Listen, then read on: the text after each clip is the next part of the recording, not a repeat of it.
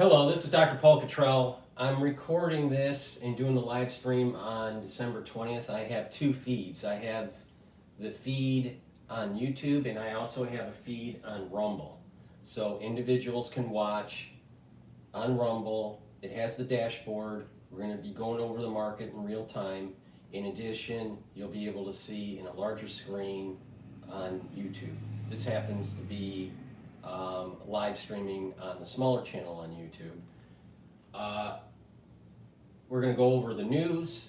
I'm going to go over some products and how to improve your health, give you my take on what's going on, and what I want to do is also just remind the audience that you can listen to my podcast on my website, or you can listen on Apple Podcast and Podomatic.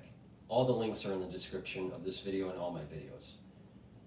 I did 4 really detailed videos yesterday about the Federal Reserve, about drones, about the cold season, and about what's going on with the highly pathogenic avian flu. So, I think it behooves you to listen to those episodes. It's episode 52 through 55. So, with that said, I'm going to have to set up the link to the website. You'll be able to see the live stream on the website too. So I just have to set that up. But with that, please help support my work by subscribing to all the channels. I have 4 channels on YouTube. I have Brighteon, Bitchute, and Rumble. It's really important that you subscribe to all of them.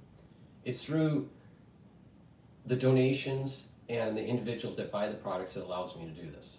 So please help by donating and being a paid member. You can do that by donating on my website, the-studio-reykjavik.com. Link is in the description of this video. Go to the website. You can donate through Stripe, PayPal, or buy me a coffee. In addition, you can be a paid member to my Patreon channel, and through those donations, most of my work is for free. I have thousands of videos for free. Thousands. I'm not a person that puts stuff behind a paywall. All right? Now, I do have created very detailed lectures on pulmonology and immunology that you can purchase. You get videos and PDF files. You'll get a unique password to be able to log in and watch those videos and download those PDFs so you can learn about pulmonology and immunology. And you can do that on my website. So there's lots of ways to support my work, and then obviously buying the products and following my protocol. It's really important to improve your health. Take charge of your own health. No one else will. I guarantee you on that. So with that, please go to the store, the-studio-reykjavik.com, and help support my work. We're in the cold season, all right? So I have these drops in 3 different flavors. I have honey and lemon, I have blueberry drops, and cherry. Structural nanosilver drops. Use them. Once you get that irritation in your throat, there's a 100 count for each bag. Get a couple bags for your household. Be prepared for the cold season. I did a video yesterday going over the details of the epi curve of the different pathogens that are floating around in the United States. I think that what will happen is you're going to see increased cases in the data sets for December and January. All right? It's not going to be problematic. It's not going to be the end of the world. But the thing is that if you're prepared, if you have stuff like this in your household, and you start getting that throat irritation, bam, this is high quality stuff. So please, go to my store, the-studio-reykjavik.com, get the drops in cherry, in blueberry, and in honey and lemon. Go to my store, the-studio-reykjavik.com. So let's go to the news. So a lot is happening with Congress. All right. So I want to go to Fox Business and see what they have to say about. Here are 3 reasons why you should use Codecademy to learn how to code. Now, before I get to number 1, you need to know that right now they're running a sale of 50% off on a year of their plan. Only it's $20 a month, but I don't know. Very disappointing to us that all but. Let me change the speaker here. God, I am just so sick of like stupid advertisements on YouTube. Okay. Now we know that there was let me just give you a little background for the ones that don't know. There was over a 1,500 page bill, omnibus bill, that Congress was trying to push through. Elon and Vivek was like going, there's a lot of pork in this. They use an artificial intelligence read through of the actual bill to summarize to be able to find the pork. All right, so this is a positive use of AI. So when they digested the summary, they saw that there were provisions in curtailment of your civil liberties during an emergency, like a pandemic type stuff. There was lots of pork for DEI and stadiums and stuff like this, right? The big one was an increase in pay for Congress. I think it was like 60% increase. I think it was a 60%. I think they're getting paid like 175,000 per. I think it's per year, and then they were going to like 248,000, something like that. All right, crazy. Meanwhile, a lot of those representatives are doing trades because of insider information, and they are making money on that. Now they can legally do the insider trading. The average person can't. They have to divulge that they made the trade. But my understanding is they don't have to divulge that until 30 or 45 days after the trade. Well, most people, when they have restrictions on what they buy in terms of trading, they have to get approved by their compliance department before they make the trade, not after. So there was a lot of, the bottom line is there was a lot of pork. So it streamlined down for the bill to about 116 pages, I think it was. And it was struck down, I think it was 38 Republicans that didn't vote for it, and most of the Democrats didn't vote for it, except two Democrats. So 38 Republicans said no, most of the Democrats said no, except 2. So now it's Plan C, what they call Plan C. So does the government shut down or not? Now, Owen Schroyer from InfoWars, so he does his show called War Room, right? And he had kind of like a short video on YouTube. Maybe I saw it on X, I don't remember, this morning. And he was saying, too many people are focused on the Republicans that voted no. But he was taking the stance, Owen was taking the stance that, you know what, a government shutdown is probably a good idea because this is a test, like a little beta test, to see how much inefficiency and how much deadwood do we really have in government. Because remember what Doge is supposed to do, cut inefficiency. Well, shut down the government and see what happens. See what happens. Because I'm willing to bet it's not as bad as what the Democrats are saying. So, all right, so that's the backstory of Plan C, all right? So they're going to discuss on Fox News Plan C. Now, I personally think shut down the government, big deal. Maybe we'll save some money.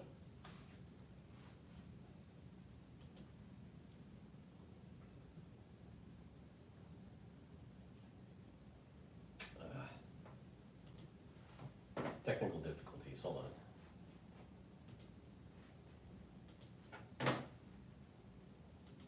Partisan measures that had already been negotiated and decided upon. Again, the only difference on this legislation was we would push the debt ceiling to January. All right. Before he goes, before he goes on, I'm already upset. The problem with Congress is that they say, well, we made an agreement. Well, we made an agreement to pass, and it was a bipartisan, blah, blah, blah.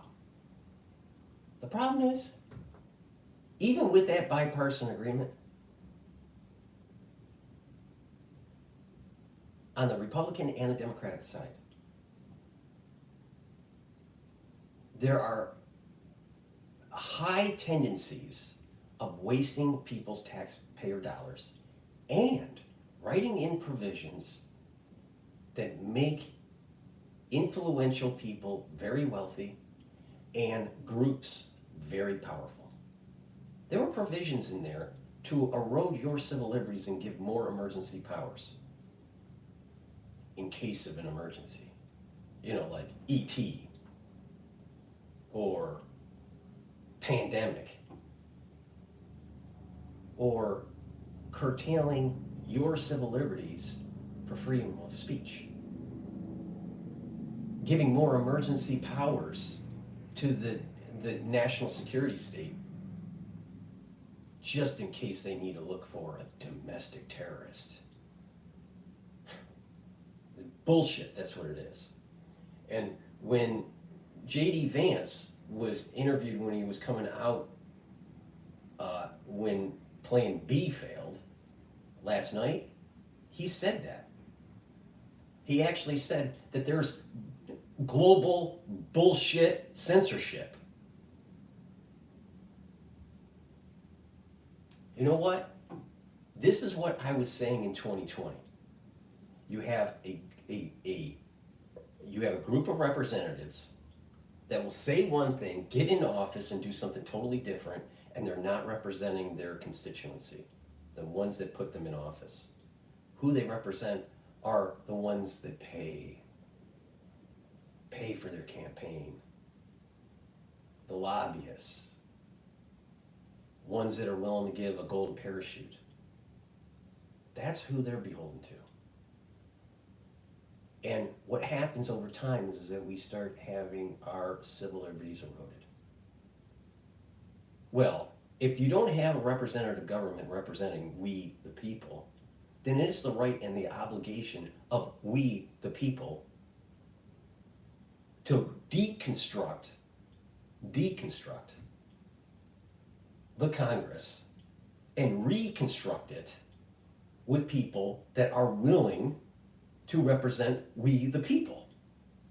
Now, there are two paths to that. There is a peaceful path and there's a violent path. Now, human history shows that if the powerful elite don't pay attention to the citizenry, there's going to be a revolution. It happened in France. We were lucky in the United States to be a little bit more calmer and cultured and a little bit more, easygoing with our revolution. But France's revolution, they chopped people's heads off in the courtyard with a guillotine. And guess what?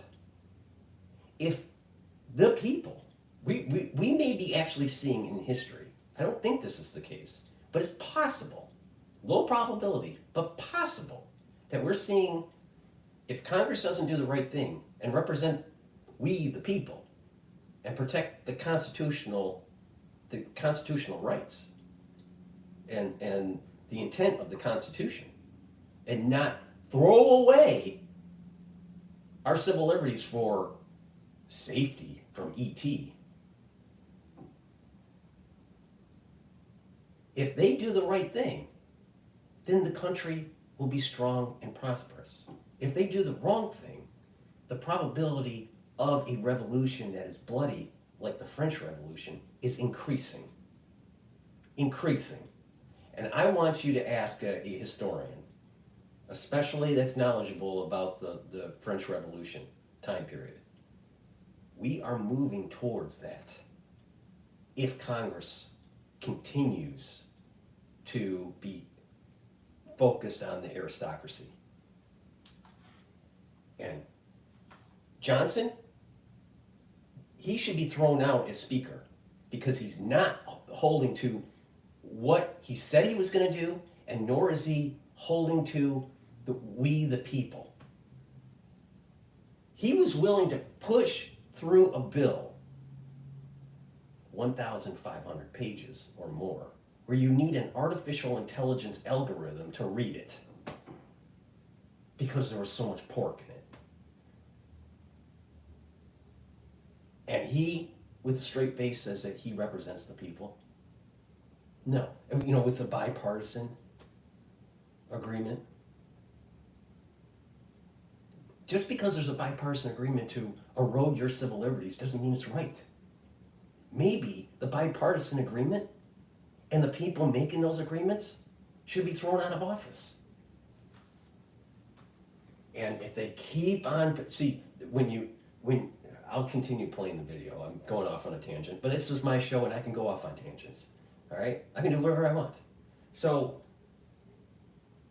if the Democrats, they were having a hissy fit saying, oh, it's Elon Musk, the president-elect Elon Musk. Why does he have the... All he did was took a PDF file and read it through an AI to show all the fucking pork in it. And they're all upset because the lights were turned on. And everyone was seeing how the sausage was being made and how everyone was getting paid out. How certain senator or how certain congressmen were getting some money for, their region, their constituency, or for their lobbying group. That's shut down the government. Shut down the government. Stop wasteful spending. Become more fiscally responsible.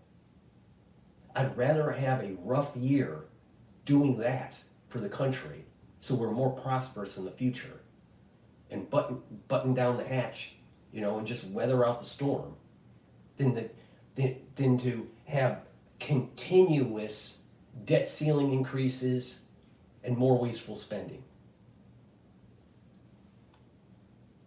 He represents the aristocracy, yet he says he represents we, the people.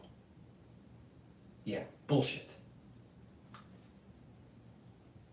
So the Democrats have a hissy fit because Elon showed the world on X how they've been making a sausage in Congress for decades.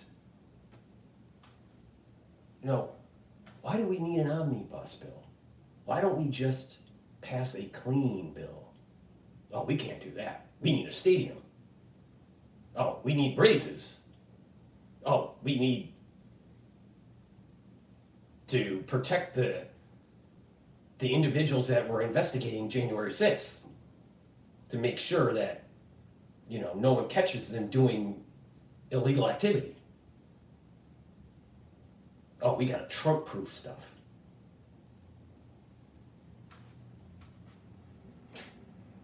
This guy's a fucking clown. All but two Democrats voted against aid to farmers and ranchers, against disaster relief, against all these bipartisan measures that had already been negotiated and decided upon. Again, the only difference on this legislation was that we would push the No, let's get this straight. We're going to hurt the farmers. I want you to read a book. It's called, I'll have to look it up. I think it's Barron's at the Table or something like that. I'll look it up. I met the author during a book signing. I actually listened to the audiobook of it. It's very good. It's very well done. People need to realize, though, when they talk about, the farmers, most farmers are part of a big ag consortium. So when you start having these bills made, it's usually, not all the time, but usually not helping the little farmer. It's usually helping Cargill Mellon, or not Cargill, Cargill, or some other big ag corporation. So you got a lot of senators and representatives in Congress that get a lot of payola from those lobbying groups. Why do you think sugar is in everything? Sugar lobbying group. Why do you think fructose corn syrup is in everything? The corn lobbying group. Now do you understand what the fuck's going on? Shut down the fucking government. 2027. I want you all to remember that it was just last spring that the same Democrats berated Republicans and said that it was irresponsible to hold the debt limit, the debt ceiling hostage. What changed? It is, I think, really irresponsible for us to risk a shutdown over these issues on things that they have already agreed upon. And there was House Speaker Mike Johnson reacting last night after the spending bill failed to pass 174 to 235.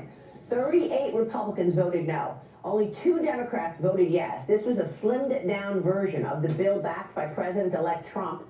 It was drawn up after major opposition to the initial 1,500-page plus package. This newer bill would have prevented a government shutdown and suspended the debt limit until January 2027. Fox sources revealing that Trump's team was in secret talks with Senate Majority Leader Chuck Schumer for weeks in order to get the debt limit included in this bill. Speaker Johnson negotiated a separate spending deal with Schumer, even though Trump was talking to Schumer about this, putting the debt ceiling issue in there. Lawmakers are now racing for, what do you call it, Plan C? Ahead of the shutdown deadline at midnight tonight. Joining me now is Indiana Congresswoman Victoria Spartz. She is the commissioner of the U.S. Commission on Security and Cooperation in Europe. She is also a member of the House Judiciary and Republican Study Committees. Congresswoman, it's good to see you. I want to talk to you about a number of things, including the fact that you said you're not going to caucus with the House Republicans anymore. You have real problems with the Republican leadership. You voted no on this spending bill last night. Tell us why. Well, Maria, it's another example of failure of leadership of Speaker Johnson. I mean, the circus is continuing. The act is not over, but let's not worry. Make sure that American people not worry. It will be over. But unfortunately, on top of it, Speaker Johnson dragged President Trump into this circus. He completely didn't mishandle it. He didn't work with Republicans. His staff has made deal with Chuck Schumer, tried to jam us before Christmas with a bunch of Christmas presents for Chuck Schumer, and then he's continued doing it again. So I think this is unfortunate where we are, but this is an example why we haven't been governing, and the country is on a fiscal calamity course, and we need to start doing something about it. So Speaker Johnson was negotiating with Chuck Schumer. Did he know that Trump was trying to get the debt ceiling limit in this bill, and was talking with Schumer privately?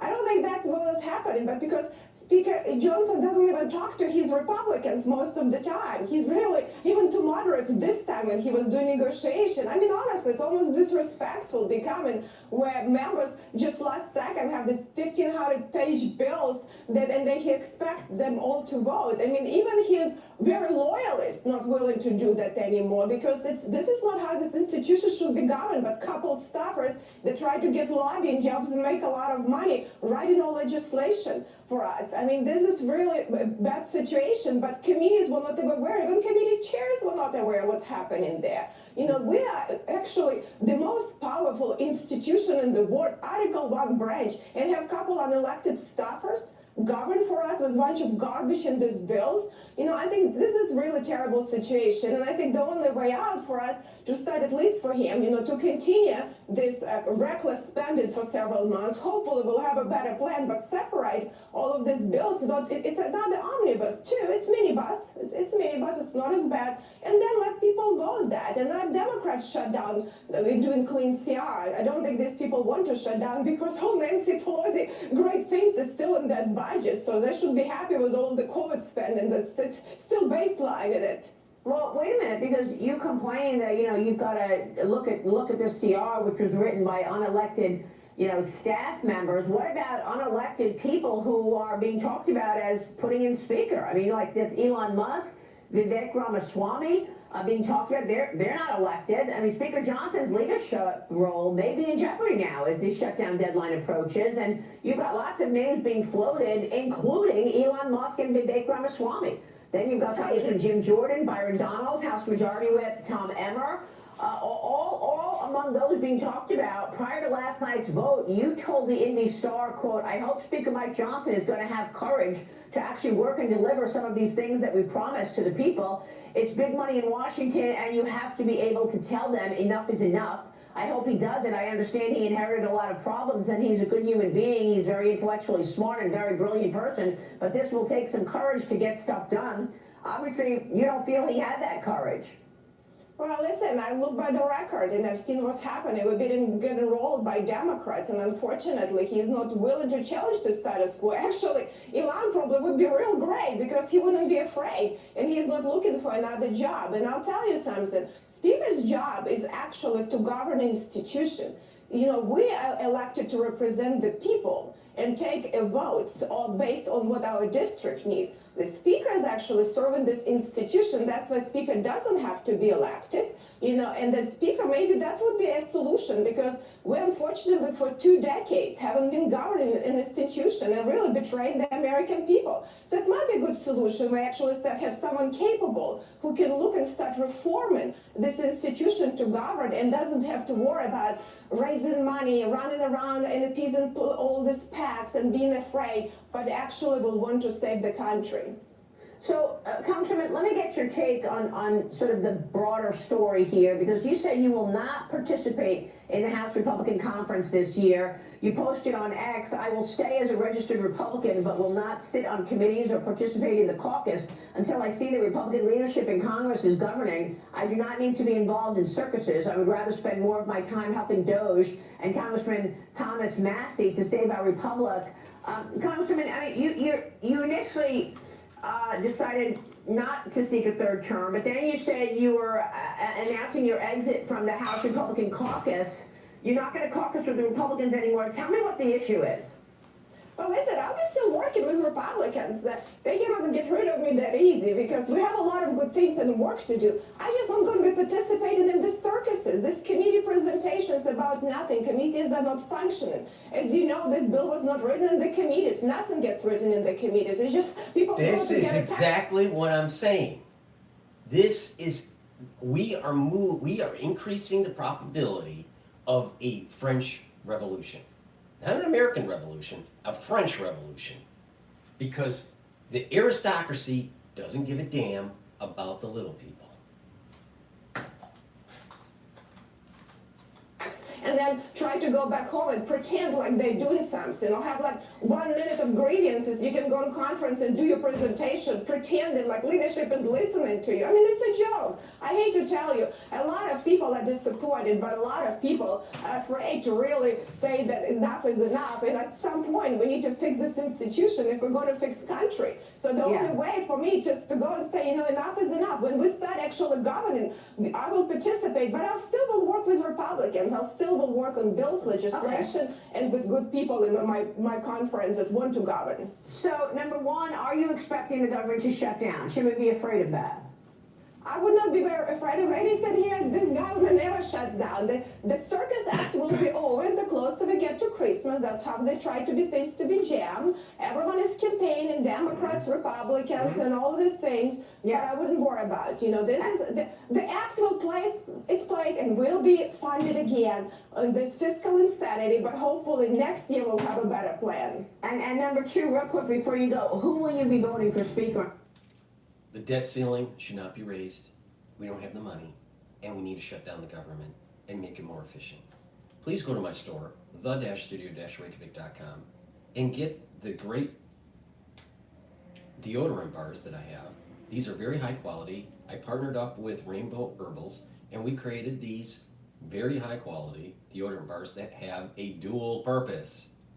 You can use them as a deodorant, but it also will help to slowly detoxify your body.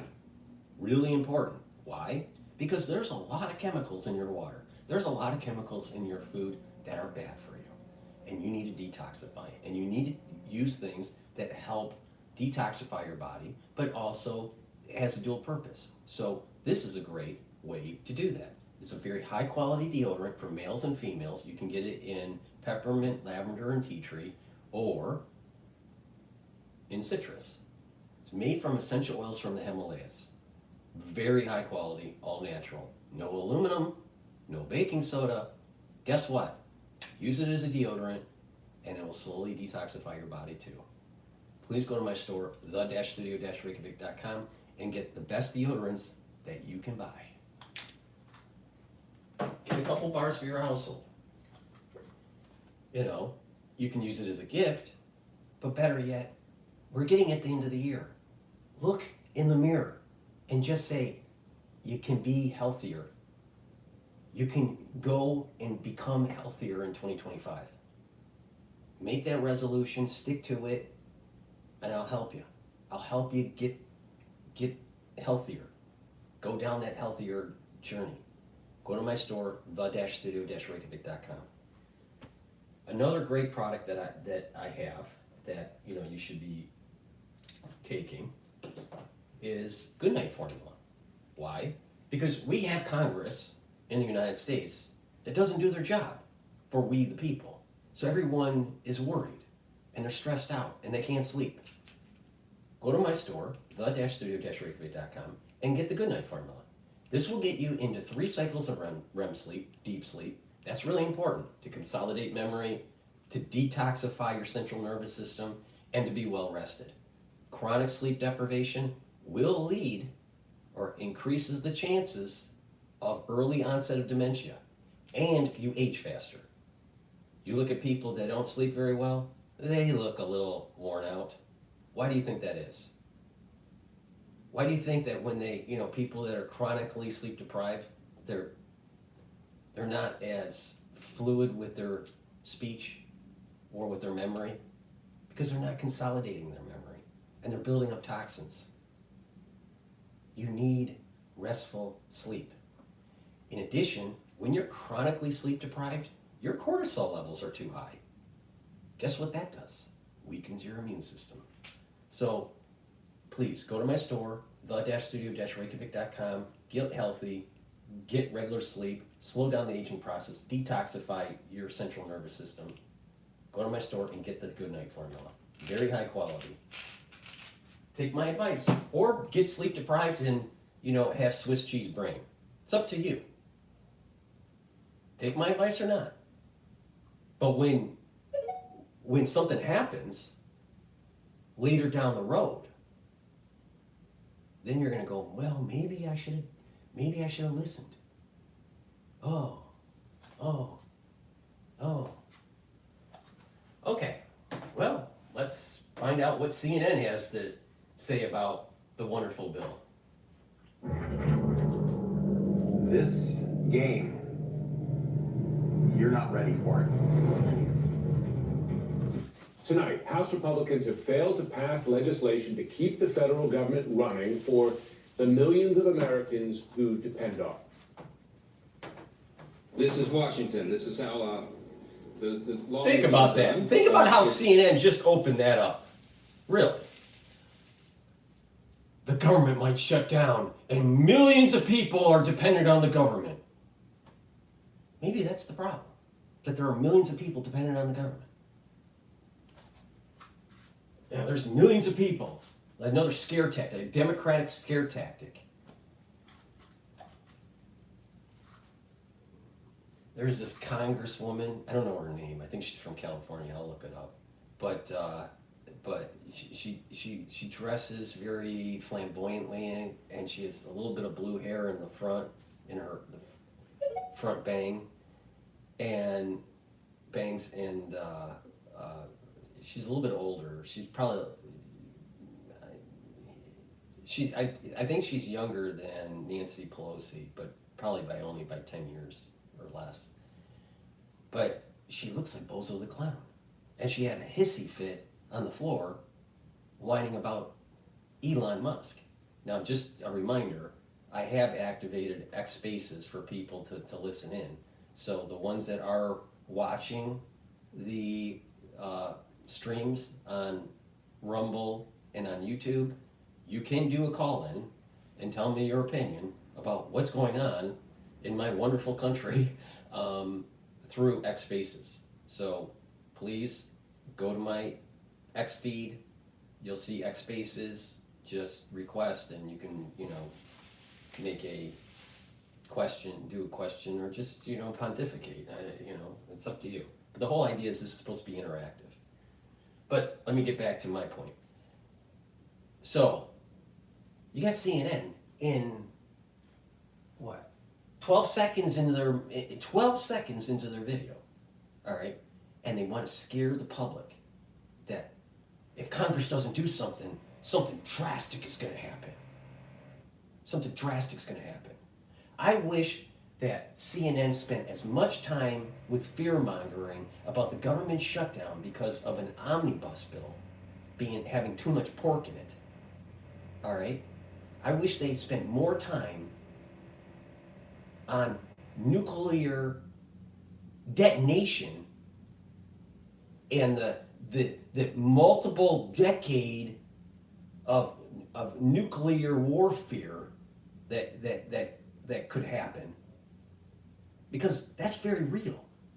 I'm not too worried about a shutdown government, but they don't really want you to talk about why do the generals have special provisions to survive during a nuclear exchange while Joe Public and Susie Public doesn't.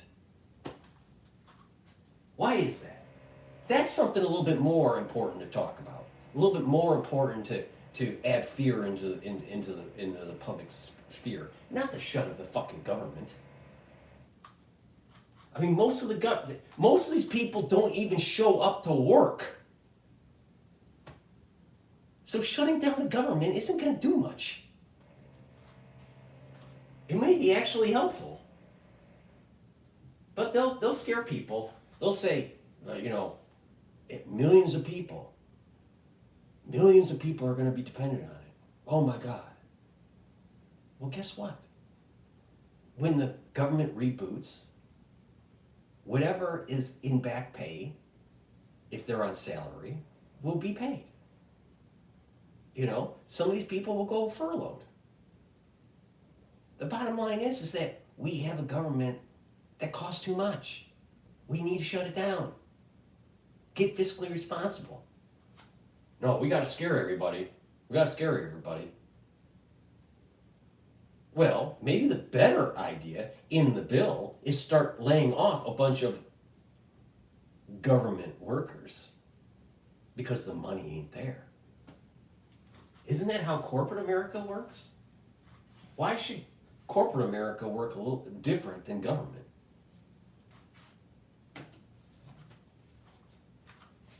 Process. Sometimes it takes a while to reach a consensus, but we're going to do the right thing here tonight. That was House Speaker Mike Johnson, who could not corral enough. Do the right thing for who? The lobbyists, big pharma, big ag, big defense. Okay, Speaker. Of his own party members behind what was actually their Plan B legislation after Elon Musk and President-elect Trump sank a bipartisan Plan A yesterday.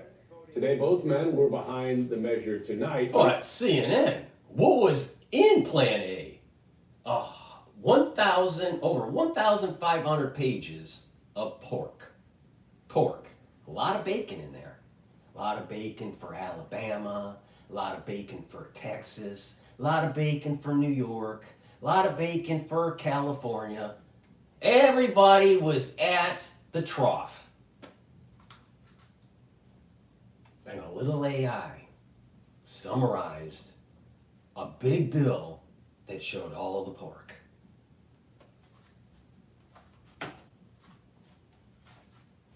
And not enough of their fellow Republicans were as well. So Plan A is dead, Plan B just died, and we just learned from GOP. Plan A, over 1,500 pages of pork, and Plan B, 116 pages of less pork. It's released that Plan C they had been looking at looks doubtful as well. The question tonight is, once again, what now? Sina's Mataraju joins us at the Capitol. So I wonder what you're hearing from lawmakers, particularly since Steve Scalise is now moving away from an option that was at least out there to try to get this passed on a simple majority. Yeah, look, in fact, the Speaker of the House just addressed reporters moments ago, and I asked him, what is the next plan? And he really didn't have any specifics. He said they were going to regroup, they were going to try to figure out what the next steps were, and he attacked Democrats. Even there were Republicans also who voted against this plan on the House floor, despite the push from Donald Trump. Now, one big reason why there were Republicans who voted and defied Donald Trump was his demand, Trump's demand, to suspend the national debt limit for 2 years. Remember, this is something that Congress has to typically deal with every so often, but it is expected to be dealt with next year. But Donald Trump recognized that this would be a complication next year for his agenda, and now demanding in the 11th hour to inject this into this government funding fight, saying it must be addressed right now. But here's the problem. There are a lot of Republicans who fundamentally oppose raising the national debt limit, dealing with that without any spending cuts whatsoever. So as a result, you saw a revolt on the right. And Think about you have one side that says we need to have a government, but we have to have all this extra spending that we really don't need. And you have another side of the argument that's saying we need a government that is more efficient. And it fails, so the government shuts down. Or possibly shuts down. We're getting close, all right? Hopefully it does shut down. But the thing is, the ones on CNN, and even on Bloomberg, will try to demonize Trump and demonize the Republican Party, saying that we got to keep the government open. But if you keep the government open, that would mean that you have to do inefficient spending. Why do we keep on having this problem year after year after year after year? Because it's not about us. It's about the aristocracy, the lobbying group, K Street, and everyone at the trough, putting their napkin underneath their collar, you know, oinking all the way to the trough. And they're just eating the pork. Just eating it all up. That's what Congress is doing. Unfortunately, it's the taxpayer dollars and the hard work of American citizens that they're eating. They're just eating the effort of we the people. And it gets even more egregious. Not only are they wasting our tax-paying dollars and our hard-earned money, but they are also eroding our civil liberties on top of it for their political gain, or a lobbying group to be able to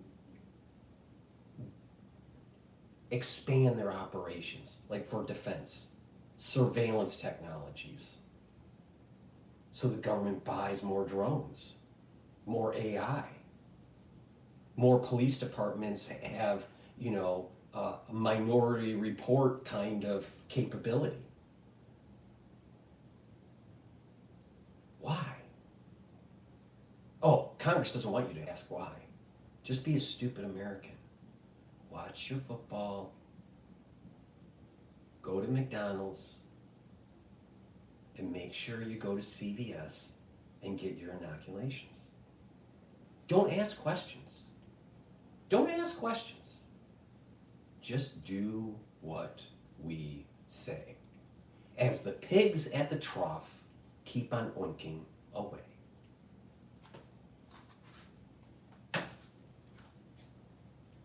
up with Jim, and they expressed why they were concerned with Donald Trump's demands.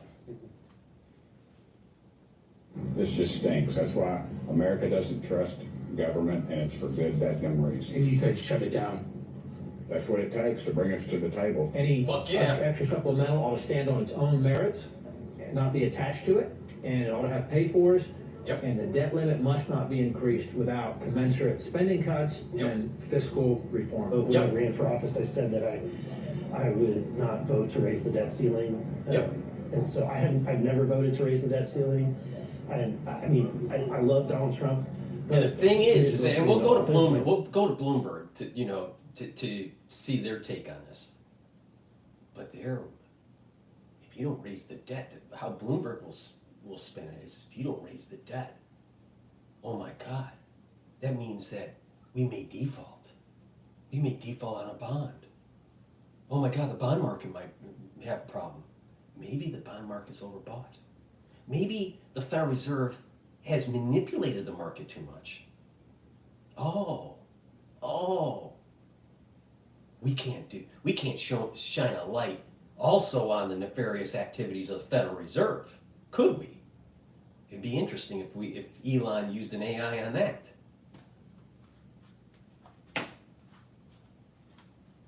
You want to shut it down? I'm not afraid of a shutdown. And you're hearing some of those members saying they are not afraid to go to a government shutdown. So where does this go from here, Jim? It is really uncertain because the Democrats said they had a deal on the table that Donald... I am for a shutdown. All right? But there is a risk. What's the risk? Is it all those millions of people that depend on the government? No. The risk is the national security state will use that as a fucking reason to have another fucking 9/11. And blame it on Trump. Just imagine, shutdown, and then there's some sort of terrorist thing that happens. Or maybe a dirty bomb. Or something else. Because the CIA could dream up anything.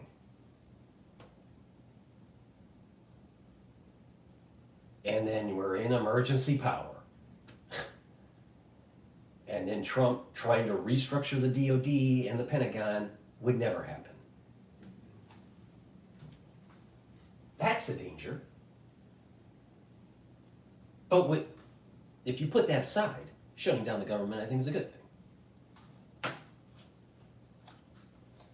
essentially forced to collapse, then now what? No one really knows, which could mean a shutdown by midnight tomorrow night and a prolonged one at that. Yeah, and those are Republicans saying they're not afraid of a shutdown, which seems to be them owning that they're bringing It is about December a shutdown. 20th. Now, in corporate America, things really start slowing down after Thanksgiving, all right? But not much goes on in corporate America, especially in the C-suite, between December 20th and like January 3rd. You really think that much of government is efficient and productive between December 20th and January 3rd? No, I don't think so. I know you have J.D. Vance and others blaming us on Democrats. Raju, thanks so much. So joining me now is Republican Congressman Don Bacon from Nebraska, and he's joining us from Capitol Hill. Congressman, thanks so much for taking the time tonight. Good evening, Joe. So you and I, we speak frequently, and you're someone who negotiates with members of the other party. You voted for bipartisan deals on a number of issues, and there was a bipartisan deal yesterday, killed by, it seems, Musk. And It's a bipartisan deal that was killed by Musk and his AI. Oh my God, it was a bipartisan deal. But it was ripping off American citizens. Let's be honest. 1,500 plus pages of pork. And he's going to be asking Senator Bacon. It can't get more real than this. Or Congressman Bacon, not Senator Bacon. Pardon me. I'm just a little one. up and now Republicans find themselves in this pickle. Was that the mistake there, killing what was a bipartisan agreement? Yes, Jim, to answer your question to the point, I think there's 2 or 3 things that we could take away from this. We had a reasonably good deal, and by the way, you're never going to get a debt ceiling increased or a CR passed without Democrat support. So we have about 30 Republicans. Representative Don Bacon. Pig at the trough. Even though he's a Republican. All right? Armed Services Committee. Now, I think that the ones that listen to me on a regular basis understand that the national security state is a big problem. Armed Services Committee.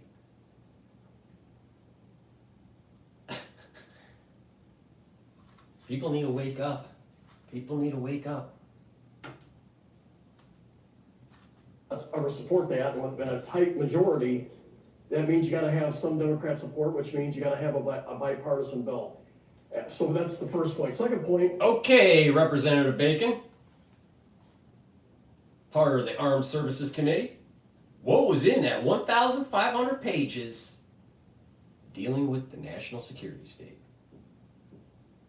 And that's the reason why it needed to be killed, even though it was bipartisan. This guy is dangerous because his last name's Bacon and he's in Congress. The bill that we had yesterday had a lot of wins for Republicans, a lot of great things we've been trying to get for 2 years now. But to get that, we had to give away a couple priorities that the Democrats wanted. And I thought it was a reasonably good compromise. The problem was 1 or 2 people in our conference, instead of just opposing it, I had to go out and demonize and distort provisions in the bill. So for example, our salary is $174,000, but they put out we're going to get $240,000. That wasn't true. That we were going to prevent any kind of investigations on those who served on the J6 committee. That is why is a congressperson getting a raise? Why is a person in Congress making currently over 3 times the national average? And if they get that raise, it would have been like 5 times the national average? On top of them being able to do insider trading? I don't think so.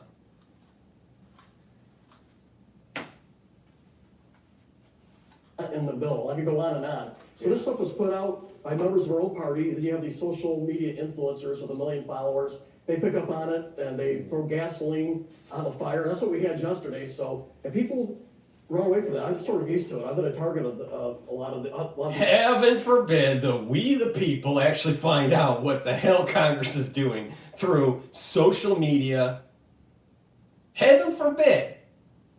See, what it is Congress is used to scare the people. Oh, the government might shut down. Here's a big bill. And it has a lot of pork and no one's reading it. And, guess what? And then they're wasting people's money and eroding your civil liberties. But when you actually, open the hood and you look at the engine and how it's working, or look at the mechanic and what he's doing to the engine, and you start realizing that mechanic is screwing up the engine. Our representatives are breaking the family car. Why? Because he'll be able to say, you need an alternator, and maybe a new radiator, and a new fan, and new belts, and new spark plugs, and. He's fleecing you. Congress is fleecing we, the people. And he goes up with a smiley face, representative of Nebraska, Mr. Bacon. I'm not making this up. On the Armed Services Committee. People. So Elon Musk took up some of this false data and put that back out there. And this is my 3rd point. If you're on the same side and you don't like what you're hearing, pick up the telephone and call your friend, your ally. Why tweet and throw your ally under the bus? And I think this could have been easily resolved through a phone call to Speaker Johnson, work their way through it. Today, I voted for this bill today because it would prevent a shutdown, and it was a skinny CR.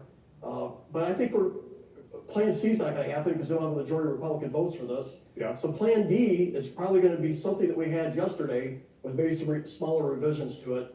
And we're going to have to work with President Trump on the debt ceiling. And does that mean you're going to have to work with Democrats? In other words, do some horse trading with Democrats to get this across the finish line? Jim, by definition, I believe when you're talking a CR or a debt ceiling, either one. Think about this. CR and the debt ceiling, we have to have a bipartisan understanding of fleecing we the people. They're literally, I mean, that if you translate this to where the rubber meets the road, the brass tacks of this, it means Republicans and Democrats have to come together to keep the machine running by feeding in more pork for Representative Bacon. Fucking A. Or vote for it. So you have to work across the aisle. This has been Speaker Johnson's dilemma. He knows he has to have some Democrat support to get these things passed. So that's why he was working across the aisle. And we need Democrat support. This is the reason why the lobbying group wants Congress to be always thin margins, so they can add in this pork. Oh, we're almost close to shutdown. Well, let's just throw in another $150 million stadium that no one needs. Let's throw in another $50 million for researching iguanas. I tell you, I mean, it is insane what the fuck is going on in Congress.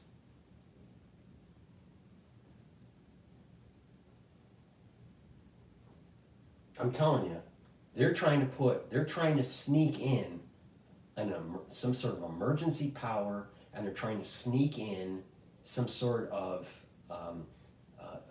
funding at a defense level or an emergency power level. I don't trust these people. I'm going to agree to the Democrat priorities that he can tolerate and live with. And I thought he did a good job. It got demonized and a lot of lies about it. And I think in the end, people will see through. I believe President Trump today, after hearing the facts, actually thought what we had yesterday was a reasonably good bill. He just wants to get the debt ceiling modified. So I think we were able to pull President Trump over today to what we were trying to do. Well, we'll see. I want to talk about the debt limit because House Republicans have repeatedly lambasted Democrats for raising the debt limit. Now they want Let's just think about this, the debt limit. Okay, Congress reached the debt limit. Well, maybe they should stop spending so much. No, let's raise the debt limit. See, imagine this. Imagine your household has a certain amount of money coming in per year, and you maxed out your credit card, and you need to pay for things, right? And the amount of money that you're making is less than what you're spending. You're spending more than what you're making. And you have to call the credit card company to raise that limit. And the credit card company decides, you know what? We got to make a decision. Should we raise your limit or not? So you can buy groceries. Maybe, maybe not. And then they say, yeah, we'll increase it. And then you use it and you jack it up again and you say you have the same problem next year. And so what happens over time is you're spending your hard-earned money on interest. That's what's happening in Congress. Stop the debt ceiling. Increases. Stop the debt ceiling increases. Start making the government more efficient. We can't afford the interest payments. But Bloomberg, and we'll notice this, I'll blame Bloomberg. But the thing is that you're going to have the bond people and the economists start scaring you. Oh, we're going to default. We're going to default. We're going to default. We're going to default. Oh my God, we're going to default. Raise the limit more. Give more power to the Federal Reserve. Meanwhile, Secretary Yellen, who's an idiot, goes, inflation's transitory. Really? Have you looked at the price of eggs lately? Have you looked at the price of milk lately? Yeah, it's not rising, but the price has stayed relatively the same the last few months, except eggs because of the whole bird flu thing. But you compare it over a 4 or 5 year period, and it's radically higher. Radically higher. That's not transitory. That is not transitory. So how can someone that has so much experience in economics with a Ph.D. and has all this experience in government, Dr. Yellen, how could she fuck up the family car?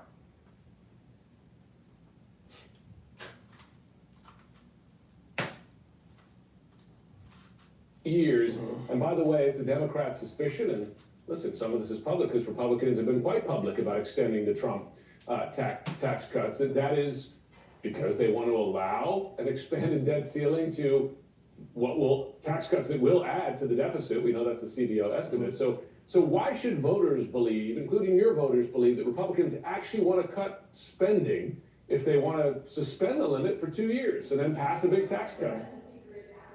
No, I think there's two things there. One, I do believe in extending the tax cuts because I think it makes our economy competitive. Like 21% tax rate for businesses is what the average is in the world. We don't want to go back to 35% or somewhere higher. So the only reason to raise the debt limit is to buy Canada. The only reason. Maybe Greenland too.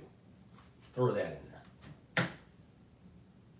I can't even get through CNN without having a but I believe in the end we've got to do a debt commission because 72% of our spending is mandatory spending, Social Security, Medicare, Medicaid. Only 28% is discretionary. If you subtracted the entire discretionary budget, all of it, we still have an $800 billion a year deficit. And so we got to get together, Republicans and Democrats, and figure out how we're going to preserve Social Security and Medicare, but yet get ahead of this exploding debt that's coming from the mandatory spending. And it can only be done in a bipartisan way. If Republicans try to fix it, we'll get killed the next election. If Democrats try to do it by themselves, they'll get killed. We got to do this together. And I think a commission is the only way to do it. And we've done one before, but the difference was we did not have in the previous one that whatever they come up with, you have to put it on the floor for an up or down vote. This commission, you got to have it put on the floor for an up or down vote. Let me ask you about one more measure here, because Congressman Jared Moskowitz, according to sources from CNN, pointed in a Democratic caucus meeting that restrictions rather, on U.S. investments in China were removed from the original bipartisan version of the bill. We should note, Elon Musk, he's got a lot of investments in China. Removing those restrictions would benefit him. Do you believe that in any way influenced the removal of that provision, which again came from the bipartisan? What about all the provisions for the national security state and how Starlink helps the national security state? We'll only demonize Elon Musk in one way, but we won't show and how he may be helping government. You gotta look at it holistically, dude. I mean, CNN is run by a bunch of clowns. Bill. Well, I surely hope not, and I only heard that about an hour ago for the first time, by the way, so I did hear this from one other Democrat. But I think in the end, let's stay big picture here. We should be very careful about what business we do with China. We should restrict our exports. We should restrict our investments there. They are an adversary. They got 1 million Uyghurs and slave labor camps and doing forced sterilization. What they're doing in Hong Kong is terrible. What they're doing in Tibet's terrible. And they're not a good faith trader with us. I mean, they stack the deck against our trade. And so I think we should play hardball with them. And I think it's a mistake to take those provisions. Those globalists at Bloomberg don't like to hear that. They want more FDI going to China. They want more globalization. They want more open borders. They want integrated currencies at the regional level. They don't want Joe Public using AI reading a 1,500-page document to see all the pork for Representative Bacon from Nebraska.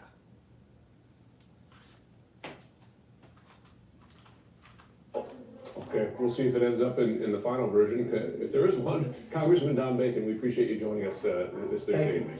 Out front tonight, the breaking news. The U.S. closer to a government shutdown at this hour. A House vote moments ago failing. And it comes after Elon Musk blew up a deal that was headed for passage.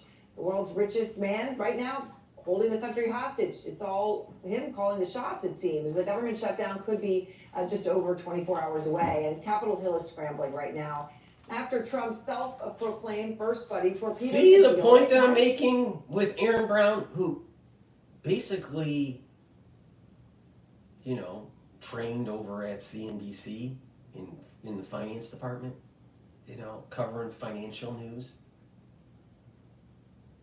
trying to demonize that this whole shutdown's because of some billionaire,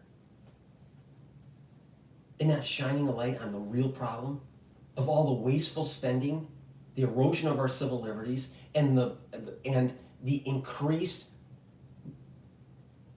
power grab of the national security state. That's the issue.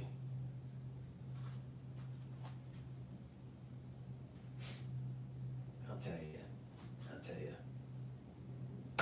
It's amazing. It's amazing. Been months in the making. Democrats and Republicans had finally agreed to a deal. They were ready to go and go home for the holiday. But then Elon came in. Yeah, ready to go. They were ready to go. 4 a.m. yesterday morning. They were ready to go with a 1,500-page omnibus bill, wasting American taxpayer dollars and giving more power to the national security state. But they were ready to go for Christmas. Happy holidays. This is almost like SNL.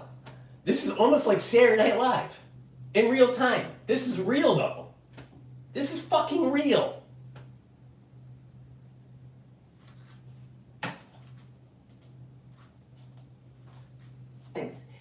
Tweet after tweet before Trump ever mentioned the deal. Now, a person who is not elected and who has never been elected has just blown up a bipartisan bill to fund the entire U.S. government. Musk's newfound power is stunning some on Capitol Hill today. He's president and Trump is now vice president. I think that's clear. All of a sudden, we have an outside... This is the woman that I'm talking about. This is the woman I'm talking... Hopefully you can see it. This is the woman I'm talking about. That's the clown representative that was having a hissy fit about Elon. I think he is president, and that's President Musk. Now, that's one view. Another view is that some are branding him a hero, trying to officially give him the power that he hasn't been elected to have. Senator Rand Paul tweets, the Speaker of the House need not be a member of Congress. Nothing would disrupt the swamp more than electing Elon Musk. Congresswoman Marjorie Taylor Greene, ready to enter the scrum, responding to Paul, quote, I'd be open to supporting Elon Musk for Speaker of the House. Now, just to give you a sense of how fast this is all unraveling. Well, here's an idea. Why not just take Optimus, which is one of the robots from Tesla, and elect it as the Speaker of the House using, you know, one of Elon Musk's AI systems, and I bet you'll have a more efficient government. Speaker Mike Johnson, who spent months working on a spending deal and getting it over the finish line. Just 2 days ago, Marjorie Taylor Greene said this about Johnson when she was asked if she'd support him as Speaker in the next Congress. I'm not answering your ridiculous question. Yeah, well, times change, a day passes, and guess what? Elon Musk should be Speaker, says she. Well, Musk does not have time to be Speaker, much less President. He is spending, in fact, an inordinate amount of time on X, or Twitter, as many refer to it. He currently sends dozens of tweets a day. He does not even have time to actually even be CEO. According to one Tesla investor, Ross Gerber, quote, having your CEO not working at your company and working at the job of having to fire government employees is I'm a shareholder. I'm paying someone to not work for my company. Now, look, of course, Musk is not actually firing government employees yet. He's just spending more than 20 hours a day tweeting about doing it and about various other things. The New York Times found 1 week in September that almost a third of Musk's 171 posts were false, misleading, or missing vital context. And now his tweets have caused a deal that took months of negotiating between Democrats and Republicans to implode. And part of what's so bizarre about this last-minute blow-up is that both Musk and Trump spent the day with Speaker Johnson this past weekend at the Army-Navy game. I mean, they were all together. They were all hanging out. None of this came up. No one had any, oh gosh, hey, we're going to just blow up the government next week. No, they were all friends, lovey-dovey. They could have talked about it. But Musk waited till the final hours to come out with his tweet storm. And blowing up the deal gets a lot of attention. Now, eventually, though, there will be a deal. In some way, shape, or form, there will be a deal. Because the truth is, if Musk wanted to create a sound and fury that signifies something, he could focus on shutting down the waste, not the government.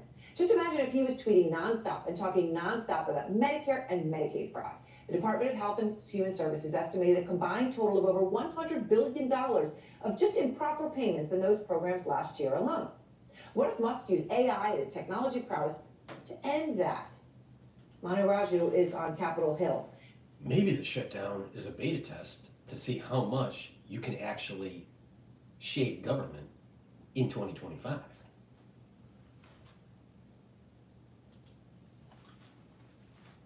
We're in this unbelievable moment, right?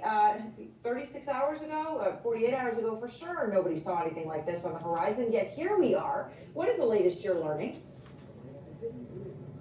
Yeah, there were Republicans who defied Donald Trump just moments ago on the House floor as if this part of this 11th hour plan. Donald Trump making these demands yesterday, scuttling a bipartisan deal that led to the Republicans trying to put some other proposal across the finish line to make Donald Trump happy. Essentially, I'm just going to interject here. The market's open, so right now at 10 a.m. New York time, we're talking about the S&P 500 trading at about 5,853. The VIX is at 22, so it's a little bit elevated compared to several days ago. So this is still a reaction to the Federal Reserve announcement. The Euro USD, the dollar is strengthening. We have a 1.039 as a handle. BITO is trading at 24.57, and before the Fed announcement, BITO was trading at about close, I think around 27. So Bitcoin is down relative to the Fed announcement, or prior Fed announcement, I should say. Oil is trading at $68 a barrel, and the USD yen is trading at 56.53. So dollar, in the last several trading days, dollar has strengthened, Bitcoin has weakened, and oil has weakened, and so has equities have weakened. Now, I still have a target for the S&P 500 anywhere from 5,000, I've been saying this for months, 5,800 to 6,000, all right? It it'll probably close at around 5,900, I suspect, all right? The reason being, they can't sell off the market because the institutional investors have to close out the year on a high note. Why?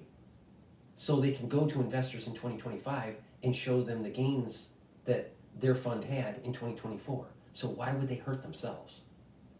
If there's going to be a big sell-off, it would be in 2025, not in 2024. So don't be an idiot. But, there are people out there, that, saying, oh, the market's going to crash and blah, blah, blah. No, it's not. A lot of these people are saying that never institutionally invested anything. Trust me on this, all right? There may be problems in 2025, but it ain't in 2024.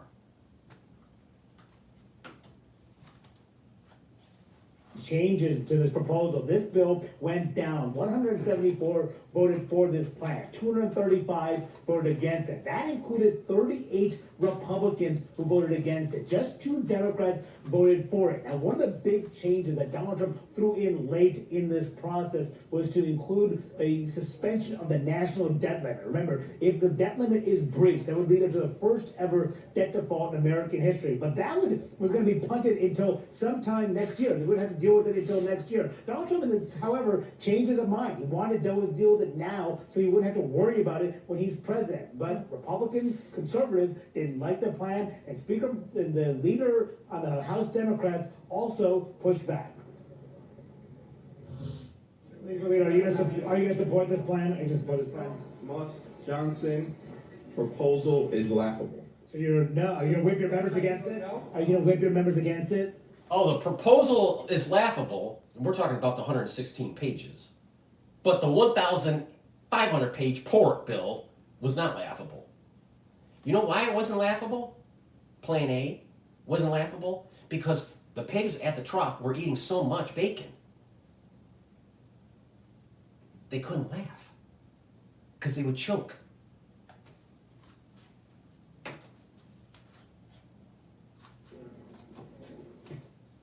What policy do you guys not like? So the policy that President Musk is advancing is one that is about cutting Medicare and Social Security so that he can give tax breaks to billionaires. And that last point refers to the fact that Democrats believe that by suspending the national debt limit as part of this plan, it would actually make it easier for Donald Trump next year. If the average American really believes that bullshit from that representative, then, we're in trouble. Because you're going to have the Democratic Party trying to say, oh, rich people are going to take away from the poor people. And Elon is evil. The bigger issue here is the lobbying group wanted a lot of freebies in the pork bill. And these representatives were supporting the lobbying group. They didn't care about the little old lady that can't afford her medication. That's bullshit. Total bullshit. How many elderly people are having a problem feeding themselves and being able to take their medication? Being able to afford their medication? A lot in the United States. Unfortunately, a lot. But we have billions of fucking dollars to give to Ukraine. All that money could have been used to make sure that Granny could afford food and medication, not either or. So let's stop the bullshit. Now, why did that money go for defense for Ukraine? Because the national security state loves spending American taxpayer dollars, and they don't care about Granny. You know why they don't care about Granny? Because Granny is an outflow, not an inflow. Granny isn't making money for the government. She's not contributing to society as much as she was when she was younger. So why would the national security state care about Granny? They don't.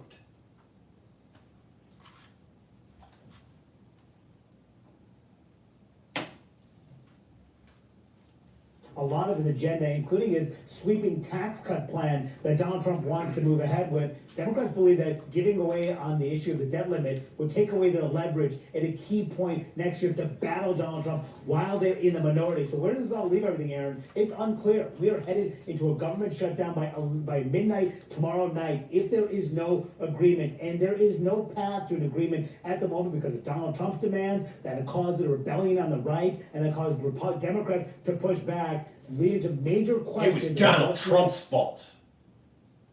Heaven forbid you trim out the pork for the national security state. We're going to go after you. And we're going to blame it on billionaires like Elon Musk that buys Twitter, turns it into X, and makes it a free platform. So the citizen can start posting out what the hell the government's doing. Heaven forbid. I mean, even Aaron Brown. I mean, come on. You know, honey, you know, you're gaining the weight. You need to lose it, or you're going to lose your job. But she's going to tell you how to live your life. She's not living her life the right way.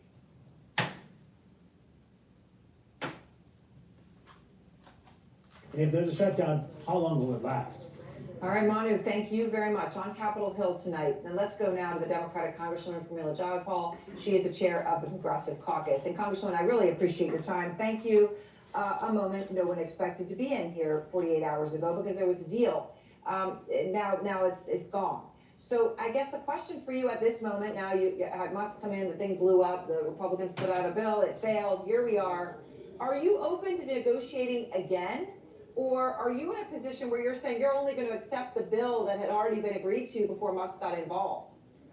Well, Aaron, you did such a good job of describing the process that we went through. It's a four corners process, which means all the parties have to agree. That was the deal that got negotiated, that Mike Johnson, the speaker... We just got to agree. We got a bipartisan agreement on a bill that will waste all your money, but we all agreed on it. So, heaven forbid that Elon Musk uses his AI to shine a light on the nefarious activities of the Congress's negotiations in the smoky back room.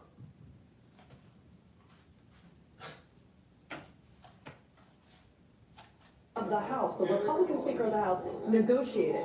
Now, what happened here was laughable. This bill that they just put up, they are in the majority. Republicans control the House. They are in the majority. It's so laughable. It only had 116 pages. A real bill has more pork in it. Oink, oink, oink, oink. Why is it that there are so many Congress people overweight? Why? Oink, oink. Even get the majority of votes for this bill that they put up. So this is a long process to go through these negotiations. We already had a bill. We negotiated. Mike Johnson agreed to it. And because, as you said, Elon Musk, a billionaire, tweeted about it, President Musk tweeted about it. A billionaire? Oh my God, a billionaire made it just blow up. We had a bipartisan agreement for the American public to keep the lights on in government and keep us wasting money for the national security state. Blame it on the billionaire. Thank God we have an Elon Musk that has a brain and has money.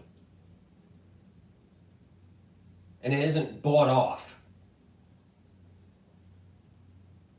Now, is he perfect? No. But you know what? We'd be in, you have a representative who obviously has an eye problem, all right? A representative, I'm wondering if she, took multiple inoculations. It looks like she did. All right, so getting back to the point here. Elon did a huge service to try to stop something, a disaster. This bill is a disaster. It's a disaster for your civil liberties. It's too much wasteful spending. It's out of control, and you need to use a hatchet and just start chopping stuff. But what's happening is you have K Street in the lobbying group not liking what Elon did because they don't have pressure points on Elon. When they don't have pressure points on a person, and that person is influential and has money, ooh, that's a problem for lobbying, for the lobbying group. Because if the lobbying group wants something that may be beneficial to them, but not beneficial to the country, not beneficial to we the people, they'll demonize the hero, the one that's trying to shine a light and make things right. It's the billionaire Elon. He must be the evil one. But you got thousands of lobbying consultants writing checks. Hey, Senator, you want a swimming pool? Hey, Senator, you want lifetime golf membership? Hey, Senator, you need a little bit of money for your next campaign? Hey, Senator, we would like to sponsor a stadium in your district. We'd like to set up a new football team. Hey, Senator, we want to make some engines for the next fighter jet in your state, Senator.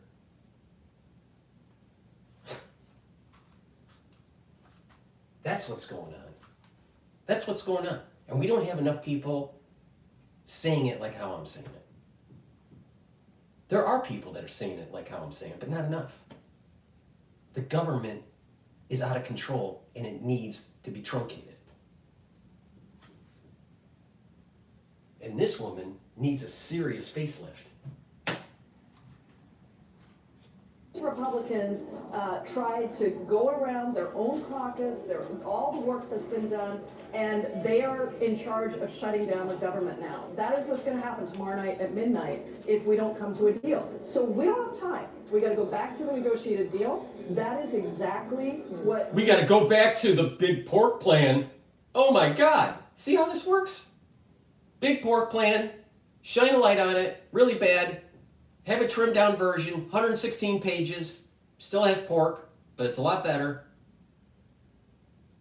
Kill it, and let's go back to the big plan, the negotiated plan, the one that the lobbying groups want.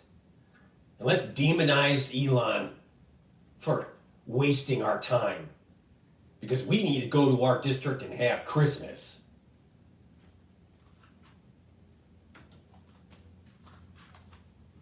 So much time negotiating. We didn't get everything we wanted. They didn't get everything they wanted. And let me remind you, it is still Senate Democrats that have to agree to this as well. The White House, a Democratic White House, has to agree to it as well. All right, so let's just pass the bill that we... Here's a great thought.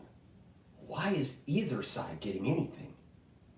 Perhaps we the people, have anything to give anymore. See, that's the problem. You have people at the table that don't care about we the people. They only care about the lobbying group. And the lobbying group has so much money and are so intertwined with the movers and shakers in Congress that they get the bill made for the lobbying group. They're not writing bills for we the people. That's the problem. Oh, you open that up to X, and people start paying attention to what's actually in these fucking bills, and people start having a hissy fit. And then their congressman goes, ooh, I might not get elected again. Yeah, no shit, Sherlock.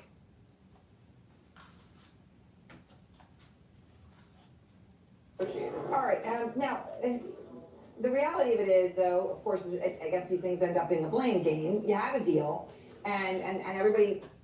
Aaron, the reality is you're wasting people's money. The reality is CNN's viewership's in the toilet. The reality is you're lying to the American public. But check your notes. Let's see what you have to say. Right, there was a deal, and then Musk gets involved. Now that we're in this new world, he's tweeted, if Dems reject this and the government shuts down, they deserve to lose big time in the midterms. Obviously, that's political gamesmanship. There's also money that he can put to bear behind that. Are you concerned that Democrats could now get blamed for a shutdown? If Republicans keep putting out a bill and it keeps failing, does the blame go to you?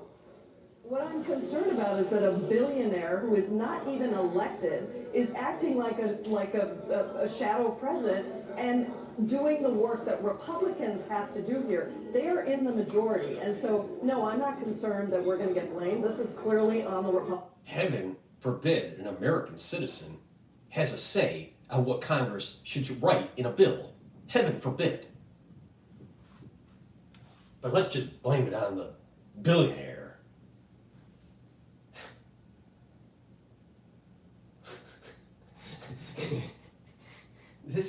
It's comical, but it's real.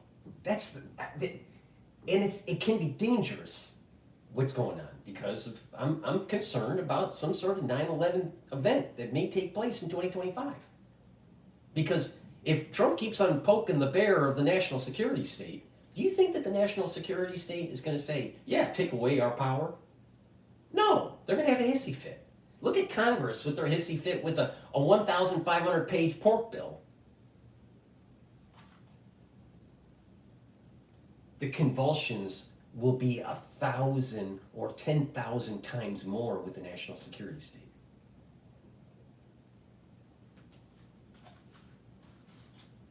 We had a negotiated deal. We could have all gone home tonight. But you know what is really the tragedy here is all the civilian employees that are not going to get paid tomorrow night, all the the FAA employees who are It's not total bullshit. They're not going to get paid tonight. They don't get paid per day. They're probably paid at the end of the month. They're probably paid monthly. Maybe, bi-weekly. But I think they're paid monthly. Most of the government workers. They're not paid daily. I mean, what's ridiculous. And not only that, the way the Treasury Department works is the way they do the bonds, the bond movement, there is gap funding for stuff. So there's a lag. There's about a 3-month lag. The amount of money coming in is 3 months out. So she's total horseshit. So families are going to have their flights delayed. All the small farmers who are desperately needing aid, all the cities that need disaster relief, these are... You know why the desperate farmer, and this whole farmer thing, it's not about the little farmer, it's all about the big farmer. It's big ag. Trust me on this, all right? You know why the little farmer is hurting? You know why? Because you have consortiums, you have conglomerates buying up land and controlling the food supply and pushing out the little farmer. So maybe we should have antitrust on Cargill. Maybe we should have antitrust on these big ag companies and support the little farmer. Same problem in banking. Too much consolidation. Got banks that can't fail. So big they can't fail. So if they're so big they can't fail, then they can take risks. And if they're profitable, they'll privatize those profits. But if they start losing money, they'll start socializing the losses. Oh, now you understand why it's so important to trim the bill. The lobbyists can't get what they want.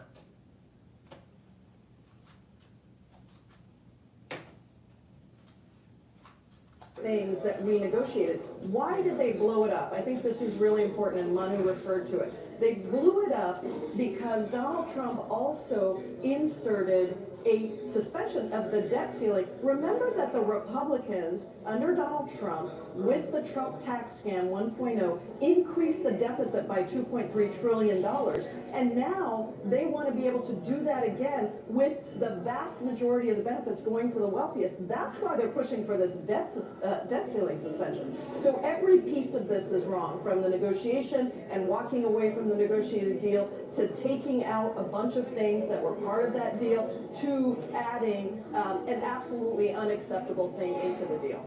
So when it comes to Musk, Republican Senator Rand Paul, I mentioned him a moment ago, but he put out there that the Speaker of the House need not be a member of the House, right? When he's referring, nothing would disrupt the swamp more than electing Elon Musk. And obviously he's technically right, the House Speaker doesn't need to be a member of Congress.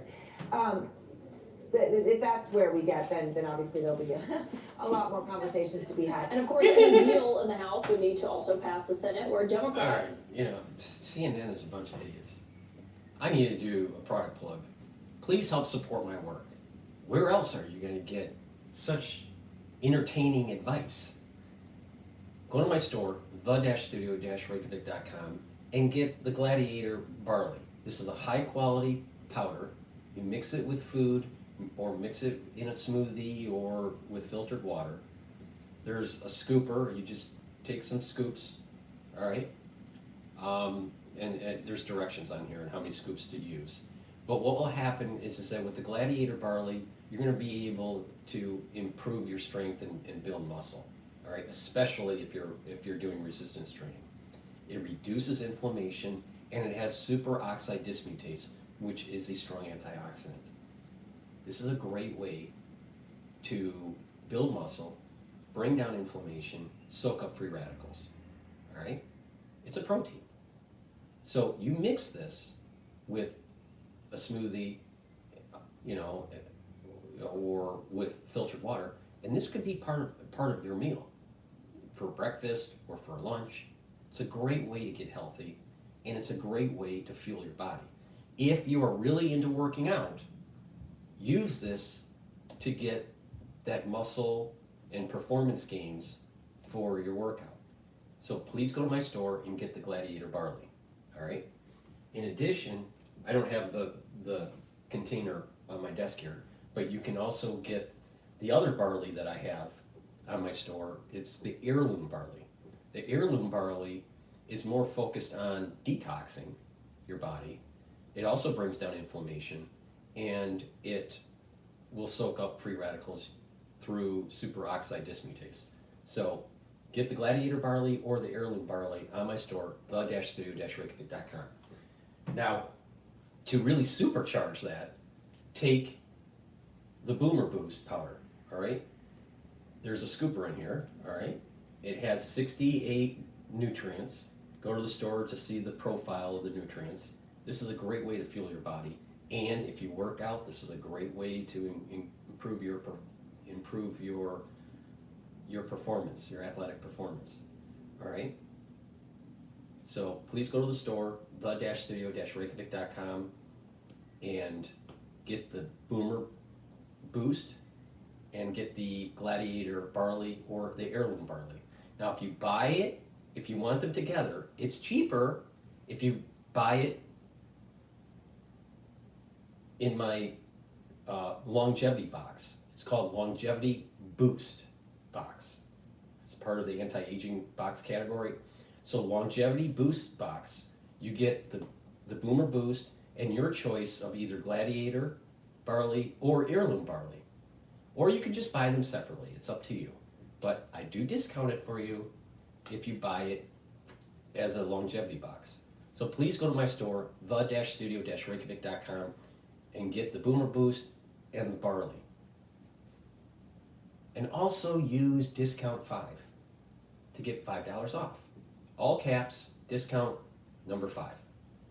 Please go to my store, the-studio-reykjavik.com, and get the powders that I offer that really improve your health. And if you're doing the resistance training, a little bit of cardio, you can improve your performance by giving the nutrients to your body, right? And getting high quality protein in your body. And what you're going to notice is you're actually detoxifying your body at the same time. Very high quality. I also offer dual purpose supplements. Olive leaf extract is a dual purpose supplement. How does it work? It improves your immune system and your cardiovascular system. It brings down LDL levels and increases HDL levels and lowers inflammation. Really important. This is a great supplement go to my store and get the olive leaf extract, all right, and improve your cardiovascular health and your immune system. A lot of people in the United States have problems with heart disease, and you know, cardiovascular health is really poor in the United States. Lignans, it's a powder. You mix it with filtered water or with food. I mix it with hummus, right? It's a great way to do it. You can mix it with yogurt or whatever. It's up to you. This boosts up your immune system and helps with your endocrine system. It brings down inflammation and it soaks up free radicals. It's an antioxidant. Please go to my store, boost up your immune system. Really important, especially during the cold season. Digestive enzyme complex. When you get older, your pancreas doesn't work as well. I don't care how fit you are, how good your genetics are. Your pancreas starts to start declining in performance, in being able to secrete enzymes to break carbohydrates, lipids, and protein. All right? So you need to take a supplement. Reduce the load on your pancreas. Digestive enzyme complex does that. It'll help to digest carbohydrates, proteins, and lipids. If you work out on a regular basis, taking this will also help to fuel your body and increase your recovery. So taking digestive enzyme complex with the Boomer powder, the Boomer Boost powder, and the Gladiator is a great way for recovery for a workout if you're athletic.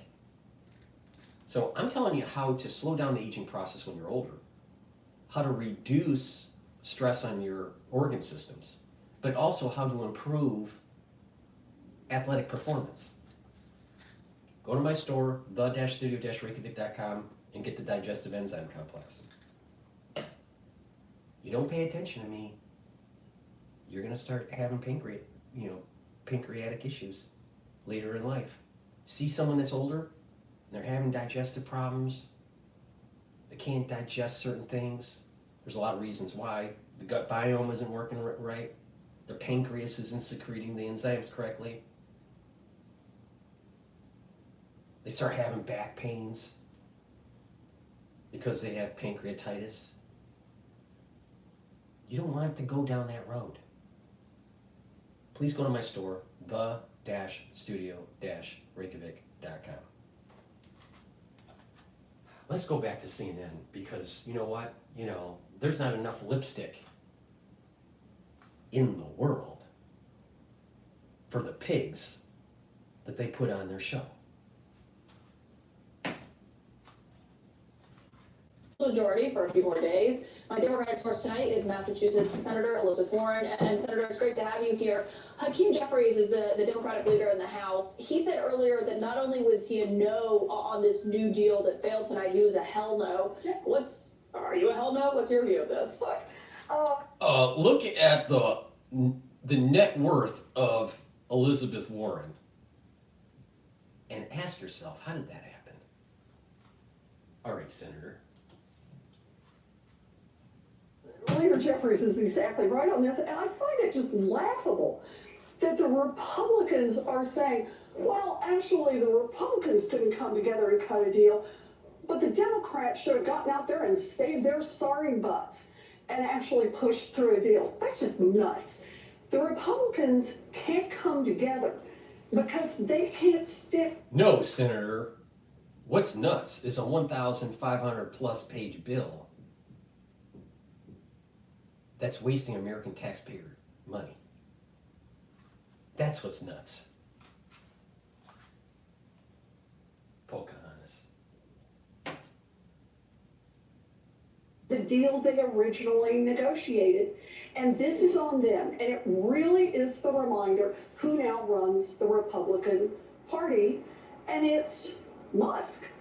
He's the one who started tweeting at 4:30 this morning about what a bad deal this was and how terrible it was. And Donald Trump trails along much, much later and says, yeah, terrible deal. And then Donald Trump is the one who says, you know, maybe we should get rid of the debt ceiling altogether. But is that what the Republicans propose? No. What the Republicans say is, let's just do a little period. Maybe Elon is shining a light for the American people to realize that the Democrats and the rhinos are a big problem. And that's the reason why we have the 1,500 plus page omnibus bill. It's not about Democrat, Republican. It's about people selling we the people down the road for lobbying, for the lobbying group. That's the issue, Senator. Time of getting rid of it long enough to be able to grease the skids, to be able to pass a big, big tax giveaway to billionaires. So you don't think Democrats should step in to help Republicans here? But on the debt ceiling, this deal? on the debt ceiling, which is, you know, the max that the government can borrow, it's something that, you know, we almost saw how catastrophic that could be not long ago when they were defaulting on the nation's debt. You said that you agreed with Trump when he said that Congress should terminate the debt limit, not have to govern by hostage taking, as you put it. But then when Republicans put forward this idea of raising it for 2 more years, you said that it would grease the wheels for his tax handouts for billionaires and a terrible deal. What do you want to see happen here? What I want to see us get rid of the debt ceiling. I've wanted that for years. Because year after year after year after year, the Republicans... You want to get rid of the debt ceiling because then it can just keep on going and going and going to the moon. If you have a debt ceiling, it forces people to actually wake up, get sober, and, you know, try to cut the wasteful spending. Heaven forbid Congress actually does their job near the end of the year.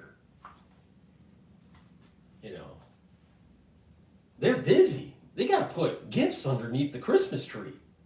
They don't have time to negotiate efficiency in the government.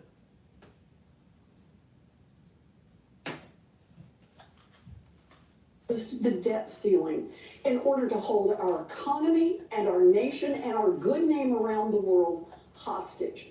And when Donald Trump says, just get rid of it, it is not good for our country, boy, I think he is exactly right on that. But that is not what Elon Musk... I think Trump is wrong on that. I know why he's doing what he's doing, because I think what Trump's, his thought process is that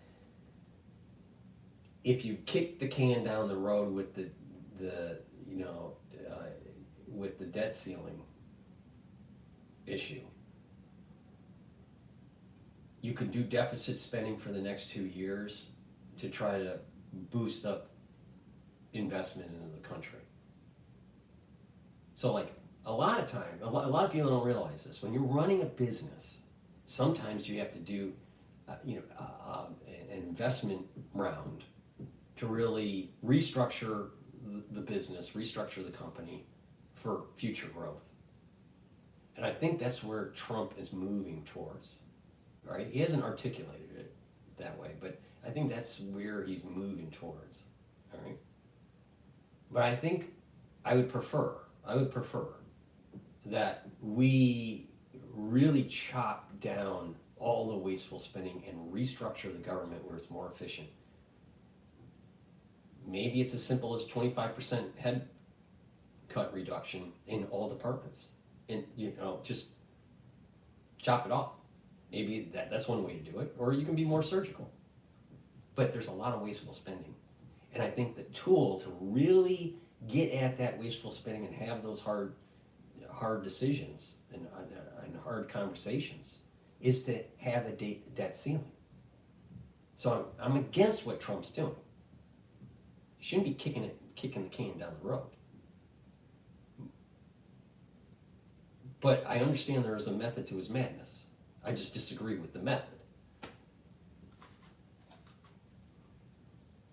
We need debt ceiling limits. Not only that, we got to stop raising the debt.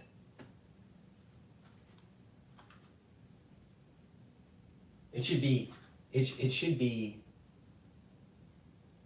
debt ceiling The provision should be, here's the debt ceiling, and oh, by the next year, it has to be lower. And over the next year, it has to be lower. And it has to be lower, not higher. Up to a certain point where you squeeze out all the inefficiency in the government. The American cannot keep on paying the interest payments on the bond market. It's making us inefficient. It's crowding out activity in the economy. It's unproductive, wasteful spending.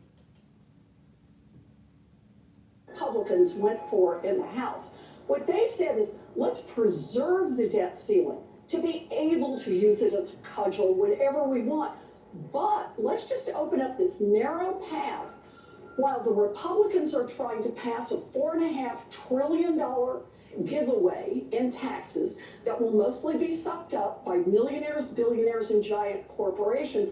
Let's just open a path for them to be able to do that without ever having to worry about the debt ceiling. Yeah, but there are some Democratic colleagues of yours who seem to say, we do kind of want to hold on to the debt ceiling because it may be the only point of leverage your party has in a few months from now. Well, the way I see it is we have watched over and over and over as the Republicans have held our economy hostage. And when Donald Trump says, let's just make a deal and get rid of it altogether, I hear him on that. When Elon Musk and the rest of the Republicans say, let's just create a little path so we can pass a $4.5 trillion tax cut, that's a terrible deal, and nobody should go for that. And so your view here is that Elon Musk is in charge, not Donald Trump. I think that's pretty clear. Look at the timeline on how this unfolded, and look at what was ultimately proposed. It was not Donald Trump's proposal that went to the House. It was Elon Musk's proposal. Looks like to me, But Trump did throw in the demand there for the debt ceiling, which was not something that Elon Musk. What's wrong with delegation? What's wrong with delegating authority or delegating responsibility or delegating certain activities? That's what a good commander-in-chief does. I mean, do you want the commander-in-chief to get into the fighter jet and chase E.T.? Or do you want the commander-in-chief to get on the red phone and go, General, get those fighter planes up there and chase E.T.? You got to delegate authority. Okay. Essentially the deal that Mike Johnson had negotiated with Democrats, but for different reasons. Elon Musk didn't like everything that was included in it. Trump wanted to add the debt ceiling. You know, but we actually are now getting our first taste, this is it, live and in living color, about what it means to have this Doge right out here and what that's going to mean. And that's where Elon Musk's fingerprints are all over this. Because, for example, what this bill says is, oh, let's get rid of fund. It means taking a 1,500 plus page omnibus bill with lots of pork for Representative Bacon and bringing it down to 116 pages. Now, I thought a lot of Democrats were for improving the environment. Now think about that. That's less trees. Think about all the trees that have to be killed to create a 1,500 plus page omnibus bill and shrunk down to only 116 pages. That's what Doge represents. But let's hear Pocahontas tell us on how it really is. The multimillionaire from the Senate, Senator Elizabeth Warren from the Commonwealth of Massachusetts.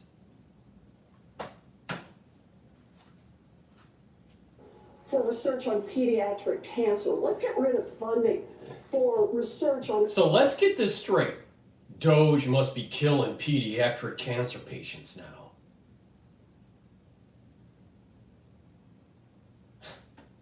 Really?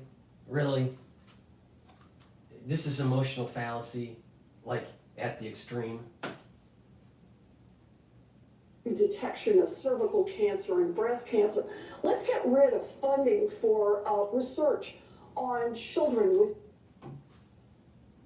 You really think it's going to move the needle with all that wasteful spending on cervical cancer detection? Why not just do a pap smear? It works really well. Doesn't cost too much. Down syndrome and on sickle cell anemia. Let's get rid of those things. Oh, let's do more research on Down syndrome. Okay, all right. Trisomy, there's lots of them that are happening. Why is that? A big part of it is women are having children at a later age. So their ovaries are producing eggs that are as robust. A lot of people don't realize this. The primordial egg is established during the fetal development of the female. When that mother is in the womb as a fetus, all right, her ovaries are starting to develop the primordial eggs. And then when she is born and she matures through adolescence, she starts to menstruate. She starts to have follicle development and a release of these eggs. But it's predetermined when she was a fetus how many eggs she was going to have. So this thing, it's not, so people got to understand that when you're like 40 years old, 38 years old, and you start kicking out your first kid, or your third kid, or your fourth kid, perhaps the eggs aren't as viable because of 35 years, 40 years staying dormant, on top of, lifestyle issues and whatnot. Chemicals that are ingested through the food supply.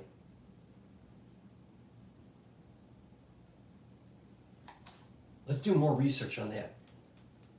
Let's stop wasteful spending on that, on trisomies. And maybe have policies that promote family creation at a younger age. Maybe in their 20s, where the eggs are more viable. No, let's not do that. Let's demonize family creation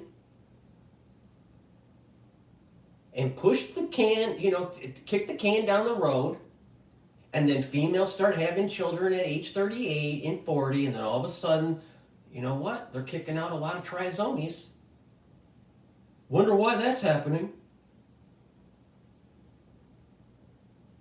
Because they're past their prime. The eggs are past their prime. Wonder why that is. I wonder why that's happening. The answer isn't throwing away American taxpayer dollars, because you're not going to be able to stop that from happening. The only way is to promote family creation at a younger age. Make it possible to actually raise a family on a decent level of income.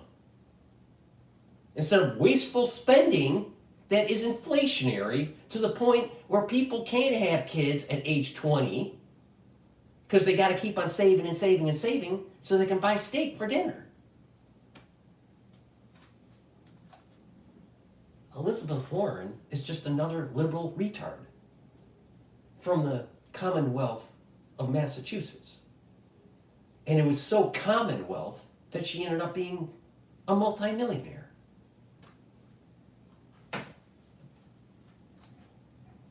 so that we can make way for tax cuts for billionaires.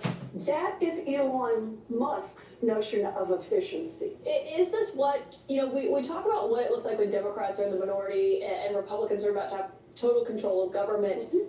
How does that look different now that Elon Musk is part of this and is something that is going to be in this, in your view? So I think the dynamic has now changed. We've never seen this before in American history, where a billionaire who obviously contributed a lot to the campaign, a billionaire donor, is now calling the shots.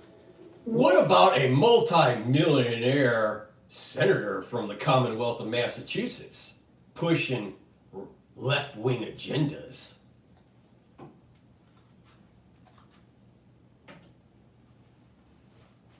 The majority party, and telling the majority party that they will do what he wants, and if they don't, implying he's going to spend his money and encourage people to. I don't think he implied, he outright said that he would prioritize them. They would face political ruin if they did not. Stop that. Can I ask you though, because we're talking about the leader of the Republican Party, we're talking about Donald Trump, Elon Musk, we're hearing from Democratic leaders here. President Biden has been very quiet on this. Are you surprised that he has not weighed in more? Right now, he's brain dead. Watching the Republicans eat each other alive. And the Republicans are in charge in the House. They have to initiate the spending bill that gets us this ongoing resolution to keep the government open. Those are just the laws. And right now, the Republicans can't get their act together to make that happen. And you don't think President Biden should weigh in? Do you think he's going to help the Republicans negotiate a deal? I don't see where that comes from. Well, just necessarily more on what his party should do, how Democrats should handle this, their view. We are handling this. We are saying to the Republicans, we spent months negotiating a deal with you. And there are parts in it that... No one is getting to the root core of the problem. 1,500 pages plus of pork. Wasteful spending that we don't need. It's proof. Just by comparing Plan A to Plan B. 1,500 plus pages to 116 pages.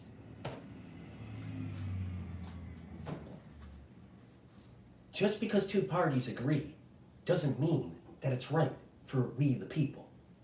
And that's what Musk is saying.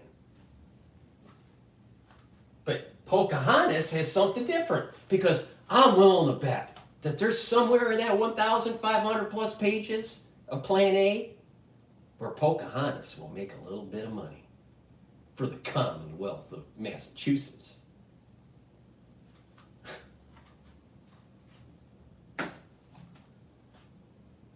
You didn't like there were parts in it. You didn't like, that's the nature of legislation in this place.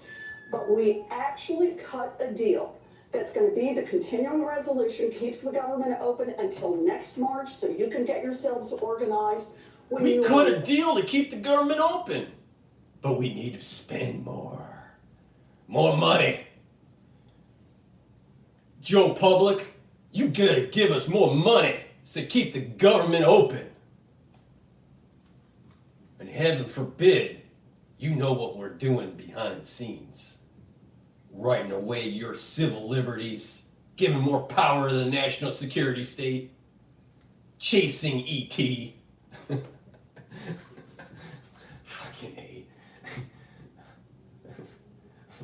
My representatives are a bunch of retards.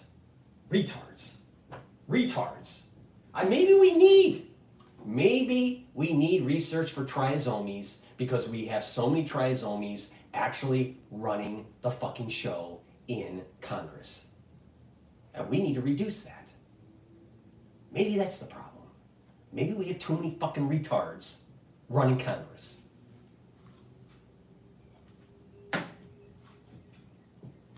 House, the Senate, and the White House, and you can put the full budget on the table. That sounds to me like a pretty damn good deal that was available to the Republicans.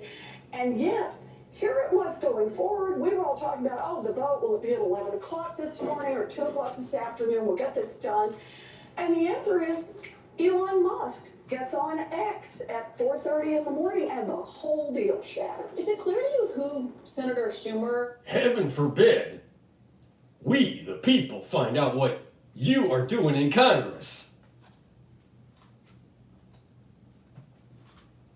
Now do you understand why they really didn't want Elon to buy Twitter?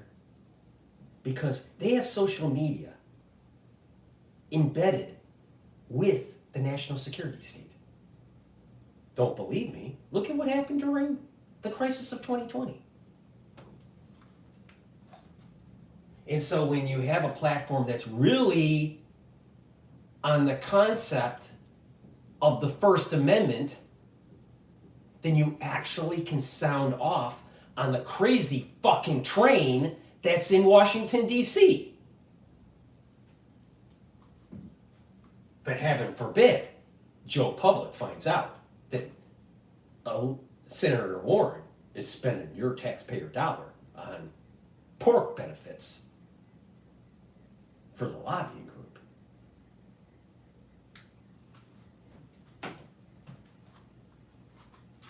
Should be calling and negotiating with this point? Is it Speaker Mike Johnson? Is it Donald Trump? Is it Elon Musk? Let me say this one more time. There is no one for Leader Schumer to negotiate with. The Republicans can't get their own act together. And until they can, there's nothing for us to do. We have a deal. There's a deal sitting on the table. You know what? The deal is more wasteful spending, where it would literally take you days to read. How many pages could you read in a day? It would take you like 10 days, 17 days to really go over the details of a 1,500 page plus document. Boy, they got an agreement. That same logic, if they had an agreement between the representatives in Congress, between Republicans and Democrats, that decided to erode all your constitutional freedoms, that same logic that she's using, she's saying is justifiable. No, I don't think so.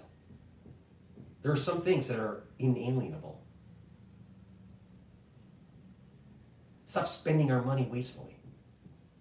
Stop reducing the power of the First Amendment.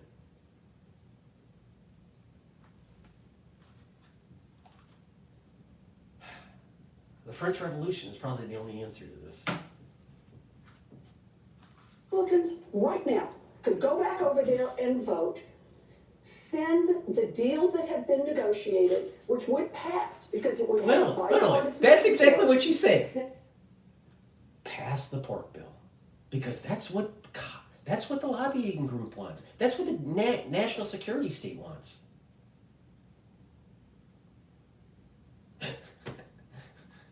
I'll tell you. These people are evil. These people are evil. Over the Senate, I predict it would pass the Senate and we would be done. Crisis averted. But the Republicans would rather have a crisis, would rather blow this up because they're all doing whatever the great and powerful Mr. Musk wants them to do. Do you think there's going to be a government shutdown? Ask Elon Musk. I hope so. So I hope there is a government shutdown. And you know what? We're going to realize that we don't need as much government. Heaven forbid we truncate the government. Heaven forbid. Before we go to Bloomberg and the globalists, please go to my store, help support my work. I offer products on my store that I take on a regular basis as a health protocol to improve my different organ systems, slow down the aging process, and just maintain a healthy lifestyle, all right? It's really simple. It's stuff that I take, I tell you how to stack it, right? I have very high quality products. So please help support my work so I can continue this wonderful broadcast, all right? Because where else are you going to get so much information, right? And be entertained. Go to the store and get the products. 2 great products that I have that will help with your gut biome is the powdered probiotic that I have. This is the one that I take on a regular basis. I take it with hummus. Or you can get a VeggieCap version, all right? Both are very high quality. And it's important to take a probiotic every day. One reason, you'll start to lower gut inflammation. You'll also improve your metabolism. You're going to have a better communication between your gut and your liver. Your liver is a major organ for detoxification. And you're going to improve the gut and the brain communication. A lot of people don't realize that depression can be related, not the only way, but can be related to gut health. Your energy levels will increase because your metabolism is going to be better. Your mood's going to be better. And not only that, you're going to be able to just have better mental acuity. So just get healthy. Start with the gut. If you don't do anything, just start with the gut, and a lot of things will start to fall into place. So please go to my store, get this powdered probiotic or the VeggieCap version. Take it every day, improve your gut health. Go to my store, the-studio-reykjavik.com. As we get older, we need to take different types of supplements. Vitamin B complex is really important. The first few B vitamins in this complex help with your mitochondria. That will boost up your ATP so you have more energy. In addition, vitamin B complex will help with your neurons, your peripheral and your central nervous system. Your neurons start to get weaker when you get older, all right? You need to take supplements to maintain those neurons and maintain the mitochondria in those neurons, because your neurons need a lot of ATP to maintain. But you also have to stimulate your neurons by moving around, by doing a little bit of cardio, doing some resistance training, because you have nerves that are activating your muscles and your tendons, your stretch, right? So you want to do a little bit of stretching, activate some of those neurons. You want to do a little bit of muscle training, resistance training, a little bit of cardio, activate those muscles, do a little bit of balancing, keep that cerebellum healthy. And when you do that on a regular basis, you're slowing down the chances, you're reducing the chances of Parkinson's, you're reducing the chances of Lewy body, you're reducing the chances of atrophying of the cerebellum. And you learn new things, pick up a book, read it, something on a topic that you're interested in but maybe is new to you, and you're activating your brain. And so that neuroplasticity starts to get better and improve. And you're reducing the chances of neurological decline when you get older. So I have a lot of supplements that maintain neural health. One of those supplements that you can take is the vitamin B complex. In addition, vitamin B complex helps with cellular metabolism. So please, go to my store, the-studio-reykjavik.com, improve your neural health, please, all right? It's really important. It's really sad when you see a patient that's older, you walk in the room and they're older and they're showing all the signs of Parkinson's or neurodegeneration. It's sad. It's really sad. Now, some of it's genetic, some of it's, environmental exposure. Certain pesticides cause it. Certain toxins cause it. But if you detoxify your body, you start, living a healthier life, you take the supplements that you should be taking to protect your neurons, and guess what? You're reducing the chances of having a lot of the problems that a lot of old people are having right now. Please go to my store, the-studio-reykjavik.com. And lastly, since we're talking about neurons and muscles and stuff, Myotrol. When we get older, we start to atrophy our muscles. So you need to work out a little bit more. Myotrol will help you maintain muscle mass and increase muscle mass. All right? That's really important, especially when you get older. All right? This is a supplement that you should be taking for sure if you're 40 years or older. For sure. You're 40 years plus, boom, you should be taking Myotrol now. What it'll do, it'll help you build up muscle, and it'll help you maintain the muscle you have. It'll also improve the health of your mitochondria, so you have the ATP to maintain the muscle. And you need to do a little bit of resistance training. You don't have to be Arnold Schwarzenegger. But work out a little bit. If you're athletic and you're younger, taking Myotrol will improve your athletic performance. So please, go to my store, the-studio-reykjavik.com, and get the Myotrol. All right, let's go to Bloomberg, and they're talking about, I don't know what they're talking about. What are they talking about? Profitability over the next 12 months. What I've recently learned in the sneaker business is that there is real competition to Nike. I am a Nike person sporting them today. I was gonna say, you're. Okay, I have Brooks on Along with today. my Duke socks. They're in my bag at my desk, my Nikes. What, you're a Nike person? I think I'm whatever shoe looks nice and So you're feels not brand comfortable. loyal. But I will say I do wear my Nikes Emily? to the gym. So, well, when I was at UVA, I Yes. was brand loyal to Nike. Oh, because wow. we had a. Because you were You had a backing by dancer. Nike? Yes. And Okay. that was part of your that was your thing. They outfitted you guys. They outfitted us in Nike, which was great. But I will say, at least in not so much on sports, but in streetwear, they have not had like a hit product recently. Okay. Adidas has had the Samba sneaker. That's been huge. That's been all over Okay. the streets of New York City, and Nike hasn't had that like. What's like, when I hit see the sneaker. kids, which I put you guys in that category, the Hoka and... Oh, right, and the Hokas too. Hokas are comfortable. Yeah. I will say that's a comfortable sneaker, but I did hear that apparently Skechers are coming back. I found that out last week. They do a lot of marketing with My son celebrities. goes to college in California, so he's all about the Vans. Okay. Oh, yeah. He's got the California Skaters. Yeah, exactly. He's The into vibe. that. VF Corp, I feel like, have they been doing well? I don't know. Can But I check. mean, what's going on with Coinbase? So, okay, again, that was a stock that I was planning to talk about how it was lower because Bitcoin has dropped from above the 100K level to now down to 97,000, but it's higher. I mean, a lot of these kind of speculative area stocks this morning, Robinhood, Yep. Coinbase, all part of All that of Trump those. trade, were lower this morning. Now they're higher. So this is just going to have to be an area that we watch Yeah. for the rest of the year. And I think that reflects what's happened to Bitcoin. Again, Mm-hmm. Bitcoin's at 97,000 now. It was In 97? just all over the place after having reached a high of 107,000 just as Tom King would say, a cup of coffee ago. So So the ETF that I'm on the dashboard through the live feed, the BITO is trading at 24.97. So it's moving, it's steadily moving up.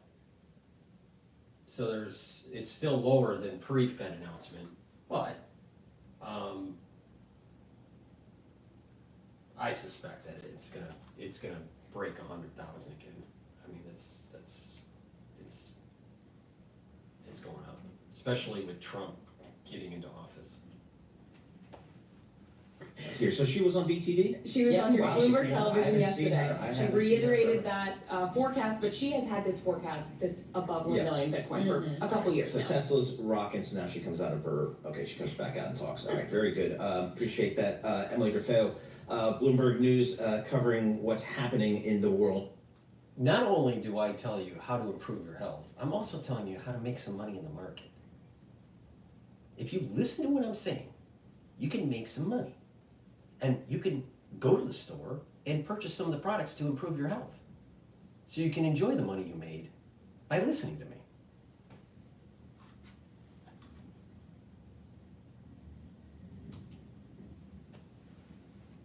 Just kind of how the whole process here is unwinding in Washington. We've got a couple of civilians, President-elect Trump and Elon Musk, right smack in the middle of the discussion in the news cycle. And I've got a president of the United States who I haven't heard anything from. So how's this developing? Because Biden's an idiot. Biden has ceded sort of the negotiating power of the Democrats to Hakeem Jeffries, who's the Democratic leader in the House of Representatives, and Chuck Schumer, senator from New York, who's still the majority leader of the United States Senate till January 3rd. So basically Biden said, you decide what our position will be, and I'll likely, sign it. So he ceded all of that negotiating power to them. And I think this is really important for everyone to remember. We have a bicameral legislature. The founders set it up this way on purpose. Two institutions that have very different electoral incentives, very different internal structure, different terms of office. And we're seeing that play out right now. I mean, the Senate's just literally hanging out, waiting for the House to deliver something, and the Democrats control the Senate. So all of this is about, well, if it passes the House, it'll go through. Not so fast. The Democratic-controlled Senate will say, no, we're not going to pass it. So the Democrats have some risk here because they could be party to the shutdown the way the Republicans are. And since it's a divided government right now, it's really unclear for the voters, who are you actually going to blame? Right now, the Democrats have decided they're going to blame Elon Musk.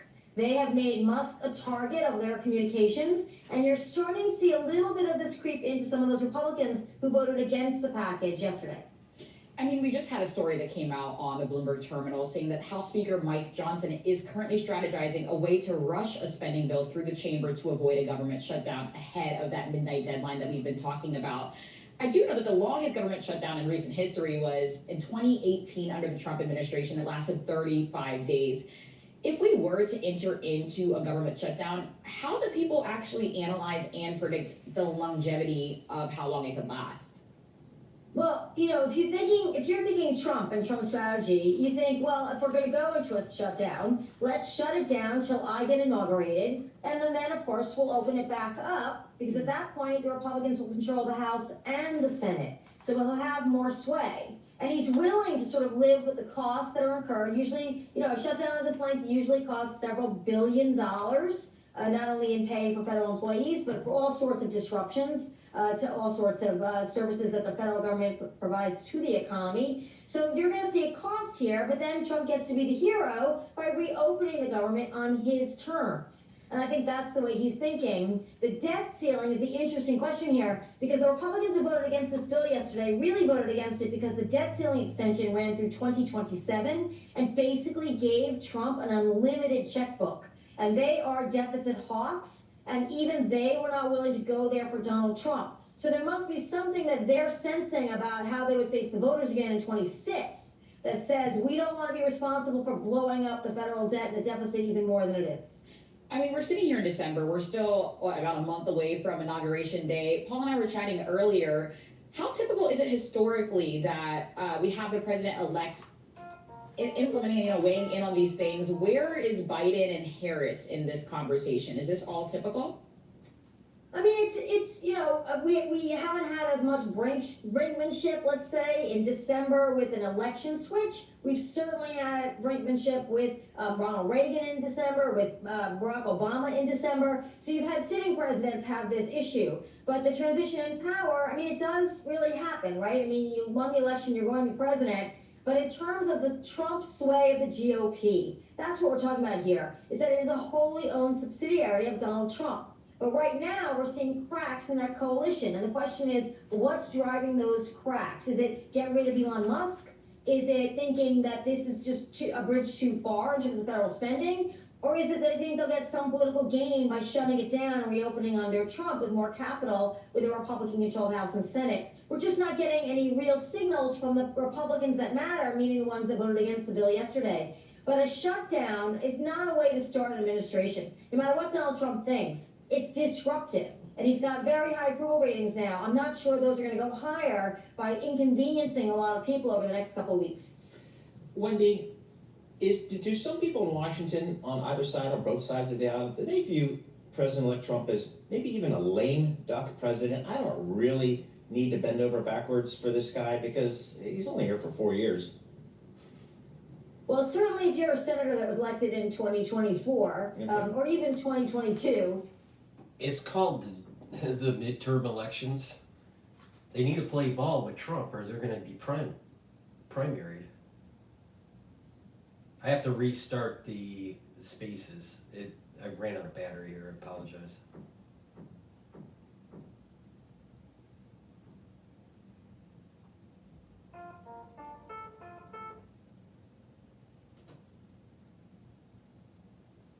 thinking you're probably going to outlast Trump. But then again, lots of people thought Trump might not run again, get the nomination, and win again. Right. I just don't think you can underestimate Donald Trump's political power. But you have an economy that seems to be humming along in terms of growth, and the employment numbers are sort of okay, you know, not disastrous or anything. But inflation is really sticky.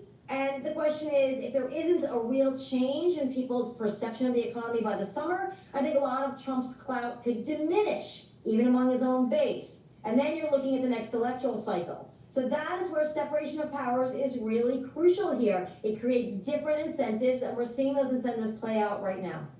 Wendy, I'm curious, do you know the intricacies of what the potential financial implications could be for non-essential government workers? Do they get paid retroactively, or do they just go without pay?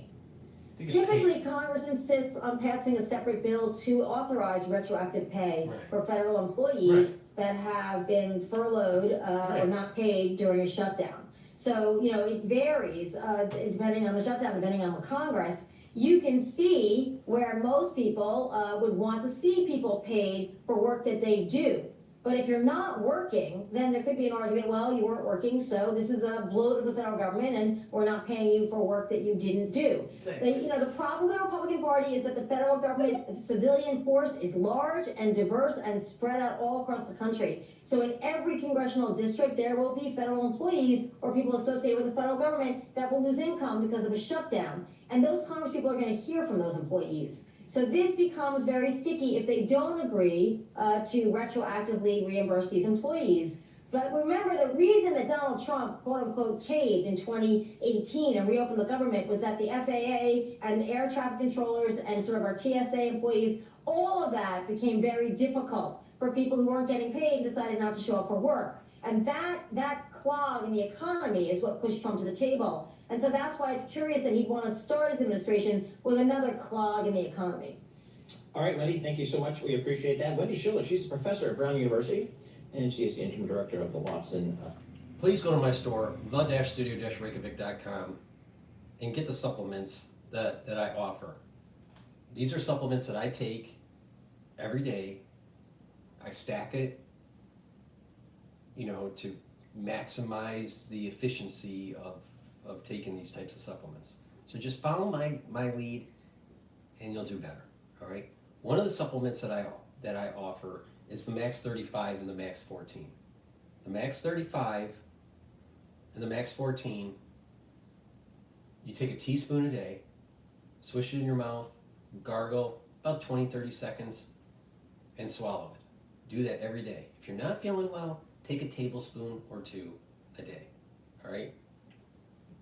This is part of my protocol. It's a 3-pillar protocol. Neutralize pathogens, lower inflammation, and soak up free radicals. So this is the first pillar. Please go to my store, the-studio-reykjavik.com, and get the Max 35 or the Max 14. Now, the second pillar, which brings down inflammation, is turmeric and ashwagandha. How it works is turmeric brings down inflammation, but it's also an antioxidant, so soaks up free radicals. And ashwagandha controls blood glucose levels and cortisol levels. So by controlling that, you're going to be lowering inflammation. Now that's great, because that's improving your immune system and your cardiovascular system. You bring down inflammation at the cardiovascular level, you're reducing the chances of further plaque development, because it starts with inflammation. Plaque development starts with inflammation. You reduce the inflammation, bam, you're reducing plaque formation. But there's other things to it. So I do have a box called the Longevity Cardiovascular Health Box, right? That has lots of other supplements that you stack this together and you can actually reduce the chances of building up further plaque and reduce the plaque that you've already formed. Guess what? I'm telling you how to actually improve your heart health. Please go to my store, the-studio-reykjavik.com, get the turmeric and get the ashwagandha. It's the second pillar to my protocol. All right. Now, will I live stream for Bloomberg is still on, they're still on commercial break. What I want to do is, the S&P 500 is now trading at 5,940, so it's going up. It's going up, like I said, all right? And the Euro USD is trading at 1.04, so the dollar is weakening a little bit. And the yen is at 156.37, so the yen is gaining a little bit relative to the euro. And guess what? BITO is going up. It's trading at 24.97, so it's almost at 25. VIX is going down at about 18.86. Now let's go to CNN, because Zelensky calls Putin a dumbass. And we wonder why we're almost in World War III.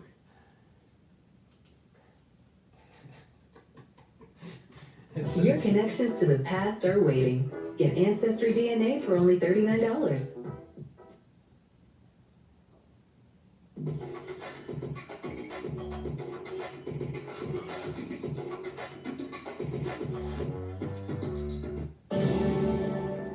We're getting word of multiple fires and injuries in Ukraine's capital following the latest round of Russian strikes on Kyiv. Officials say at least one person was killed and 9 others injured in the bombardment early Friday. Heating systems and infrastructure were damaged in several parts of the city. CNN crews on the ground described the explosions as loud and intense.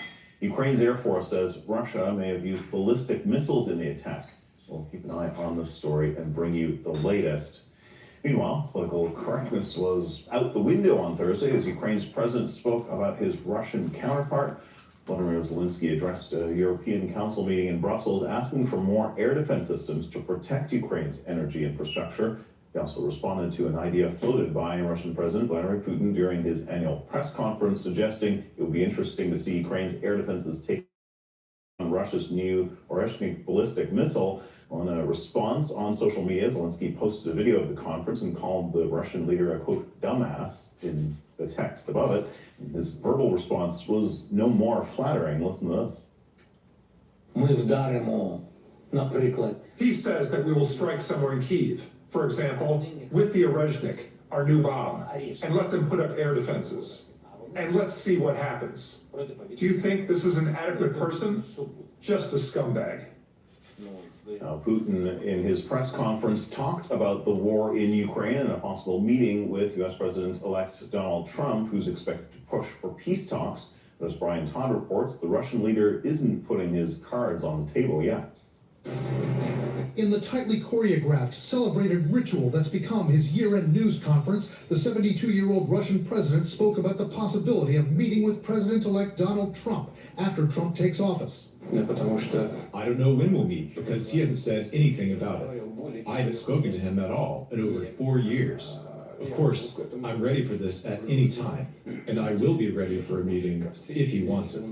Vladimir Putin's claim that he hasn't spoken with Trump in more than 4 years contradicts reporting by journalist Bob Woodward that the two men have had as many as 7 conversations since 2021. Trump has also denied having multiple calls with Putin since leaving office.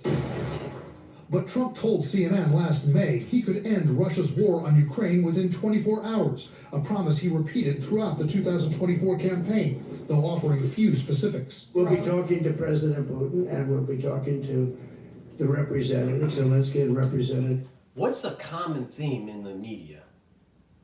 You try to reduce the pork spending in Congress, and you get demonized. Elon Musk. If you try to reduce the war effort by the national security state, you get demonized. Heaven forbid we have peace on this earth, because the national security state wouldn't have anything to do.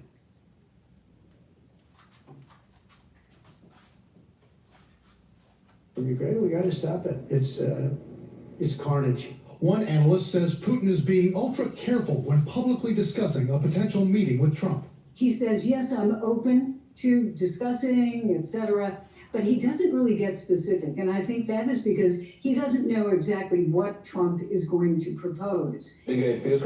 At the news conference in Moscow Thursday, Putin put a positive spin on his war in Ukraine, insisting Russian forces will push the Ukrainian army out of the southern Russian region of Kursk, where it's been since August. The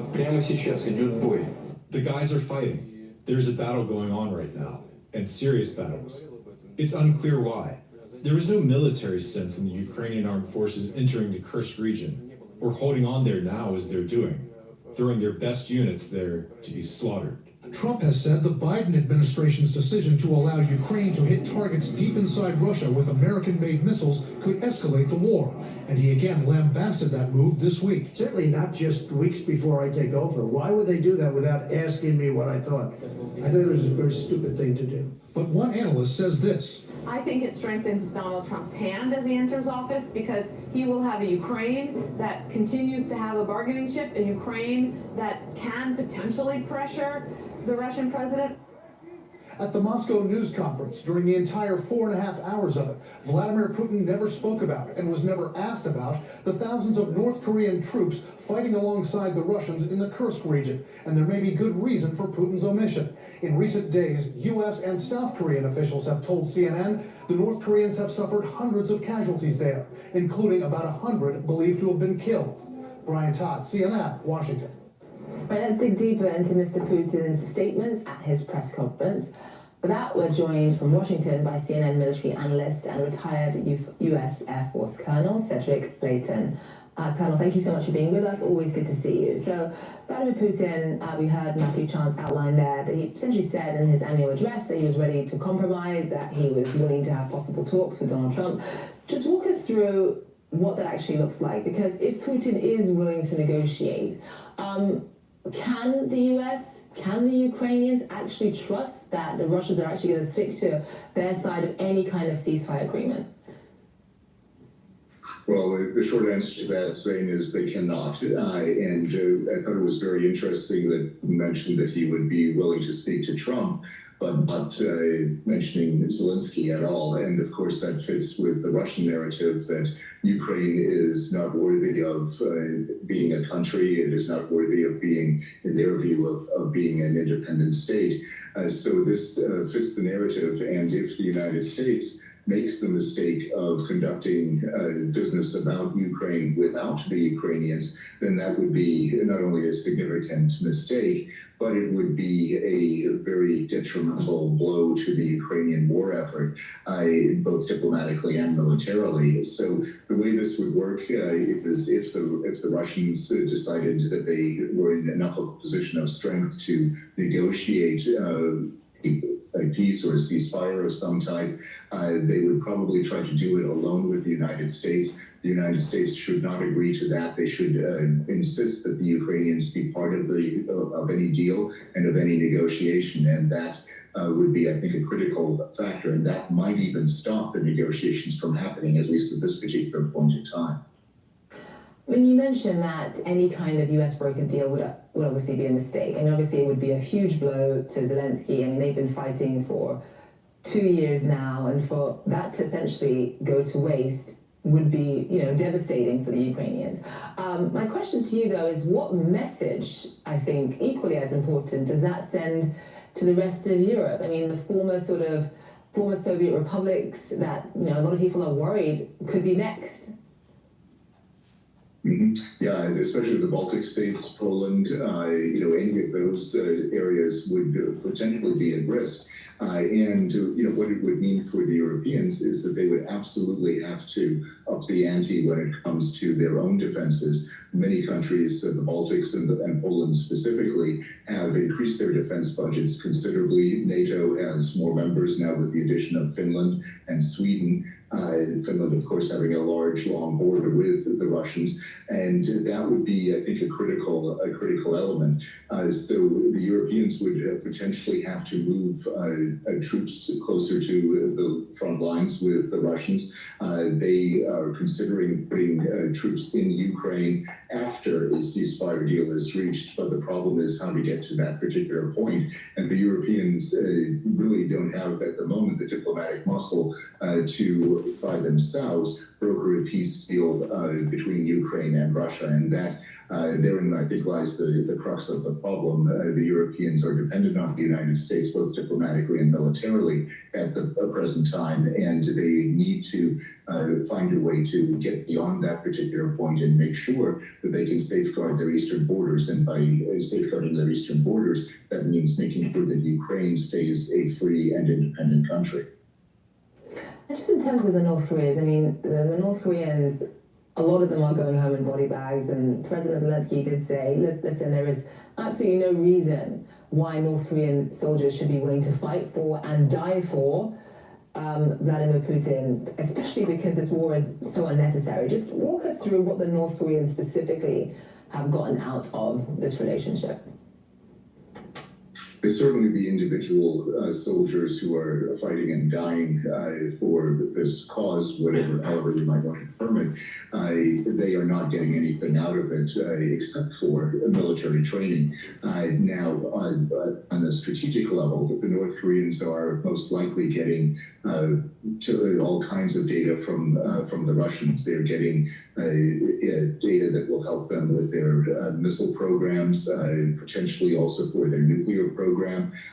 They are getting aid from the Russians, and in essence, the North Koreans are joining in a kind of a partnership, not only with Russia, but also with China and distantly with Iran, that is basically designed to circumvent Western sanctions that are directed against Russia, North Korea, and Iran. And so those efforts are at a strategic level very important for the North Koreans because they need every possible means to gain things like foreign exchange, foreign technologies, and those technologies would include the ability to target U.S. military installations in the Asia-Pacific region, as well as, of course, South Korean installations and South Korean infrastructure. Right, Colonel. Before we go to the next video, please help support my work by going to the store, the-studio-reykjavik.com, and get the very high quality structural nano silver soaps that I have. I have it in peppermint. I also have it in oatmeal or in charcoal tea tree. Get a couple bars for your household. They're great as gifts. They're very high quality. Go to my store, the-studio-reykjavik.com, and get the structural nano silver soaps. Also, I have structural nano silver toothpaste. It's the best toothpaste that you're going to be able to get. All right? So, it'll whiten your teeth, freshen your breath, neutralize pathogens, reduce inflammation at the gum line. And by having good oral hygiene, what's going to happen is that you are reducing the chances of valvular disease and cardiovascular disease. So please, trust me on this. This is the best toothpaste you're going to be able to get. It has no fluoride in it. It has structural nano silver. It'll neutralize pathogens and improve your oral hygiene. Please go to my store, the-studio-reykjavik.com. And since we're talking about cardiovascular disease, you need to take supplements to reduce the chances of cardiovascular disease. All right? How do you do that? A lot of different ways. Bring down inflammation, but also you want to control your total cholesterol. You want to improve the composition of your cholesterol. There's good cholesterol and bad cholesterol. Omega-3 is a supplement you should be taking every day. This will lower LDL levels and increase your HDL levels. By doing that, you're improving your total cholesterol. And when you're improving your total cholesterol and you're reducing your LDL, what happens is you're reducing the chances of LDL being oxidized. And it's oxidized LDL that creates plaque. It's the first step. So you don't want oxidized LDL because you don't want plaque. So go to my store, the-studio-reykjavik.com, get the omega-3, take it every day. It's a high quality supplement. And you know, follow my protocol on this. Now I also have a longevity cardio cardiovascular health box that has lots of different supplements that you stack together to reduce the chances of plaque formation and reduces already built up plaque. All right?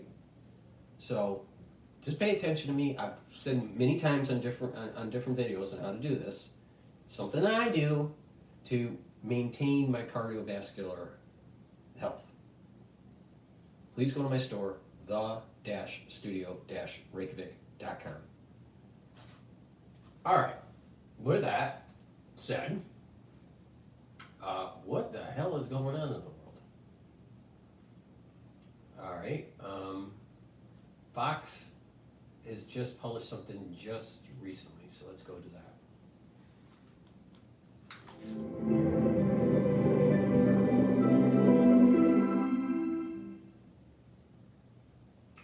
Too many commercials.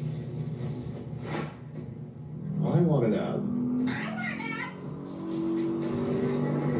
Every reason is the right. Meanwhile, Fox sources revealing that Trump's team was actually in secret talks with Senate Majority Leader Chuck Schumer for weeks in order to get the debt limit included in the bill. Speaker Johnson negotiated a separate spending deal with Schumer, regardless, we're told. Lawmakers now racing for Plan C ahead of the shutdown deadline at midnight tonight.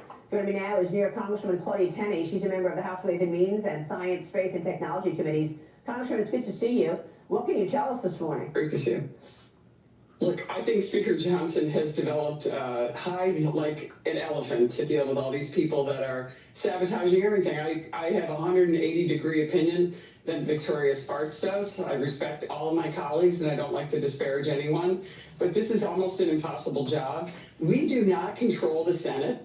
We do not control the White House. It is irresponsible to say to the rest of the Republican conference, as some of these people have there, we're going to find one little thing that we're not going to vote for. We cannot get everything we want in this bill, and the Speaker knows that. The Speaker is playing high-level chess, while so many of our colleagues, unfortunately, are playing checkers. They're playing into the hands of the Democrats, who control the Senate. Schumer, every time people like Victoria and some of these other members get up and say the same old kind of message board rhetoric you're seeing that she's, kind of putting out there, Chuck Schumer rests easy. He says, oh, they can't lead, they can't put themselves together. The Speaker has tried every angle, knowing that we have to get a bill to pass the Democrats in the House or in the Senate, and we've got to get, the president or whoever is standing in for the president, which we know are, leftover Obama, Marxist type people that are going to run our government in a shutdown, by the way. That's why this is so different, and why so many, I see in the social media world, Maria,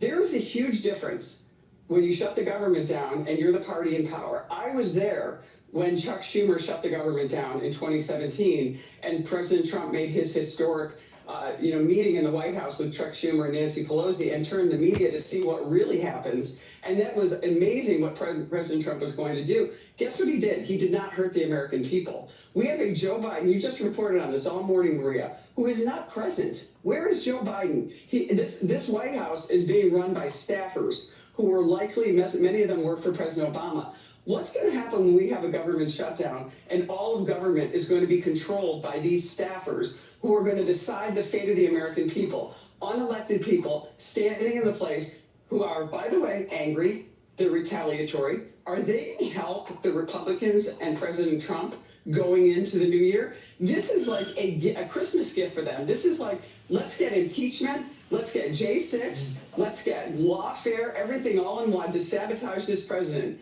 incoming, instead of giving him a clean slate. Why would the Democrats want to give him a clean slate? Maria, this is strategy. And let me tell you something, my favorite philosopher in this arena is Sun Tzu.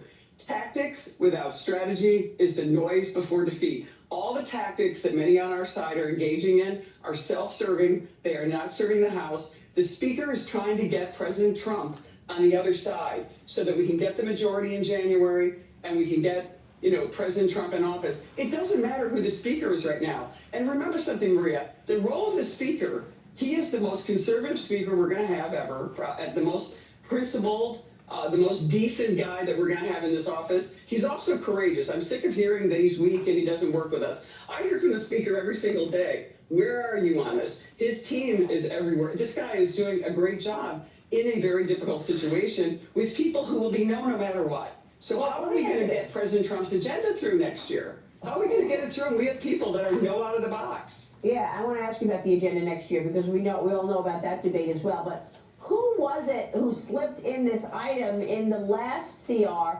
that enabled Congress to block any subpoenas on emails? I mean, President Trump, when he first, after Vivek and Elon read the first 1,500 plus page CR, President Trump came out and said, who the heck would put this in to shield Liz Cheney from her January 6th commission and all the emails?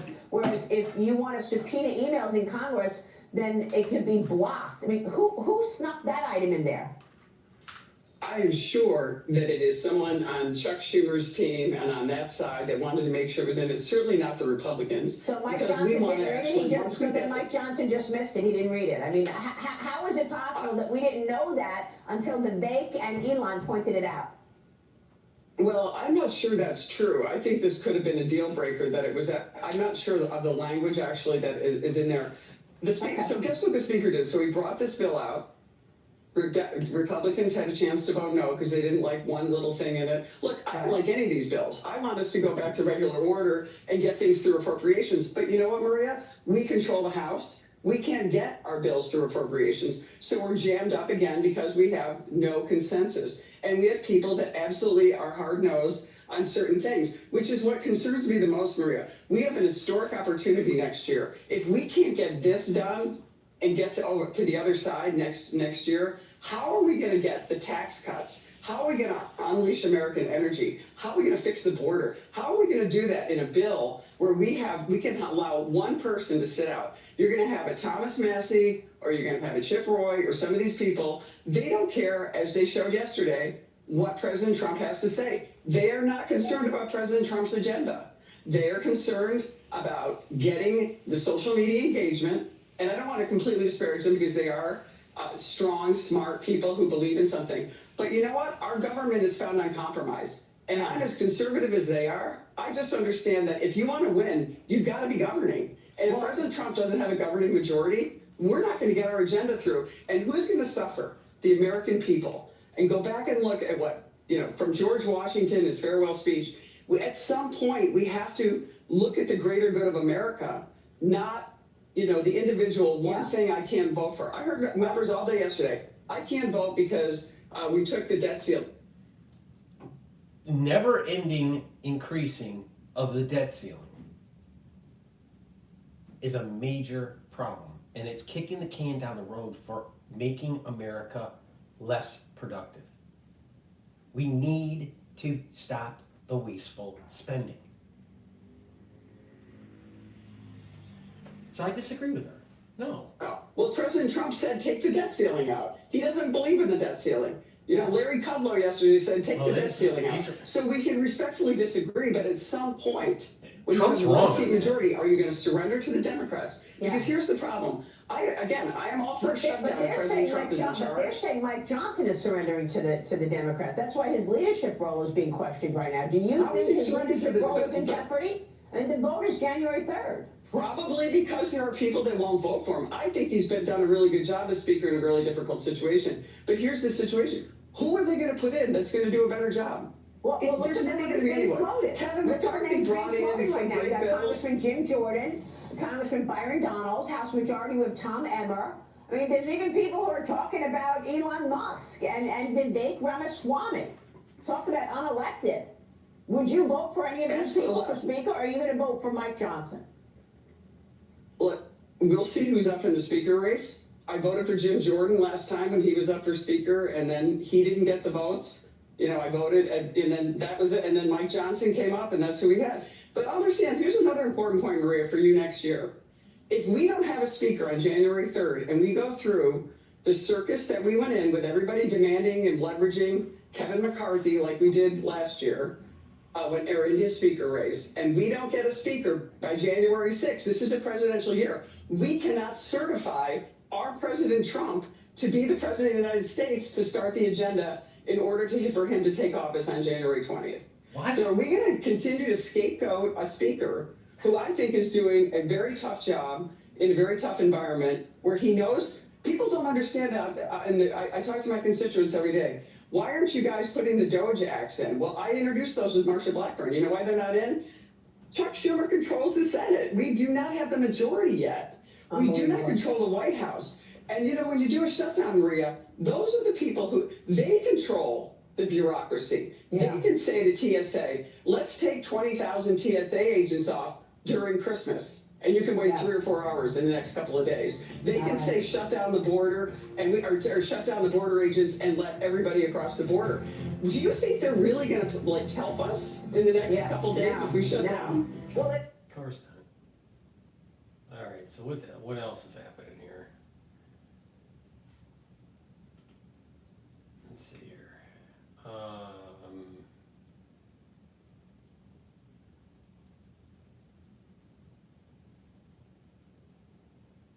What's going on here? Kellyanne Conway reacts to bombshell report on White House cover-up. What's that about? With Spectrum's easy self-install kit, turn on the anniversary mix. You can feel at home in minutes. Welcome back. Well, today marks exactly 1 month until President-elect Donald Trump's inauguration. President Biden is being slammed for what some people are saying is quiet quitting, as he fails to lead his fellow Democrats through this massive funding fight, which is the top story. It could see the government shut down by midnight tonight. Where's Biden? This morning, Speaker Mike Johnson said Republicans have a new plan to fund the government after the House failed to pass the Trump-backed slim-down bill last night. This new plan, which we just learned about 20 minutes ago, is reportedly a temporary fix, expected to be voted on this morning at 10 a.m. Eastern. Joining me now is New York Times bestselling author, KA Consulting president, Fox News contributor, pollster, and former senior counselor to President Trump, Kellyanne Conway. Kellyanne, good to see you. Your reaction to all of this? We're waiting on a new plan, but Joe Biden has been absent.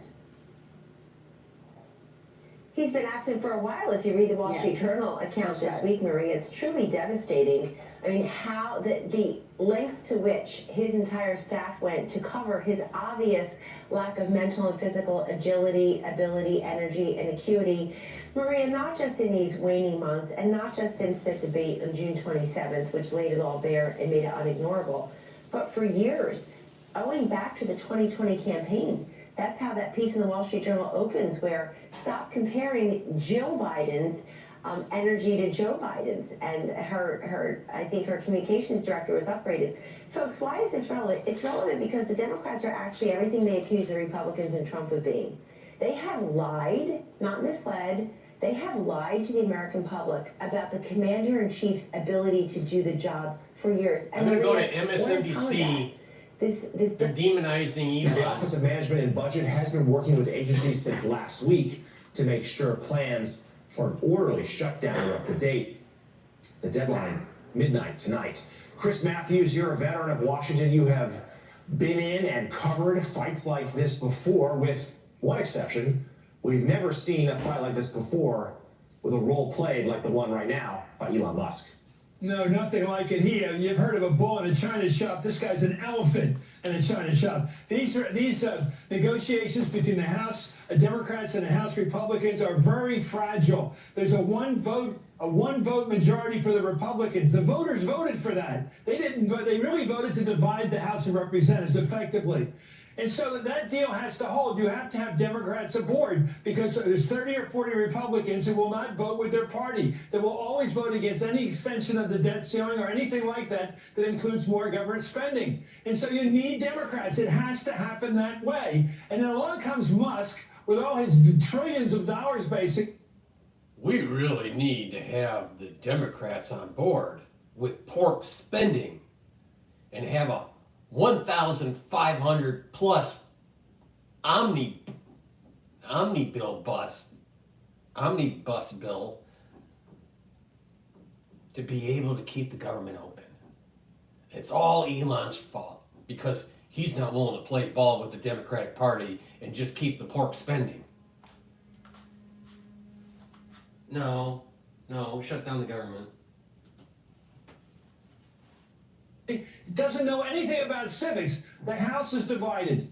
You have to make a deal. He doesn't understand that. He has thrown this whole thing up in the air, and it's good. You have to make a deal.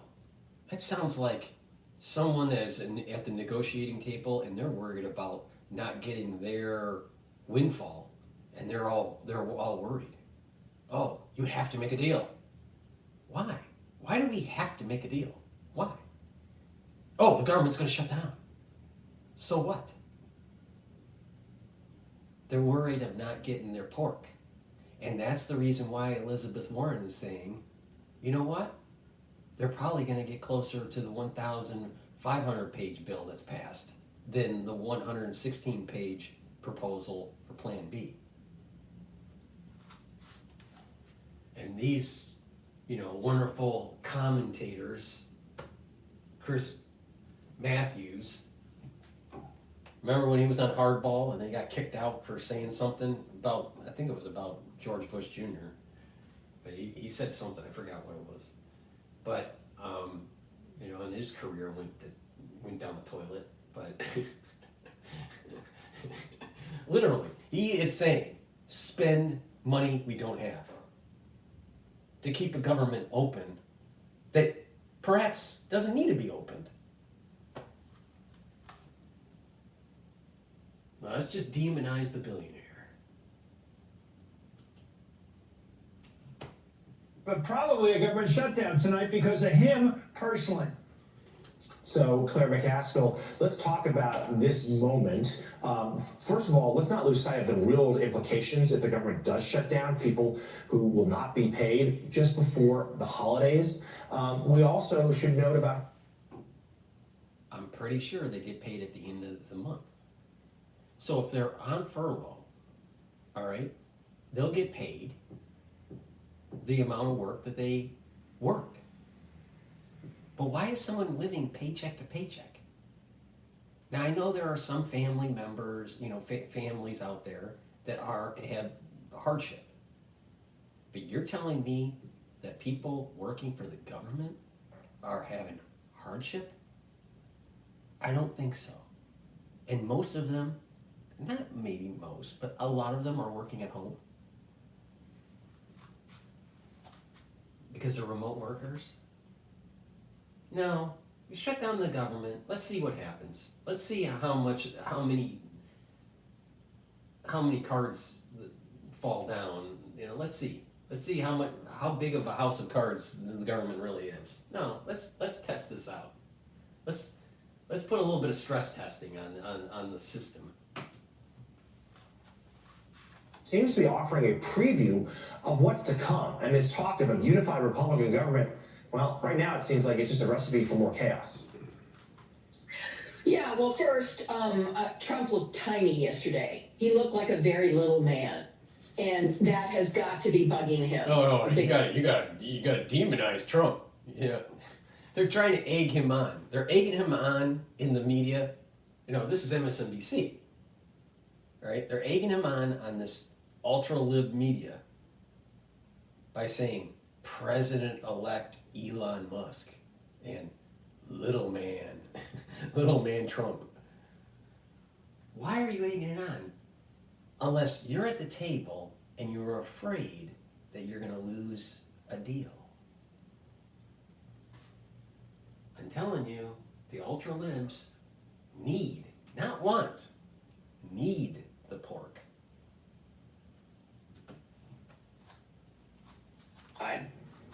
He not only had to follow Musk's lead, he then couldn't deliver votes at a time when he's trying to convince everyone there's a massive mandate for him and everybody wants to be his friend, and then whoops, the brakes got put on.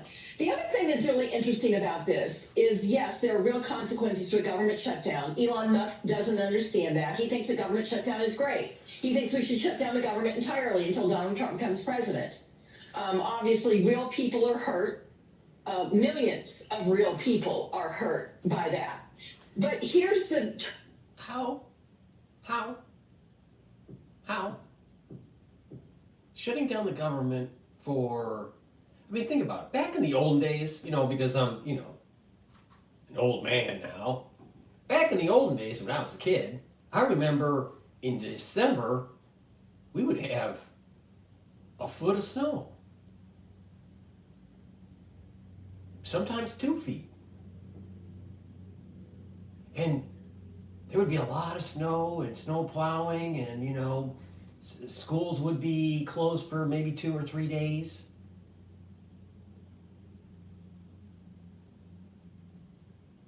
The city would be a little bit less, a little less traffic, and you know, things. I remember times in the 70s where there were ice storms and the power would go out for like 5 days. No, we can close the government from December 20th to January 2nd. It's not going to do that much.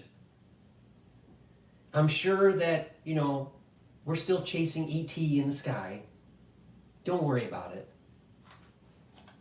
No, we can shut down the government. We need to shut down the government.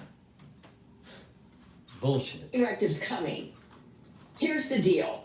You've got 40 Republicans that have never voted, or around 40, that have never voted to extend the debt limit without spending cuts. And Trump is against spending cuts. Elon Musk thinks he's going to do all these spending cuts. Donald Trump doesn't want spending cuts. He wanted the deficit up. He loves to spend money. He loves debt. He thinks debt is the way to success. He doesn't care about the debt. So he said last... Trump wants to reduce wasteful spending. Let's use the right words, honey. And I'll tell you, women that have glasses like that, I'm telling you, it's got that libtard kind of glass design look. I can't take it anymore. Right, after his failure, do not do a deal without extending the debt limit all the way till after my next term. So there's going to be a train wreck here between Elon Musk, who thinks he's going to cut $2 trillion out of the deficit, out of the budget, and Donald Trump, who frankly could give a rat's you know what about cutting any spending. And some of the spending, as was pointed out yesterday, that is being cut, you know, really important, even life-saving measures that frankly add up to a pittance in the grand scale of this spending deal. And our friend said... Now think about this for a second. Who is the recipient of those spending add-ons? That just are, it's just a pittance. Are they going to certain companies that maybe senators have stock in? Is it going to donors that help with a campaign? To maybe a company they own? Or they're a board that they're on? Is it going to certain nonprofits? Why? Follow the money. Oh, it's just a little bit. It's only 200 million. Oh, it's just a little bit here. It's another 100 million there. It's only 50 million there. But it adds up. And that's what Elon is talking about.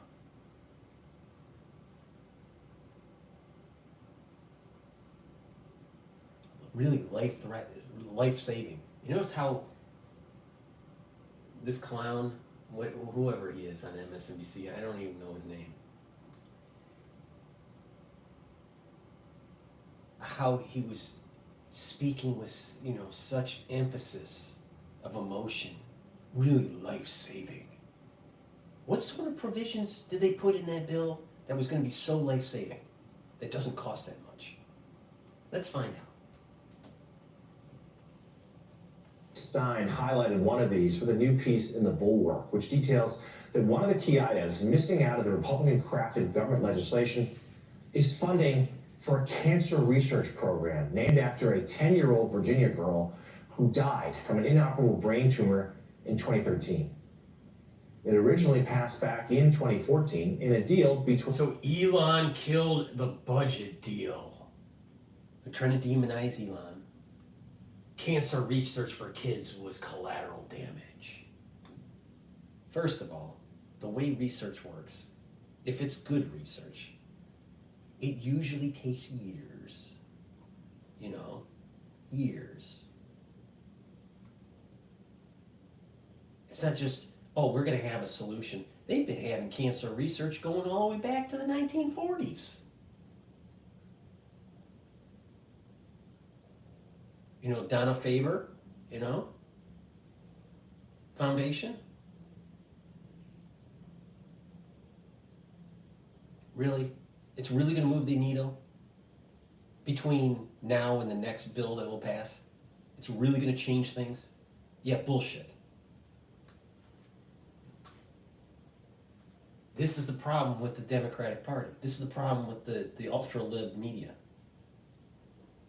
It's emotional fallacy. Shut down the fucking government. Let's just see what breaks. And if it breaks, we can fix it. It's okay. It's not gonna be that bad. Just shut it down. See what breaks.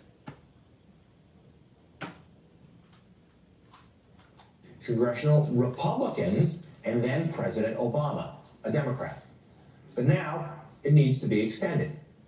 Negotiators thought it would sail through, at least until Elon Musk went on an X rampage, tweeting that the bill was antithetical to conservative, small government ambitions and threatening primaries of lawmakers who supported it. And Gene, Sam also yesterday highlighted on Twitter. You know what Elon should do? Elon should write a check for the amount that they were going to fund for the cancer research, which I believe was $190 million. But I could be a little bit off on that. Just write the check and say, don't put it in the bill. I'll pay for it. Because $190 million doesn't mean anything to Elon. Just to shut up the stupid lips. Fucking retards. Research group that does work with helping children with cancer. Their tweet from a few days ago celebrated that they thought this vital funding was going to be included, and now suddenly it's out. Yeah, I mean, it'll come as a surprise to Elon Musk, I guess, but this is what the government does. The government funds for research. Okay, all right. The government does do basic research and it's important. Okay, I grant you that. That's important. But why does the national security state need a bunch of money? Maybe the national security state should get less money so cancer research could be offered. Oh, that's a great idea. Just this, not just cancer research, not just research on children's cancer, which obviously is vitally important and much needed, but all kinds of research, including basic research that doesn't have immediate application, but that leads to world-changing inventions and discoveries. I would be interested to know in that bill what that cancer research is really going for. Is it going for messenger RNA testing? Is it going for, what's the details? Is it just a slush fund for any kid cancer research? Or a certain type of research? A certain type of therapeutic? Who owns those companies? I'd like to know this. Because I'm willing to bet that if you follow the dots, you're going to start understanding why they think cancer for kids research is so important.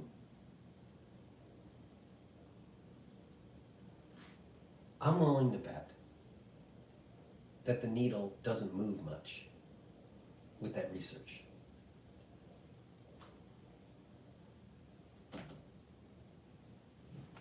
That's a hugely important thing that our government does that seems to be directly in the crosshairs of Doge and Elon Musk and those who just frankly don't understand what our government is, much less what it does. And no. He understands what it is and what it does. The problem is that it's not doing what it should be doing. And being beholden to the will of the people and not, the will of the lobbying group. What the government is. No, it should be what the government should be. not what it is. I'll tell you, we're run by a bunch of idiots. A bunch of fucking idiots. Literally run by a bunch of idiots. Non-stop. For Chris Matthews, just because you have seen everything, you haven't seen this.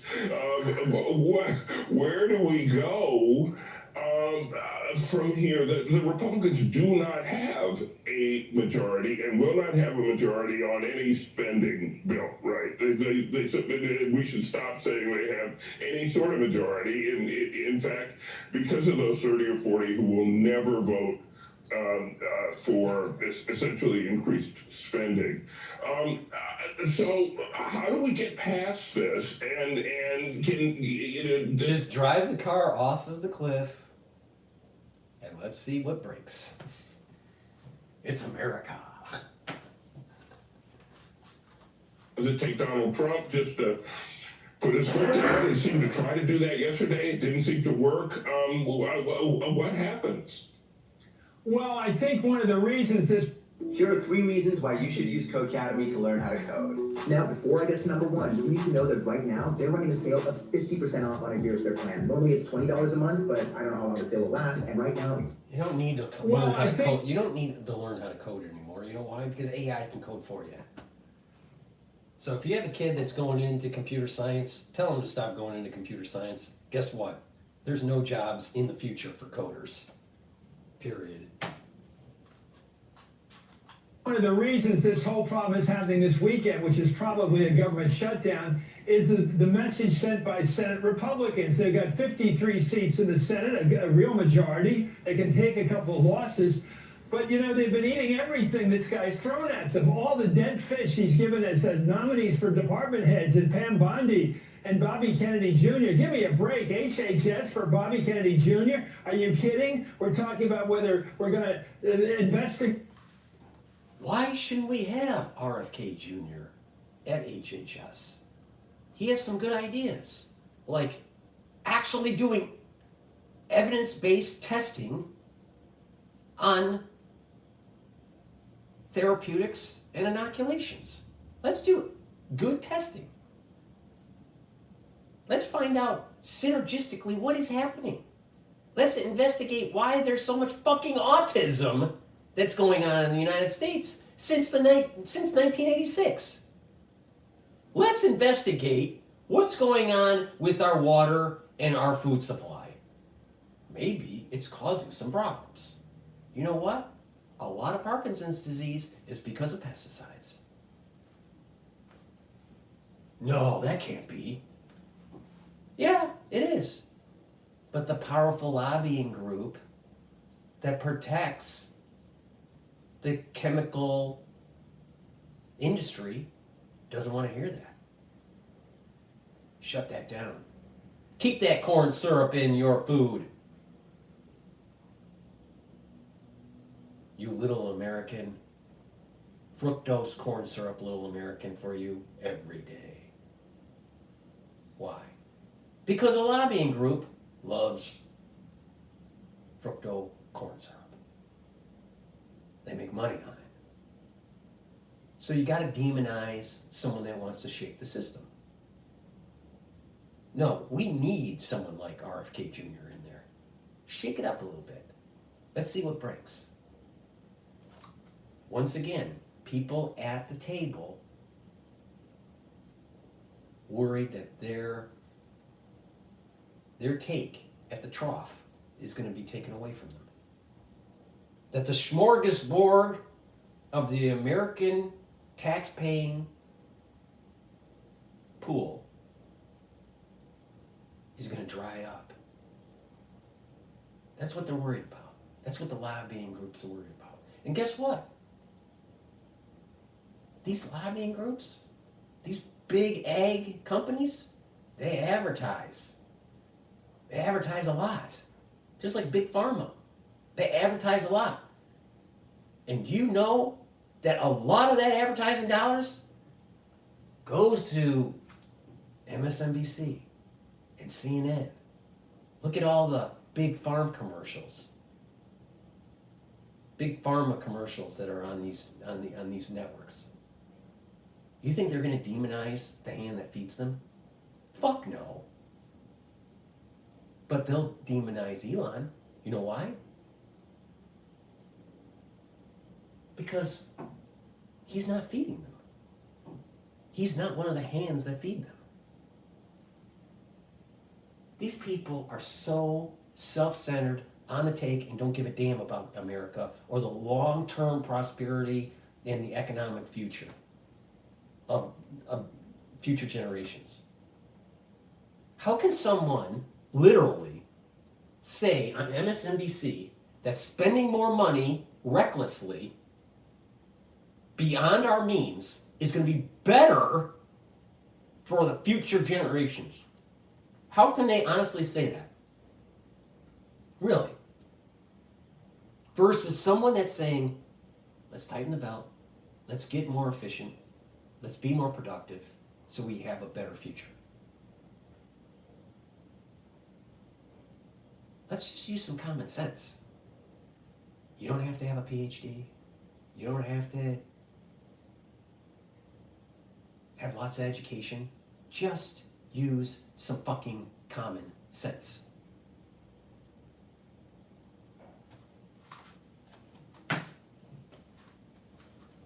Jonas Salk and the Salk vaccine for polio, and the greatest president of the 20th century was Franklin Roosevelt, who had polio, and Mitch McConnell, who had polio, and we're really talking about investigating Salk vaccine. Is that what we're doing here with the government? You know, I think the Democrats have got to call some shit. They got to call them out right now or next week or so. Just say, look, are you getting rid of the Department of Education? Put up or shut up. We don't want to hear any more about it. Are you going to get rid of that department? Are you going to get rid of the Peace Corps? Tell us all the things you're going to get rid of. And do it right now. Tell us what you're really going to do. What are you throwing out the window, throwing in the trash can? Tell us now. Because you got to call this guy. And you got to make... I think the first thing they should do is throw out Chris Matthews. And then the Department of Education.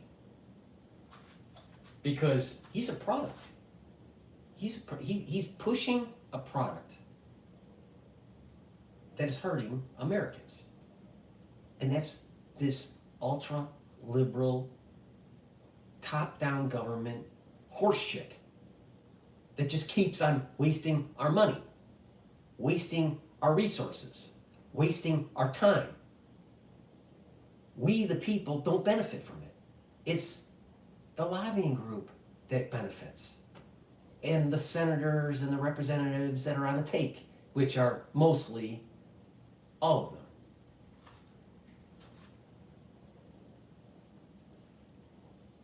I mean, he literally looks like a sock puppet.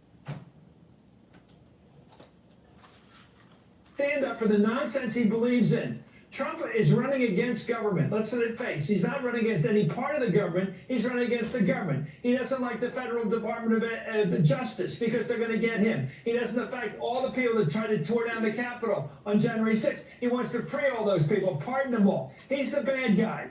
You got to understand, he's the bad guy. And he's going to cut... Oh, Trump's the bad guy. There was no entrapment going on during January 6th, was there? No. The government wasn't involved. No, there wasn't any demonization. And let's just forget about January 6th for a second. The government is not paying attention to the will of the people.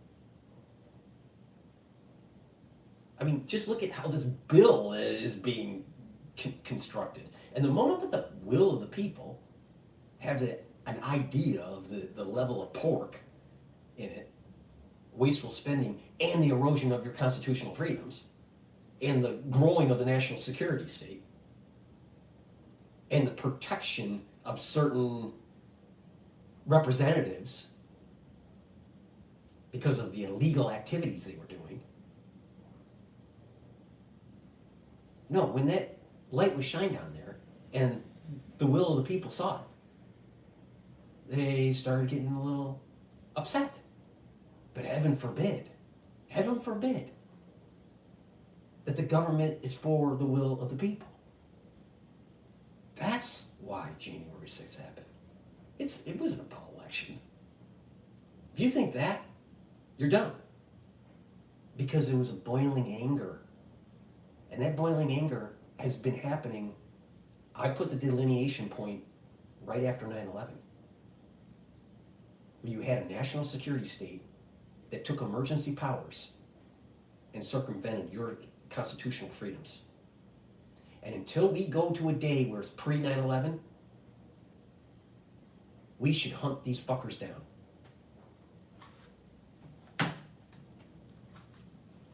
And it could be anything that Musk thinks of. And Musk is an idiot. He may be a genius at making money, but we have got to kill this habit of thinking everybody knows how to make money with e-cars or whatever else, who somehow knows something about civics. He doesn't know anything about running the House of Representatives. He doesn't know anything about getting a majority. He doesn't know anything about how the deep state wants to run the House of Representatives. He doesn't know anything, or isn't inculcated on the way the sausage is made to fleece American citizens.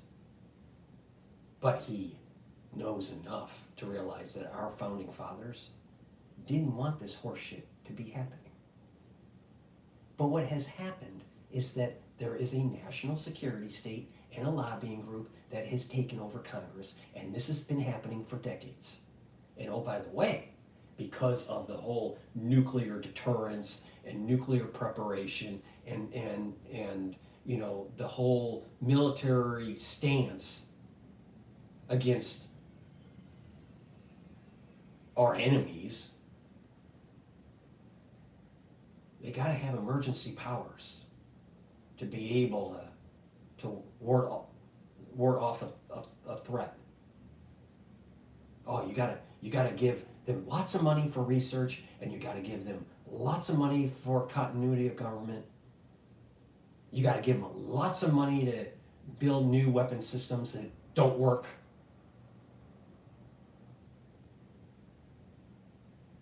No. No, no, no, no, no, no, no, no, no, no, no, no, no, no, no, no. We want a government that works. Not a government what it is. Because what it is isn't working. Chris Matthews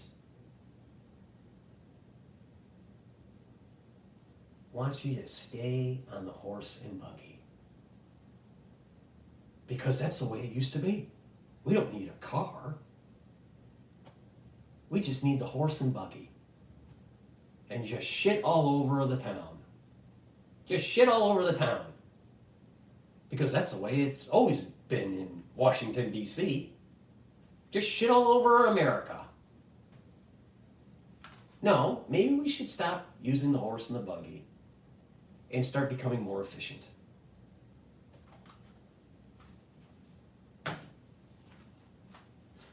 Vote. Howard Baker said you had to get to the third grade to be able to know how to win in the Senate. That's called 51 votes. You got to understand it. This clown, and he is a clown, knows nothing about government. He knows all about making money. And Bernie, one time, I actually can believe. If there's so, notice, CNN was demonizing, Bloomberg's demonizing, MSNBC is demonizing, Elon and Trump. A lot of it's Elon. Why are they demonizing so much? Why are they spending so much time, so much anger against Elon? Because they know he's a fucking threat to their system. Heaven forbid you threaten the system. Danger, danger.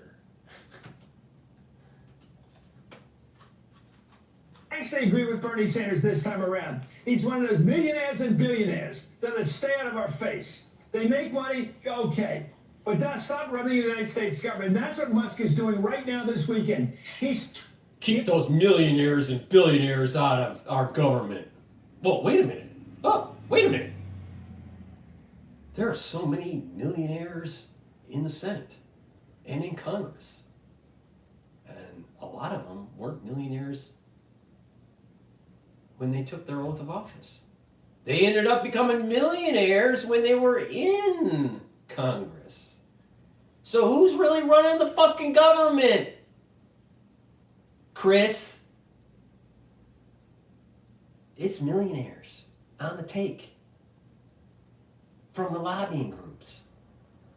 Fucking wake up. Dumbass. Theory I do have, and I love it, is that Trump is planning to destroy Elon Musk. He puts him out there in the beginning, late in the Biden administration, and he has him destroy himself because he can't work with the Congress, he can't put together a coalition, he can't get 218 votes, which is the name of the game in House of Representatives. 218. I lived with that for 6 years with Tip O'Neill. If you don't get 218, you lose. Tell him that.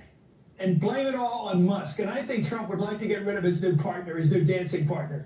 I don't think he really wants him around. He doesn't like him around. He's basically saying already, when are you leaving? I think he means it. I think that, as he often does.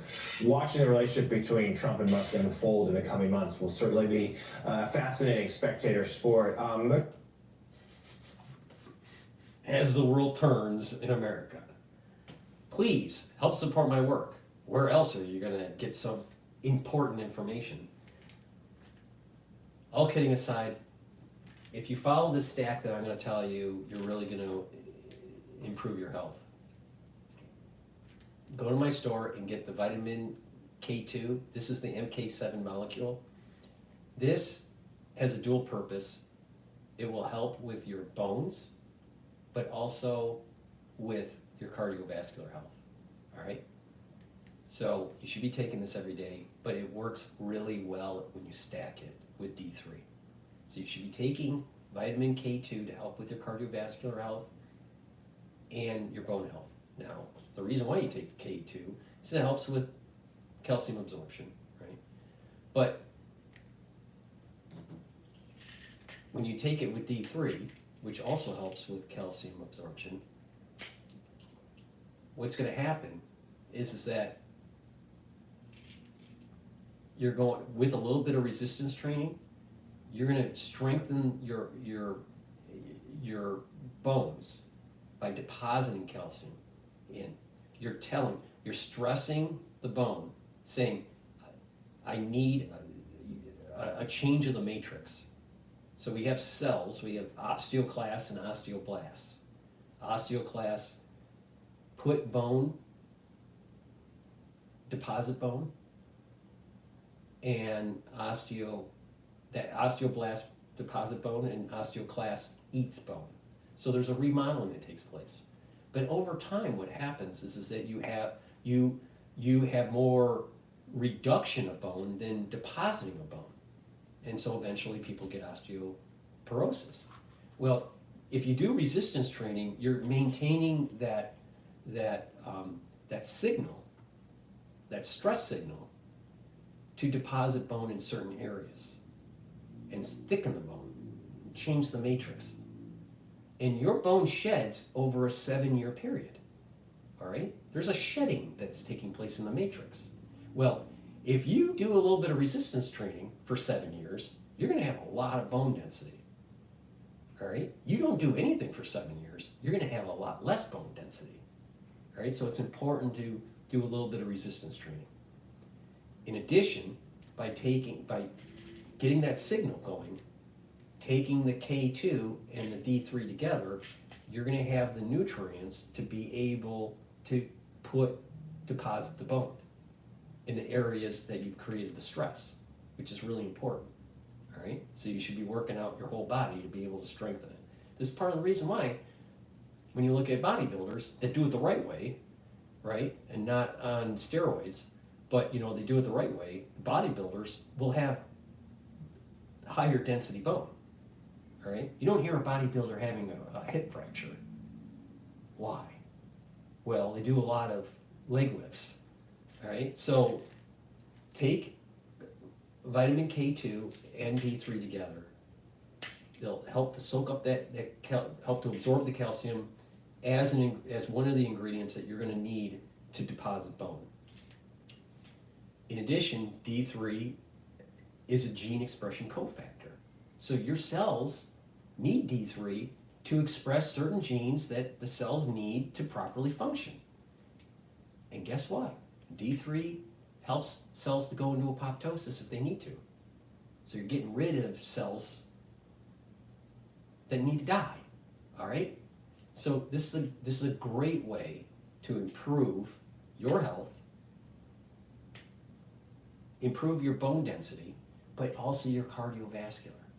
Because when you take K2 and D3 together, what's happening is that you're pulling out some of that calcium deposit out of the plaques.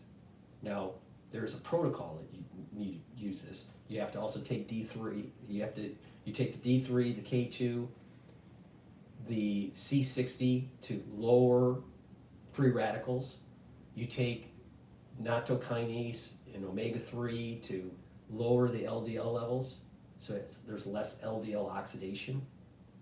You take the turmeric and the ashwagandha together to lower the inflammation, and over time what happens is you're slowly reducing the plaque buildup. So you have people that, they might get an ultrasound on the carotid. If anyone has done a stress test, and if you're 50 years old or more, you should be doing a stress test just to see what happens. But let's say you do a stress test. You get on, they put a 12 lead on you, right? And you're jogging on a treadmill, and they raise it up a little bit, and they're reading a ECG. All right? And that ECG is looking at all the leads to see the health of your heart as you're stressing the heart. That's why they call it a stress test. But once you get off the treadmill, your heart's pumping pretty fast, right? You're in tachycardia, all right? Your heart's pumping pretty fast. And so immediately there's an ultrasound that's done. And some of the more complicated machines, it's also Doppler. So you can look at the structure of the heart, the valves pumping really fast, see if there's any prolapse, any regurgitation, any stenosis, right? You're seeing the structure of the heart. You're testing it, all right? But they're also looking at arteries, like the carotid. And guess what? There's a lot of people that have blockage, and you'll be able to see it. And it's really cool when you see it in Doppler. Well, guess what? When there's blockage, that means you have higher blood pressure. That means that a potential clot can form because of the turbulence of the way the clot, the way the blockage is. There's a turbulence flow, and it could create a clot that could cause a stroke, or a little bit of breakage of the plaque cause a stroke. Do you really want that? I'm literally telling you how to save your life. You can actually reduce that blockage. 1, change the way you eat. Do a little bit of exercise. Take the K2, take the D3, take the C60, take the turmeric, take the ashwagandha, take nattokinase, take omega-3, and you're bringing down all of the signals that cause further plaque development. And over time, the way these two things work, you're sucking out that plaque slowly. So after a year, let's say you do an ultrasound after a stress test. During your stress test, and you're doing an ultrasound, and you're 50% blocked. Not good. Could die. Guess what? If you change your diet and you do the proper supplementation, you can actually shrink that clot, or not the clot, but the plaque. Year later, you do another ultrasound, down to less than 25%. A lot better blood flow. Reduce the chances of further heart disease and reduce the chances of stroke. Wait another year, it's gone down even further. Wait another year, it goes down even further. If you take charge of your life, if you listen to what I'm fucking saying, you don't need to be on statins. You don't need to be on beta blockers. You don't need to be on, anti-arrhythmic drugs because of the remodeling of your heart, because of long-term heart disease, long-term blood pressure problems.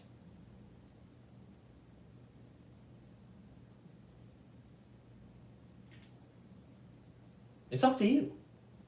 But it's possible. It's possible to do. But it takes time. It takes effort. It takes diligence. So taking K2 and D3 together is a dual purpose. It helps with your cardiovascular health, but also it helps with your bone density. Okay? So it's a dual purpose. So you're just taking these two together, you're doing wonders for your body. But if you follow the cardiovascular protocol, which you can easily do by just going and getting the longevity cardiovascular box, then you can reduce the chances of further plaque formation.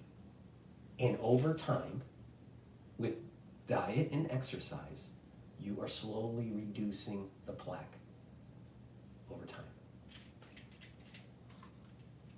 And reducing the chances of further cardiovascular disease.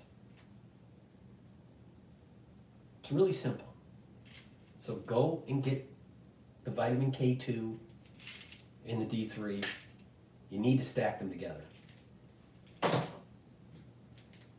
Nattokinase, like I said, as a standalone, it'll break up clots. It's a fibrinolytic. But it also brings down LDL and increases your HDL levels. So it improves your cholesterol. So by bringing down your LDL, guess what? You don't have further plaque development, but you're improving the good cholesterol. And you're not on a fucking statin. Because guess what? Statins aren't great for you. Statins are bad for you, especially long term. You want to get on a statin? Let's say you're 50 years old and you eat a lot of pizza. All right? And you got high cholesterol. And you got 50% blockage in your carotid. What are you going to do? Keep on eating the pizza? Oh, 10 years later you have a stroke. Do you understand what that means? Oh, I just had a stroke, no big deal. No, now you're paralyzed. Really want to live like that?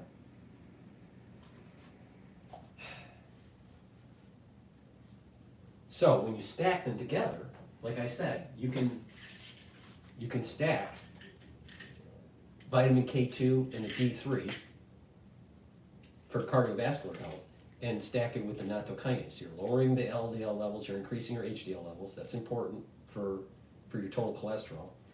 It's fibrinolytic, so it's breaking up any clots that may be forming.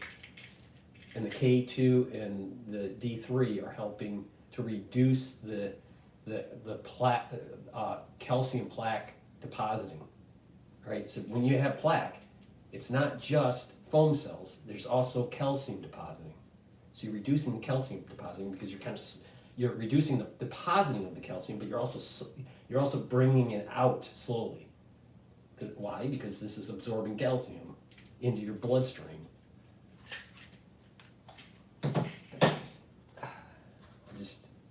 It's sad. It's really sad in how the medical industry isn't telling people on what they need, what they can do to not be going on the big pharma route. So frustrating, I tell you. And lastly, ubiquinol. Ubiquinol is the best bioavailable CoQ10 that you can buy. This is a very high quality product that I offer. Take ubiquinol. Why? Because ubiquinol, being CoQ10, is really important as an antioxidant to soak up those free radicals. That's important. Increase your energy levels. And it's neuroprotective. It helps with your neurons. So if you're older, you need to be taking ubiquinol. It's some of the other neuroprotective supplements that I've been saying, like vitamin B complex. But not just that, ubiquinol, because it is it soaks up free radicals. It's synergistic with the K2, the D3, and the nattokinase. Why? Because soaking up free radicals, you're reducing oxidation of LDL. And LDL oxidized is plaque when it's eaten up by macrophages. So if you reduce the inflammation, you're reducing the chances of having some sort of micro tear in the intima of your vascular. So take the ashwagandha and the turmeric, reduce the inflammation. Reduce the LDL, so less is oxidized. By reducing inflammation, you don't have macrophages migrating into the inner lining of your vessel. It's called a media, but you know, the macrophage with inflammation will migrate there.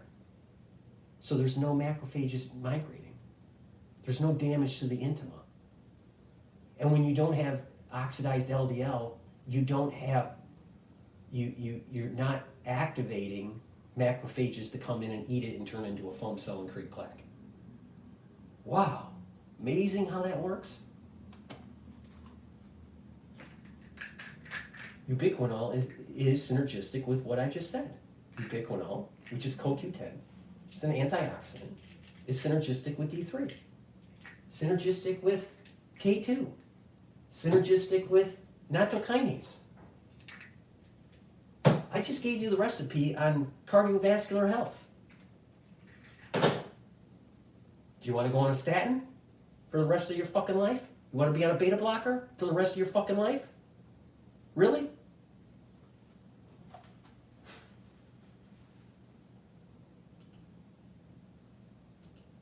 Welcome back. Well, today marks exactly 1 month until... All right.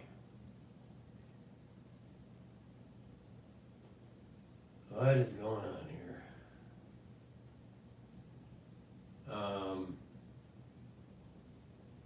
What's going on with this Luigi? I haven't been playing much about Luigi. No, I don't really want to play about Luigi.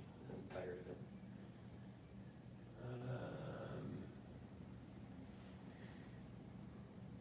Let me see.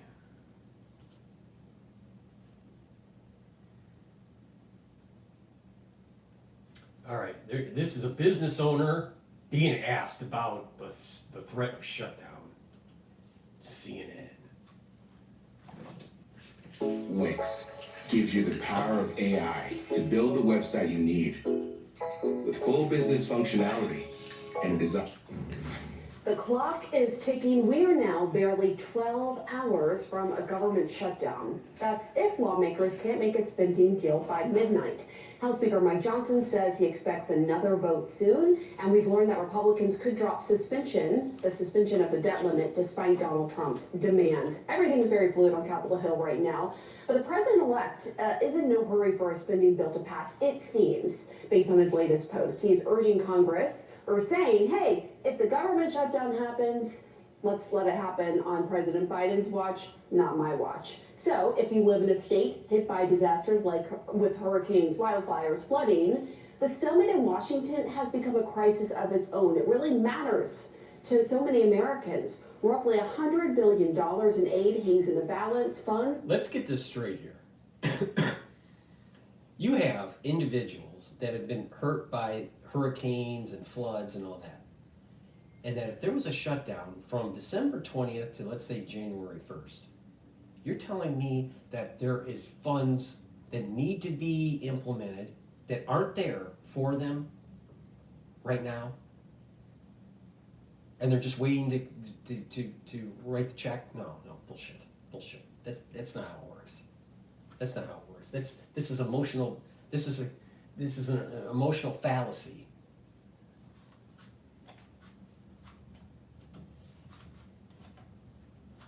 Would have gone to every single state in the nation. The biggest recipients, more than $10 billion for Florida and nearly $9 billion for North Carolina, still reeling from that brutal hurricane season.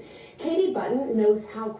And you're telling me that there's not emergency funds by FEMA that can be issued for the ones that really need it? Have you ever been through a disaster? maybe the ones that are watching never have, and hopefully you never will. But I was through Hurricane Sandy, all right? And it sucked. It sucked. You know what? You don't get much from the government. And it's a lot of paperwork. And you got to get a case manager. And you got to work with, normally it's a nonprofit that helps shepherd. And most people didn't get money. But some people did. But not much. It doesn't allow you to rebuild. Not at all. Not even close.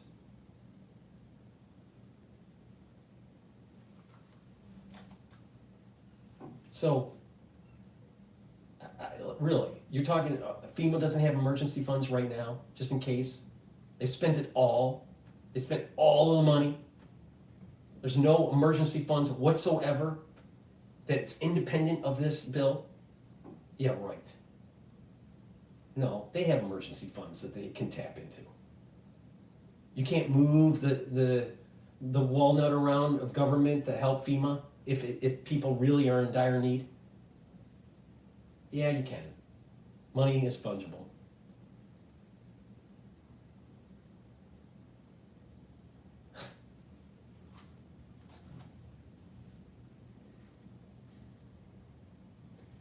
And there will be another bill that's passed once after the shutdown that releases funds for these people. But there wasn't people are in need. I'm not saying that there aren't people in need. There are people that are in need. But to think that the government is going to help you in a disaster, you're living in a dream world, because they don't. They don't help. It's very minimal.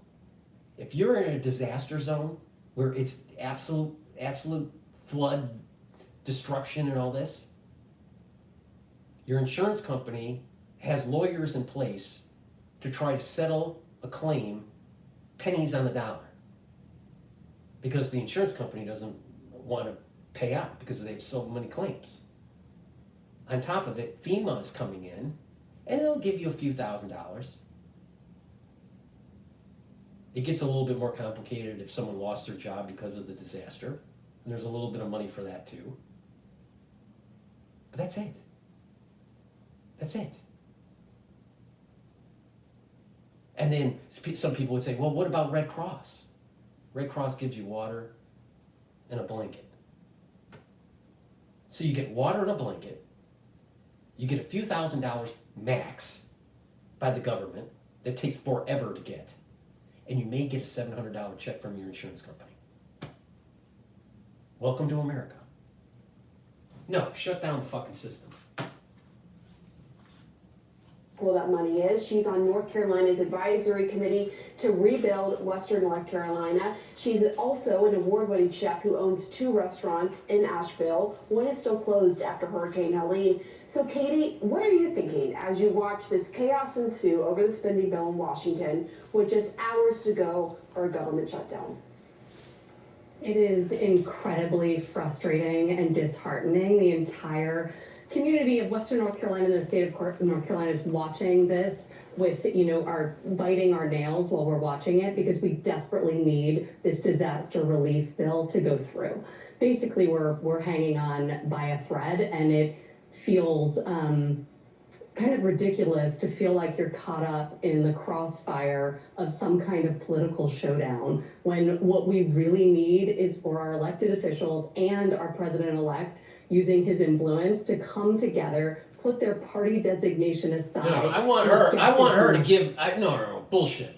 I want Katie, owner of some restaurant in Asheville, North Carolina, I want her to say, how much money are you going to get if this bill passes that's going to help your restaurant? Now, you got to remember, she has a restaurant. That's a discretionary expense. Discretionary expense for ones that go to restaurants. If you're in a devastated area and you're trying to rebuild, do you think you have the money to go out and have a Big Mac? Really? You're going to be pinching pennies. You're going to be tightening the belt. You're not going to be wasting money in a restaurant. Something doesn't make sense.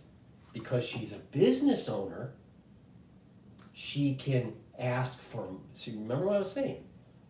A homeowner, someone that's devastated, they don't get much from FEMA. But if you're a business, ooh, you can get special loans. You can get co-signers. You can draw funds for payroll. Oh, that's okay. Now, how much does she get? How much access does she really get? Probably not much. But it's going to be more than just the normal homeowner. Think about what happened with the COVID funds, with the PPP, and how people didn't pay it back, and it was just wrote off. Like Oprah, who's a billionaire. No, shut down the government. Passed. You say you're hanging on by a thread, the folks there in Western North Carolina. Talk to me about what that money would do for the state and for your town. We're looking at pictures right now that you sent to Not us the of state the damage. or no. You look at it at the granular level. Don't forget about the state and at the town level. What's her take? And when you look at it at the granular level of what the normal homeowner is, or the normal renter, or the normal business owner, small business owner, how is that funds really helping you? And you'll notice that it's not much. Area. I mean, it was to provide support for Western North Carolina in many different ways, but one that is particularly, kind of important for me is aid for small businesses. See? Asheville is a community of passionate small businesses, whether it's restaurants, artists. Forget about the fucking artists.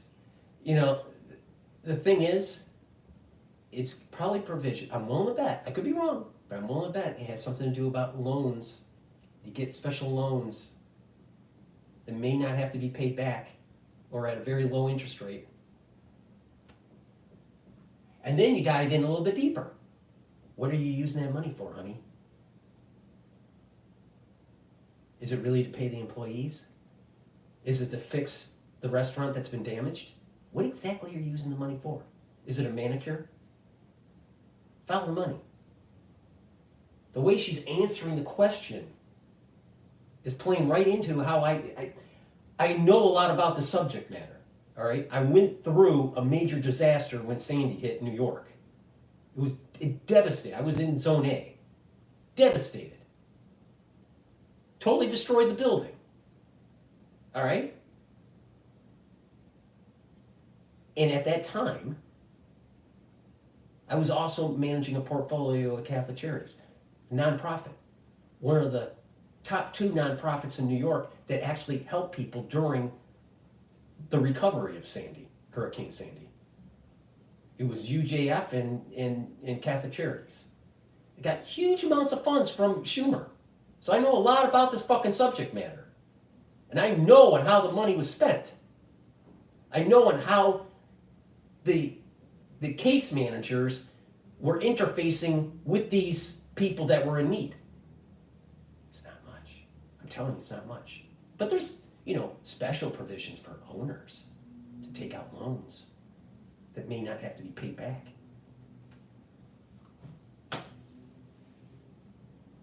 Freeze, you name it, and we have faced catastrophic economic damage through closures due to the storm, and then also just decreased tourism because people don't want to travel to an area recently hit by a hurricane. So we are hanging on by a thread.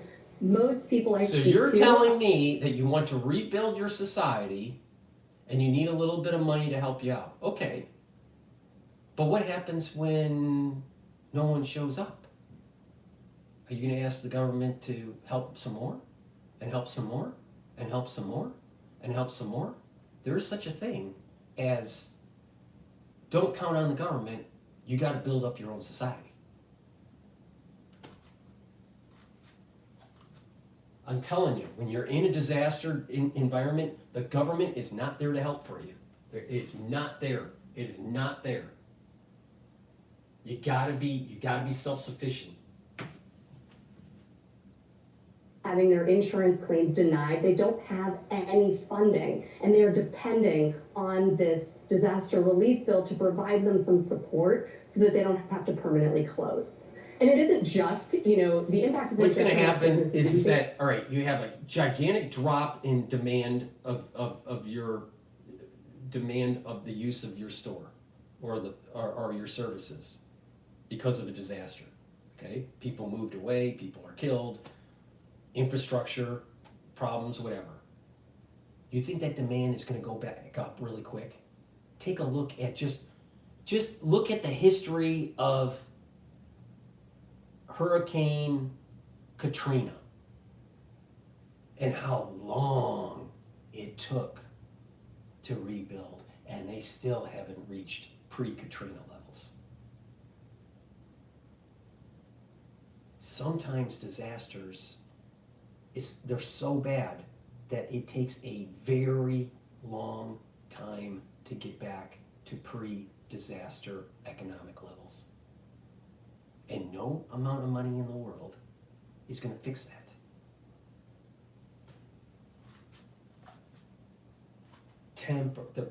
The key term here, temporary. Temporary relief. But they're going to need more relief and more relief and more relief until that the echo of the disaster is not in the consciousness of the news. And there's no more funding. It just dries up. This is why I keep on saying you can't depend on the government. It's not there to help you.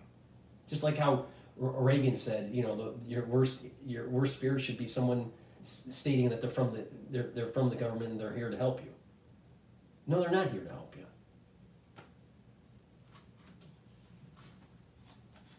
What happens when a restaurant permanently closes? Restaurants are economic cornerstones of their community because we employ so many people. So every dollar that comes through our doors goes right back out to our workforce, the people who live in Western North Carolina, but also to our farmers and suppliers. And if we fail, the whole region fails. And we just cannot risk that. Yeah, and you know that because you own 2 restaurants there. North Carolina Senator Ted Budd says, look, no one should... If demand went down, honey, and you have 2 restaurants, maybe you should close one. Washington until this deal is done. What is your message to members of Congress who say they're okay with not letting a spending bill pass and to just allow the government to shut down? I would say that they were elected to support and look after the American people, and by making that decision, they are not working for our benefit. I mean, there are real people, workers in our area, businesses that are at risk if this does not get passed. And I also want to note, it's wintertime, right? And it'll get passed, when it gets passed, it'll get passed. Maybe it's next year, but maybe it's this year, who knows? It will get passed. But it's not going to fix the problem. It's just money going after something that is dying. How?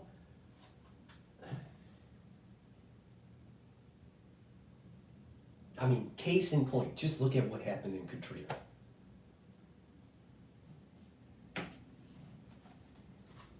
Temperatures are getting colder. There are people that are in yurts right now in Western North Carolina. They don't even have, in some cases they denied assistance to stay in hotels and so forth. But I mean, there are parts that are still in dire situations, right? I mean, absolutely. The physical destruction is still there, and this funding, disaster relief money, isn't just for businesses. I mean, a large part of it is to repair the damage that was done, return people to their homes, get them back working. We just restart the entire life of the community, and we're really depending on this to go through to make it. Anything else you want to say? I think it's going to take 10 years to rebuild, maybe even longer. Just that the other thing I would say is Asheville, is ready, but simultaneously we are also like open and ready for visitors. We need people to come see us. Downtown is restaurants are open, come shopping and visit, plan a vacation. That's another way that you can support our area. All right, Katie Button, thank you so much. Joining us now, Illinois Democratic Congresswoman Lauren Let me Underwood. get this straight. She serves on a Just a few videos ago, you had CNN saying the world is going to fall apart if there's a government shutdown. But on another recent segment on CNN, it says, go spend your money in Nashville, North Carolina. Well, if the world's going to fall apart because of the government shutdown, why am I going to Nashville? Let's get the story straight, CNN. Appropriations Committee. Congresswoman, thank you for joining us. So Speaker Johnson says he has a new spending plan. Republicans are banking on just enough Democrats to vote in favor of it to get it passed. Where do you stand this morning? Well, I look forward to reviewing the legislative text. And what would you need to see in that legislative text to vote in favor of it? More pork. I need to see it. I'm learning More this pork. just as you are. I learned about it on Twitter. We haven't seen the legislation yet. And so this is so important to make sure that we're able to fund our government and support essential services. And so the details really do matter, Pam, and I'm looking forward to reviewing the text. Do you think you have enough time now? I mean, the government's supposed to shut down at midnight, given that, heaven forbid. CNN, my God. Their ticker is saying 12 hours to go and 47 minutes and 27 seconds before government shutdown. Representative from Illinois. Are you going to vote? Are you going to vote for it? Well, I got to look at it. You won't have time to read it. But I need to look at it. Or there's going to be a government shutdown. They're going to sneak something in. Trust me, they're going to sneak something in. And I guarantee you, it's going to have something to do with the national security state.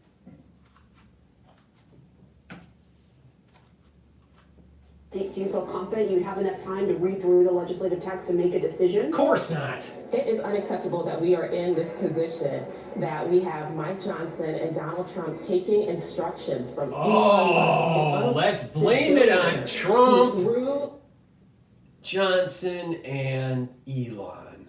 Let's blame it on them because we don't have enough time to read it. Maybe they should make a bill that's so easy to read that you can read it in an hour instead of 17 days. It's negotiation, bipartisan negotiation, and he just blew it up. And now we are being crunched to review things very quickly, very urgently, to make sure that we're meeting the needs of the American people. So Speaker Johnson, for his part, is now blaming Democrats after the GOP funding bill failed last night. Here's what he said. Very disappointing to us.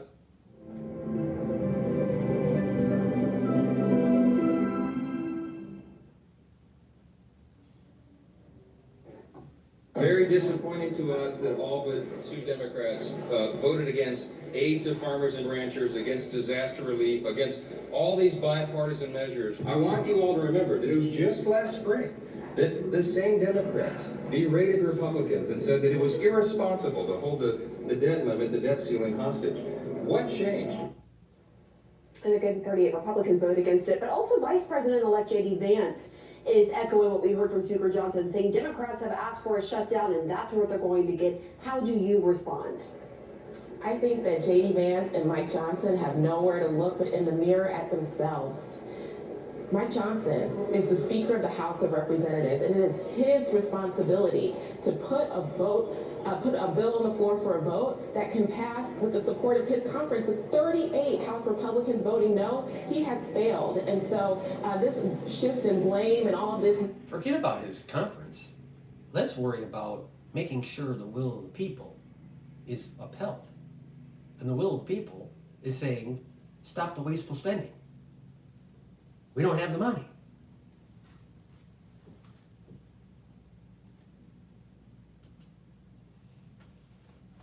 sense is not going to deliver for the American people. They have the responsibility, they have the majority. It is not the responsibility of Democrats to bail them out. President-elect Trump is saying the government should shut down on President Biden's watch and that this is Biden's problem. I do have to ask you, though, where is President Biden in all of this? Do you think he needs to be more engaged? Thanks for asking, CNN. Dr. Paul Cottrell, where is President Biden? Sleepy Joe, sleeping. You know, it's so disappointing to hear Donald Trump use that kind of rhetoric. I was first elected in 2018 in a Trump shutdown, and this is what he does. For him to be pointing blame and not taking responsibility for his role in creating this crisis. We had a bipartisan agreement, Pam, and I was prepared to go to the floor and vote. And we heard Donald Trump, well, we actually saw Donald Trump on the internet taking direction from Elon Musk, the world's richest man, and that's how we got here. And so I think it's really important for the American people to remember that Mike Johnson is the Speaker of the House. He has the majority, and it's his responsibility to deliver the votes to fund the government. President Biden, in February, Biden met with congressional leaders to avert a partial shutdown. I mean, this time around he appears MIA. Is President Biden essentially powerless right now? Yep. Absolutely not.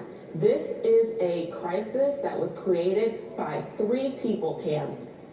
Mike Johnson, Donald Trump, and Elon Musk. Three Republicans who have... If it's such a crisis, why is the market going up? If it's such a crisis. The S&P 500 is at 5,970. We're not that far away to 6,000. We've almost healed from pre-Fed announcement levels. Most likely will heal by Tuesday. Tuesday trading. Wouldn't be surprised. If it's such a crisis, why isn't market selling off? Huh, I wonder. Maybe a shutdown's a good thing. Maybe the wisdom of the market, the wisdom of the emergence of all these different small agents in society and the invisible hand is saying less government is better government.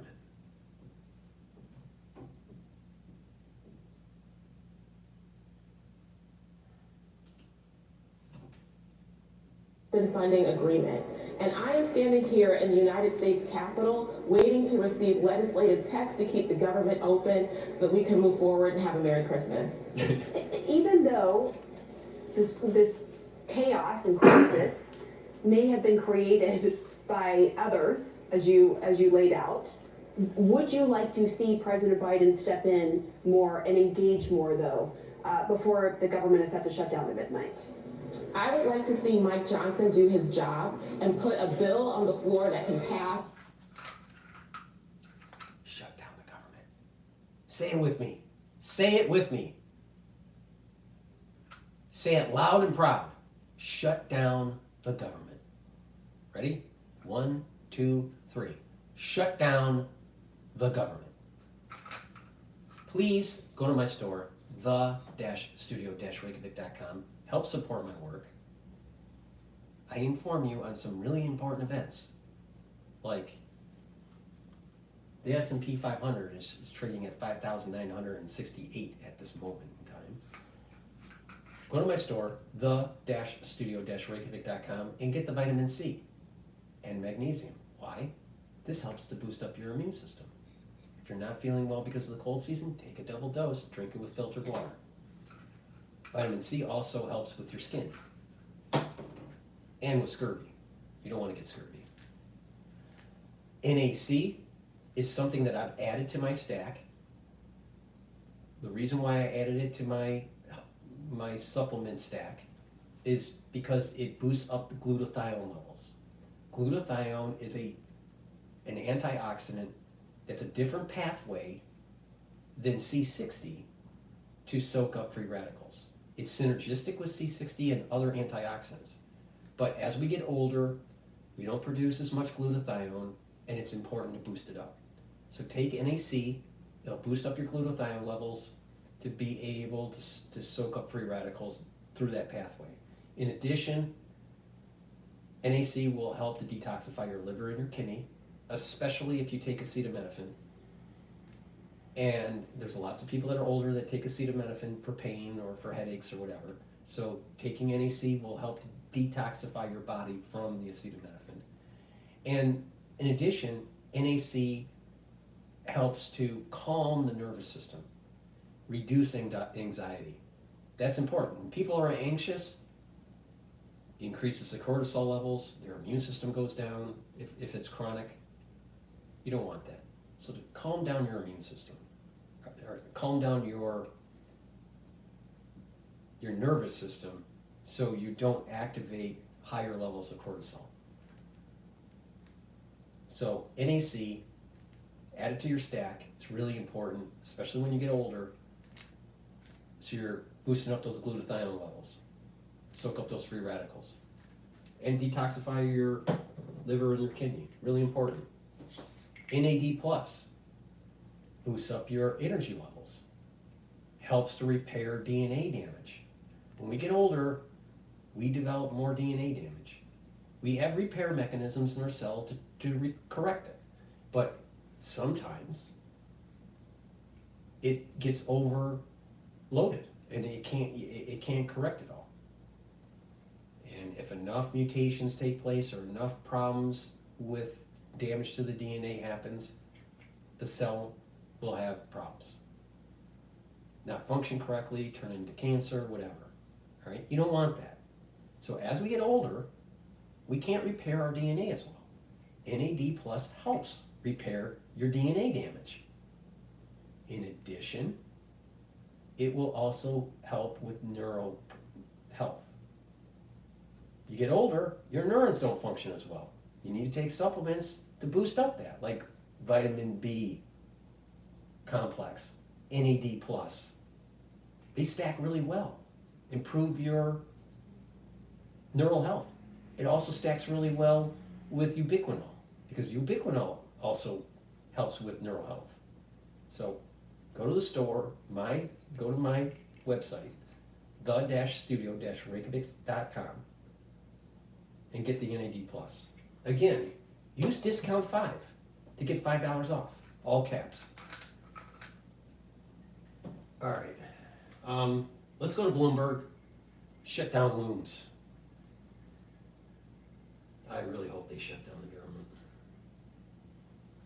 government. Among Republicans in the House, I think are learning what Speaker Johnson's challenges are. You know, there are 220 plus Republicans. They are smart and hardworking. They understand the issues, and you know, you've got to find a way. If you're going to unite them, you got to find the right policies to do that. And certainly that's what the Speaker's trying to do in that conference meeting as we speak. I don't think there may be a technical shutdown. I don't foresee any lengthy one at all. There are Republicans working toward keeping this government open. One, because they don't want the distraction heading into President Trump's inauguration. They are moving fast because they're determined not to make the mistakes of 2017, where they feel squandered the first 6 or 7 months of that of President Trump's first term. Now they're moving. And secondly, the Republicans have learned that if you shut the government down, you just abdicate the power of the purse. You give more power to the existing president to decide which agencies are open, which are not, which workers are essential, which are not. And so clearly that's not something Republicans want to do at a time. Not everyone's sure, you know, how this government's running right now. Well, I wonder what you make, sir, of specifically the request of Donald Trump, that is, raise the debt ceiling until I'm out of office, or just abolish it entirely. Does that make sense to you, especially knowing the tax reform that Donald Trump would like to pursue shortly after he takes office? Well, I think Republicans have long believed that the debt ceiling, as dramatic and theatrical as it sometimes is, which isn't always helpful, that's been where history shows the most progress has been made in creating some fiscal responsibility. And so Republicans have traditionally believed there should be some type of debt ceiling, some type of trigger that forces Congress, you know, to pretty regularly look at the financial condition of the country and the government and try to find a path forward. So that was going to be a very, very tough lift in the best of circumstances. But there are many Republicans, House and Senate, who've never voted for a debt ceiling bill. If they have, it's been with significant spending cuts. That wasn't part of that proposal at all last night. And so I think this is a chance again for the president and Elon Musk on the saving side of this to really sit down internally, work with the incoming class of Republicans, because I think the field in 2025, where they hold the House and Senate, is so much better field to fight on than the one they have right now, where Democrats run the Senate and the White House. All right, former Congressman Kevin Brady, I do want to get to what this future Congress is going to look like with you. If you wouldn't mind sitting tight for just a few minutes, we would greatly appreciate your patience because we do want to go live to Capitol Hill. Joining us from his office right now is Democratic Senator Mark Warner of Virginia. Sir, thank you so much for your time on what is obviously a very busy week in Washington. As it stands now, with the reporting we have out of the House about their proposed path forward, splitting a bill up essentially into a number of different ones to be voted on, can this shutdown be avoided? Can your chamber vote on this before midnight tonight? Well, first of all, we have seen, I say this is somebody that was in business longer than been in politics. This was incompetence at a spectacular level. Virginia, Democrat, with a windmill on his desk.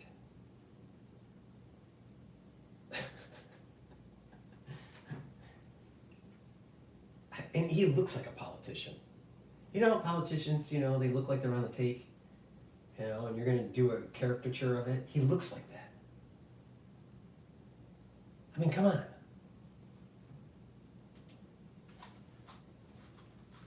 Forward to working with Donald Trump where I can, but he prides himself on art of the deal. There was days and days, and I believe my Senate Republican friends who are all ready for the deal, I think his team was told, but then to pull the rug out from under the feet of the speaker. I mean, is this a preview of what's going to happen over the next 4 years? And with all due respect to your former guest, when I was coming back on, the debt ceiling is, we've already rung up those bills, and it's basically saying, are you going to pay your credit card bill on things you've already expended? So I am concerned. I'm concerned about if we go through this shutdown, the signal it sends to our adversaries around the world.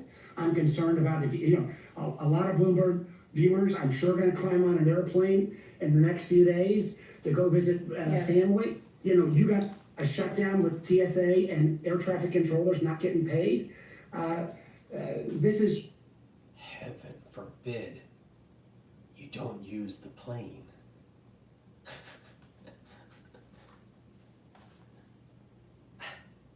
You know what? It's not a big deal. Shut down the government. Let's see what breaks. Crazy. And, chopping it up into 3 bits. And it again, as we all know, the idea that some of these extreme members on the House Republican side who are never going to vote for anything, whether it's debt ceiling or a continuing resolution, why they are dictating some of the terms, as a business guy, kind of makes me scratch our head. And the last point just is the Senate Republicans, the Senate Democrats, the House Democrats, we were all on the same page. This was a bipartisan agreement. And it does bode poorly for what's coming next. Well, of course, that bipartisan agreement is no longer on the table. So what messaging have you gotten from your leadership, from Chuck Schumer, as to what the Democrats in the Senate will be willing to vote for here? What is the very lowest bar that you're willing to jump over to avert a shutdown? If anybody can predict what the House Republicans can pass, particularly if they're going to just try to pass it with their own members, they can't. I mean, the reality is, as people know, there are a whole group of members that will never vote for a continuing resolution. So the notion that you can do this without working with the Democrats is, the math doesn't add up. So remember the Pottery Barn expression, if you break it, you own it? Well, these guys broke it. let's see what will come out of this afternoon, but to put in jeopardy all of these families right in the holidays who depend upon these paychecks, or the businesses that are adjacent around tourism events that will never get recouped, it is just plain cruel. Sir, I'd like to ask you as well how you see this being foreboding, or what you think this might signal as to the battle still ahead, specifically in 2025, when there will be expirations of tax cuts that have actually led to more money in the pockets of some of these very same people you are referring to who could be hurt by a shutdown. Given how difficult this funding battle has proven to be, does that suggest to you that Democrats will have to step in to extend those 2017 tax cuts? So it's your votes that will ultimately be required for that to happen. Let's put it like this. There has, over the last year, I'm not sure there was a single bill that came out of the House that didn't have to have Democrats' help. And listen, I'm part of every bipartisan gang that's taken place. Anything that's happened out of the last couple of years in terms of infrastructure, or the CHIPS bill, Electoral Count Act, there were a bipartisan group of us that put that together. I think, frankly, that ends up with better legislation, and both parties have to own the good and the bad. And I think, again, with the margin, one or two the first couple of months in the House, and some people who will find an excuse to vote against anything, I think if they try to do this in a bipartisan way, I want America to stay competitive. I want us to have the best business climate in the world. But the signal this sends, if we go into this shutdown, it's I thought we've all seen this movie many times before, and there may be that final chapter where there's a way out. But this is not a way to govern the greatest country, the most powerful country in the world. And it does make me worried about next year. And again, I say this with somebody, I disagree with President-elect Trump on a number of things, but I'm more than happy to work with him. I probably voted for more of his cabinet nominees last time, and I will vote for many of them this time. So I'm not here to kind of just throw stones at the other side. But gosh, how do you negotiate in good faith with somebody going forward, particularly when I believe that at least the Trump team was aware of what the speaker was doing, if after a handshake... It's not about the government shutdown. Of course, I think it's a better option. But what the deep state's really worried about, what the lobbying group is really worried about, is they're not getting their freebies. So they'll demonize Elon and Trump, saying they're going to cause all this disruption and hurt Granny and hurt people in North Carolina and hurt funding for cancer research. Like they're going to find the cure for cancer between December 20th and January 3rd. Well, let's get real. All right. And, they put all of these emotional fallacies out there, and they won't say anything about how big pharma, big ag are scared that they're not going to get their freebie. Because that's what this is really about. Stop the wasteful spending. Stop supporting all these, big lobbying groups. Stop wasting people's taxpayer money. Be more efficient. Shrink government. Now people would say, well, that's going to hurt people. We need government to help people that are in need. Guess what? If you have less government and less wasteful spending, you'll have more money for people that are really in need. You'll actually have more funds for them. You have less funds for the people really in need because of the wasteful spending to Cargill, the wasteful spending for Pfizer, the wasteful spending for a bloated government that we don't really need that large. Do we really need to grow the CIA? I don't think so.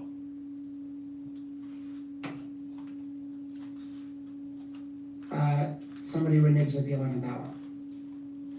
Well, sir, finally, is it really only Donald Trump that will have to be worked with, negotiated with, or do we have to have Elon Musk's name on this list as well as to whose sign-off is going to be required to get... What's wrong with having someone that has a little bit of power because of their financial gift from the divine, all right, that's representing we, the people?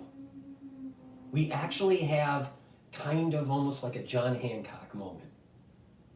You know, John Hancock funded a big part of the revolution. That was the reason why he wrote his name so fucking large on the Declaration of Independence. So the King of England could see it over the pond. Elon Musk is our John Hancock. He has the financial wherewithal to tell anyone in Congress to fuck off and to stop wasting people's money.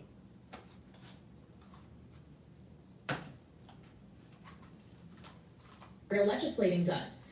I have huge respect for Elon Musk's business acumen, but the idea that he is now, outside of his lanes, and I've worked with Elon Musk, and I want to work with him going forward. I think there's a lot of efficiency that we can bring to the government. But the idea that he's some... Why do we need to strengthen the national security state? Why do we need provisions in that bill that erode your constitutional freedoms?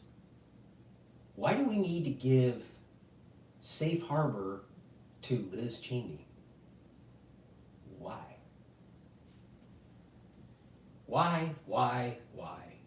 Another big why is, why does he have a windmill on his desk? Windmills kill birds, like bald eagles. And they're really important. They represent freedom.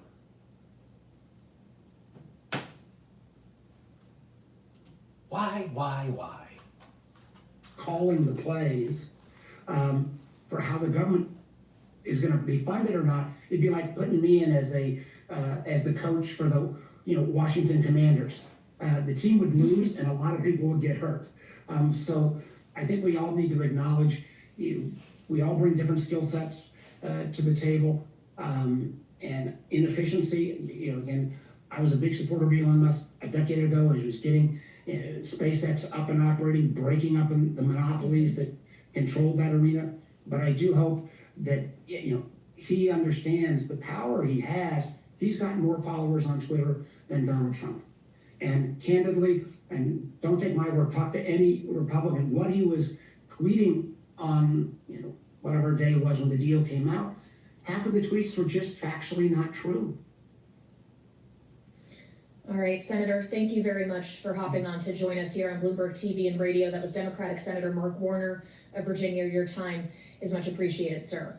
As is the time of former Congressman Kevin Brady, who has been standing by for us. He, of course, used to represent Texas and was chair of the House Ways and Means Committee. Now he's spokesman for the Alliance for Competitive Taxation. Congressman, thank you very much for sticking with us here. I'm sure you heard the words of Senator Warner there, just talking about frankly, the fact that it has required Democrats to get a lot of legislating done in this 118th Congress, and the 119th, when the House majority is even narrower. That may be true. So how much are you catering your messaging as well at the Alliance for Competitive Taxation to Democrats who may be required to get any kind of tax package over the finish line next year?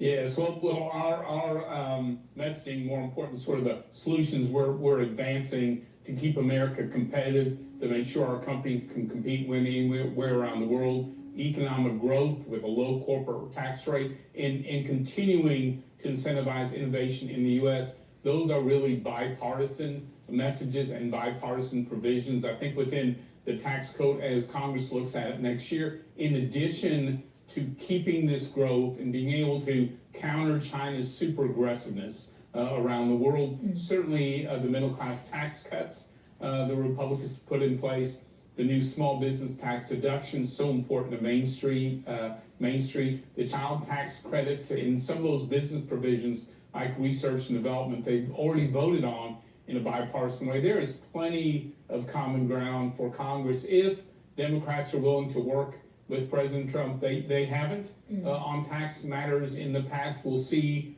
if they will or if it's needed. I think, again, a lesson from this early effort right now on passing a continuing resolution is that in a super thin majority, the president and Republicans, whichever party's frankly in power, has to work very carefully, very deliberately to make sure they've got those policies right and can advance them.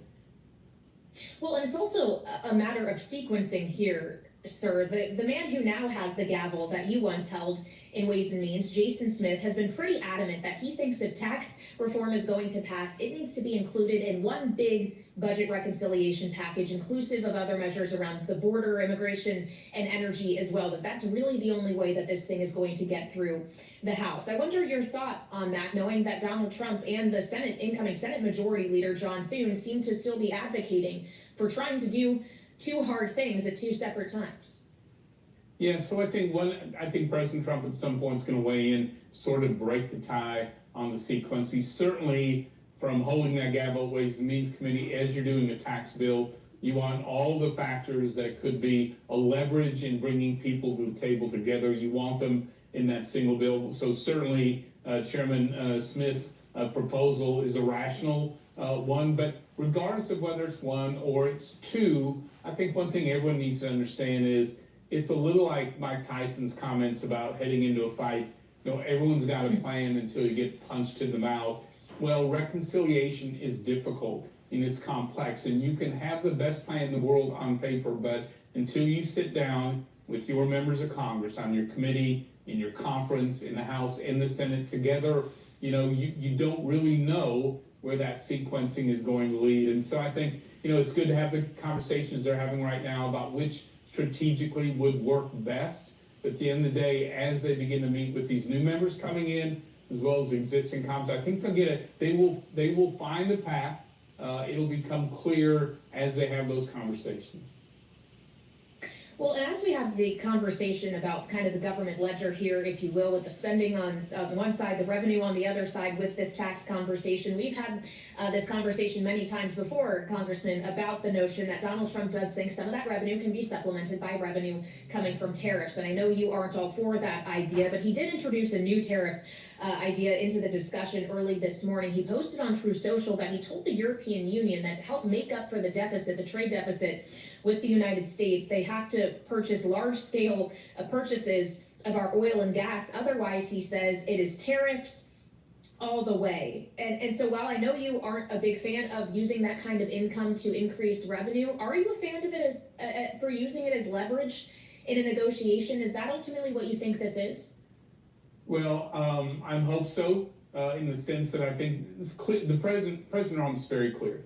He believes tariffs work to our advantage in moving people to the table to have these conversations. And his priorities, obviously, border security, stopping drugs and fentanyl, stopping unfair trade practices, rebalancing trade, and getting the world to buy more U.S. oil, buy more U.S. products, help us stop Chinese transshipments, put pressure on Iran. I think he has a whole host, I think, of priorities, and he sees tariffs, or at least the threat and leverage of them, as a way to bring countries to the table. And I think we're all hopeful, because tariffs can be so damaging, usually more to the host country.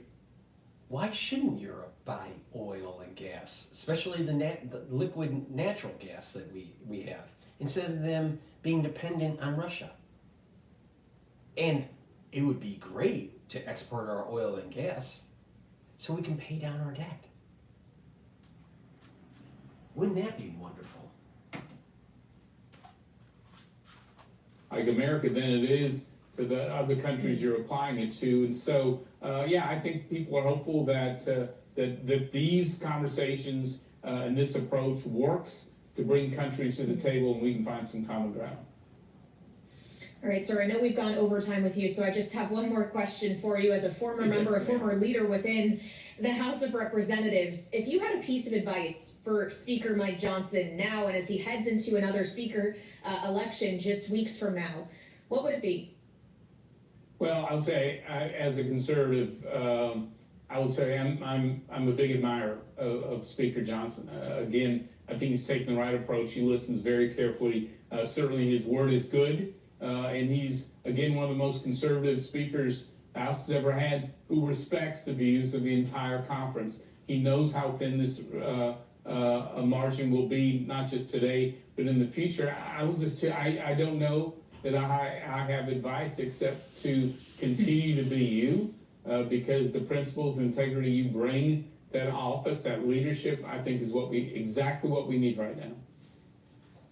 All right, former Congressman Kevin Brady of Texas, now spokesman for the Alliance for Competitive Taxation. Thank you for being generous with your time today, sir. Very happy holiday. Newsflash. Dr. Paul Cottrell has seen the first snowfall in New York City. It is 1:30 p.m. New York time.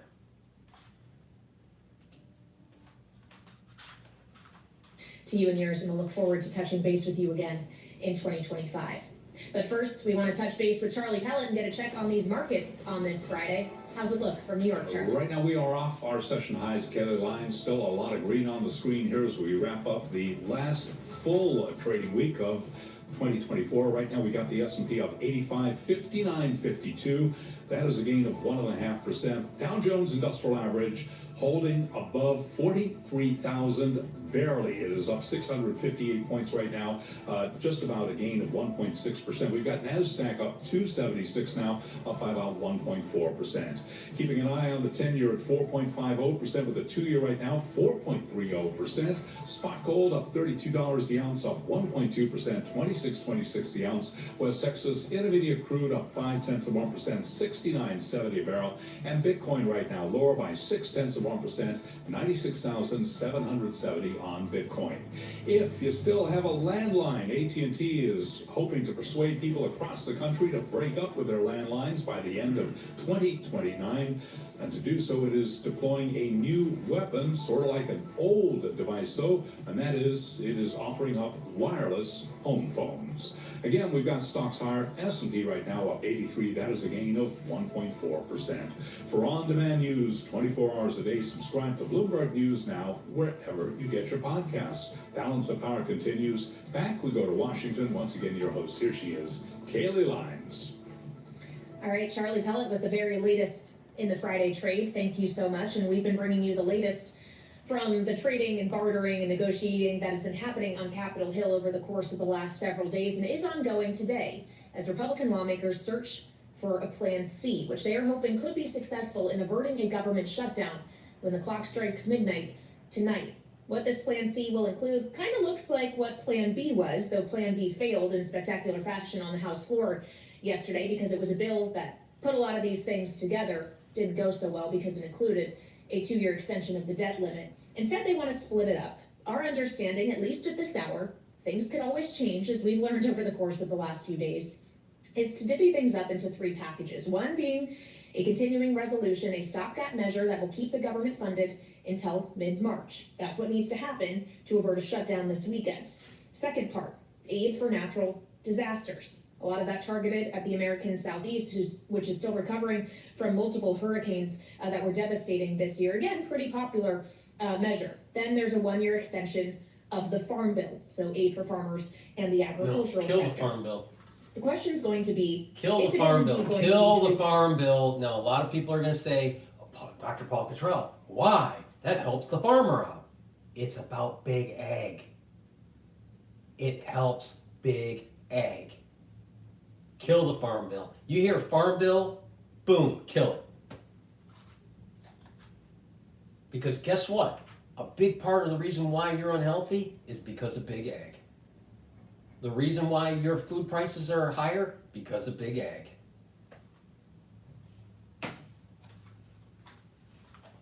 How quickly could they come to the floor?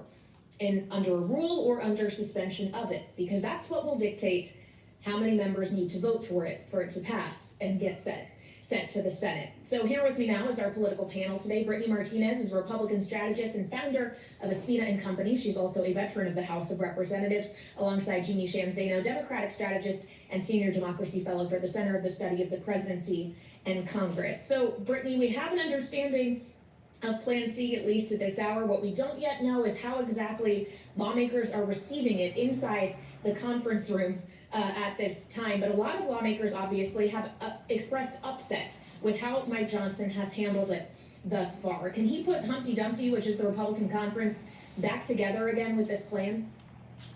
I mean, he's going to have to, or otherwise the government's going to close in just a few hours here. I Close think it. that, you know, Shut it down.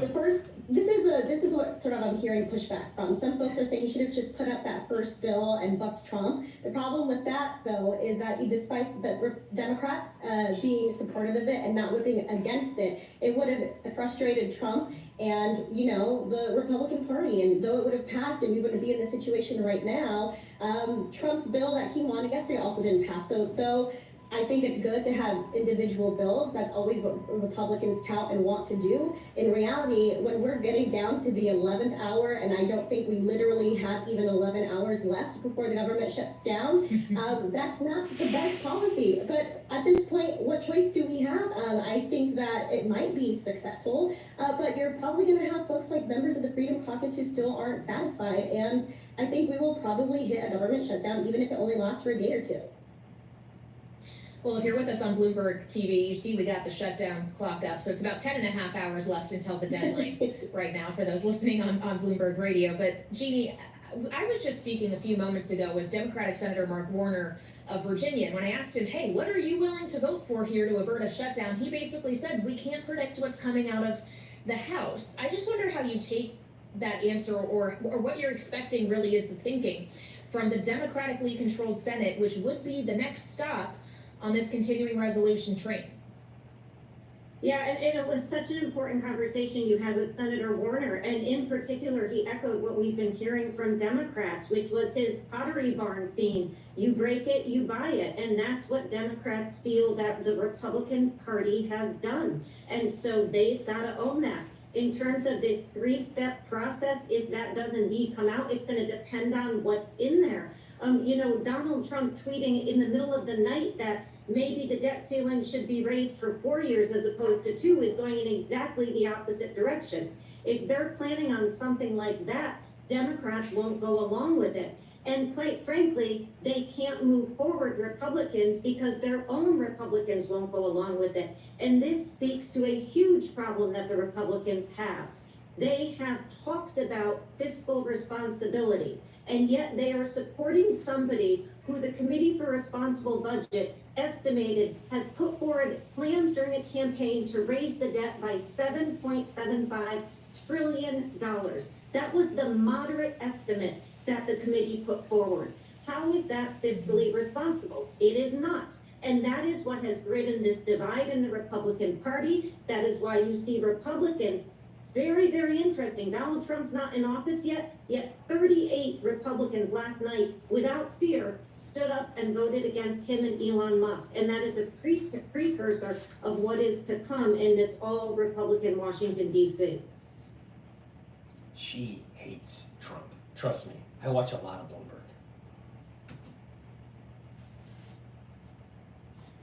Well, on the debt and deficit specifically, and the debt ceiling, which Donald Trump has said he wants to raise or abolish before he takes office, Jeannie, I would point out that Democrats have been calling to repeal the debt ceiling for a long time. Just last week, there was, I believe, 17 co-sponsors on a piece of legislation in the Senate that would have gotten rid of the debt ceiling. So is it really appropriate to be changing the two now, or is this actually an area in which Democrats and Donald Trump might be able to work together? Well, they may be able to work together, but I'm so glad you raised that, because the difference is when Democrats want to raise or abolish the debt ceiling, which is fiscally sound and should happen, it is not for the narrow prospects that Donald Trump and Elon Musk put forward yesterday, which is so they can ram through an extension of the corporate and billionaires' tax cuts. That is what is adding to the deficit. That's why they can't get the support of people like Chip Roy. And so that is the problem they have. Yes, we need sound fiscal management in this country, and Elon Musk is absolutely right when he says we don't have it. The way to get it is not to shut down a bipartisan agreement hours before it goes through to keep the government open, and it is not to do so You know, let's ask Elon Musk. He didn't oppose the defense spending bill the other day. Why not? Because he benefits from that. He did support the second bill that came forward, the CR, yesterday, once they stripped the China components out of that, because he benefits from it. So we have to think very carefully about who's benefiting from what. Yes, address the debt ceiling, but this is not the way to do that, and Donald Trump knows that, or at least... So let's just say that there are things that are in the bills that might benefit Elon Musk. But you have senators and you have representatives in Congress that vote for bills because they benefit from certain things for their state or maybe even for their portfolio. So why is it an issue? Why? You have lobbying groups pushing for certain legislation because they benefit from it. And I guess that's how the sausage is made. But my gut feeling is that Elon Musk is actually more for the long-term productive capability of the United States in the future that we can reach if we are just fiscally prudent, compared to a bunch of senators always on the take. Always on the take. You know, remember that CCR song? You know, the senator's son. The senator's son never goes to Vietnam.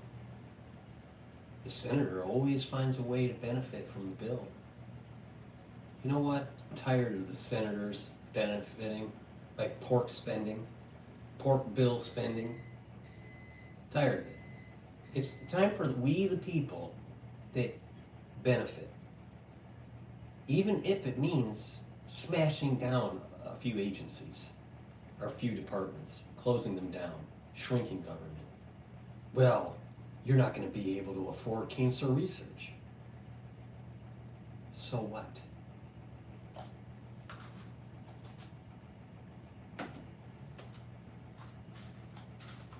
More, fiscally responsible members of his party do, and they have said they won't go along with this plan.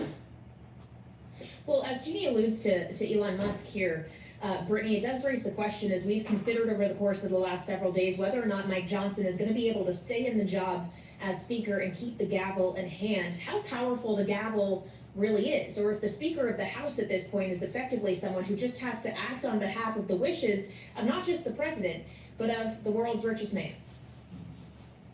I think that Speaker Johnson is a good guy. I think he's pretty common sense. He is a pretty conservative guy, but he also is able to come to the negotiating table and work with Democrats, and we've seen that time and time again. Why do they hate Elon Musk so much?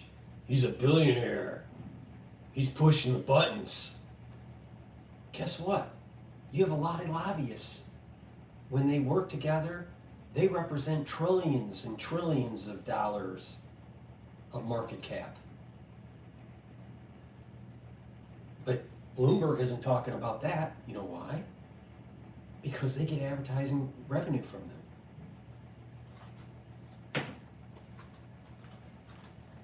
Congress, it's going to be tough if Trump every time is trying to stop what he's doing. We saw that earlier this year, specifically with that immigration bill in the Senate, with Langford, how that was bipartisan, and then that got tanked because Trump said no. So I think that Trump is going to continue doing that sort of thing throughout his presidency, and it's going to make it really tough, not only for Senator Thune, but also especially for Mike Johnson, because he's got a slimmer majority. Yeah, I think he's not exactly the envy of a lot of people in Washington right now. It's a pretty tough job that he's dealing with. It does raise the question why he even still wants to keep it, but we don't know anyone else who could get the vote. So I guess that's where we are at this moment. Brittany Martinez, founder at Espina & Company, Republican strategist, veteran of the Kevin McCarthy team in the House. Thank you so much for joining me. One half of our political panel, of course, the other being Jeannie Shanzano, Democratic strategist and senior democracy fellow at the Center for the Study of the Presidency and Congress. Thank you very much to you both for joining on this shutdown day. There is still technically time to avert it. We've got just under 10.5 hours to go, and the House is actively working on a plan, and we'll bring you the latest on what that plan is from someone well in the know. Sarah Chamberlain, who leads the Republican Main Street Partnership, is on her way into the studio here in Washington, so we'll get the details from her next on Balance of Power on Bloomberg TV and radio.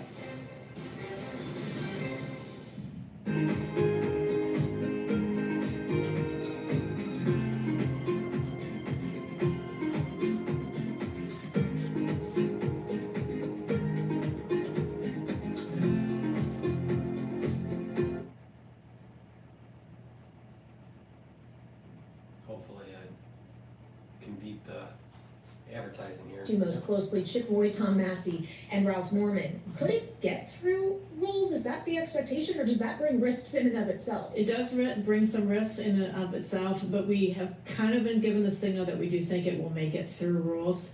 Okay. And again, these members really want to get this done and go home. And it's a clean CR. There's not a lot in this like the original bill earlier this week. And disaster relief, you have to have disaster relief. And again, they'd be separate bills. So we do think that they would make them through rules. And what about the Senate? If it makes it through the House, I do believe it will make it through the Senate, absolutely. But having said that, they won't happen until tomorrow morning, so we may have a very brief government shutdown. And of course, it would be a Friday night into Saturday, Right. so the actual effects here in all reality might be very minimal, so it would be avoiding still the worst case scenario. So when we consider that both of these options do seem to not address the debt ceiling, which Donald Trump has explicitly asked for, he said either lift it until 2029 now, when he will be out of office, or get rid of it entirely.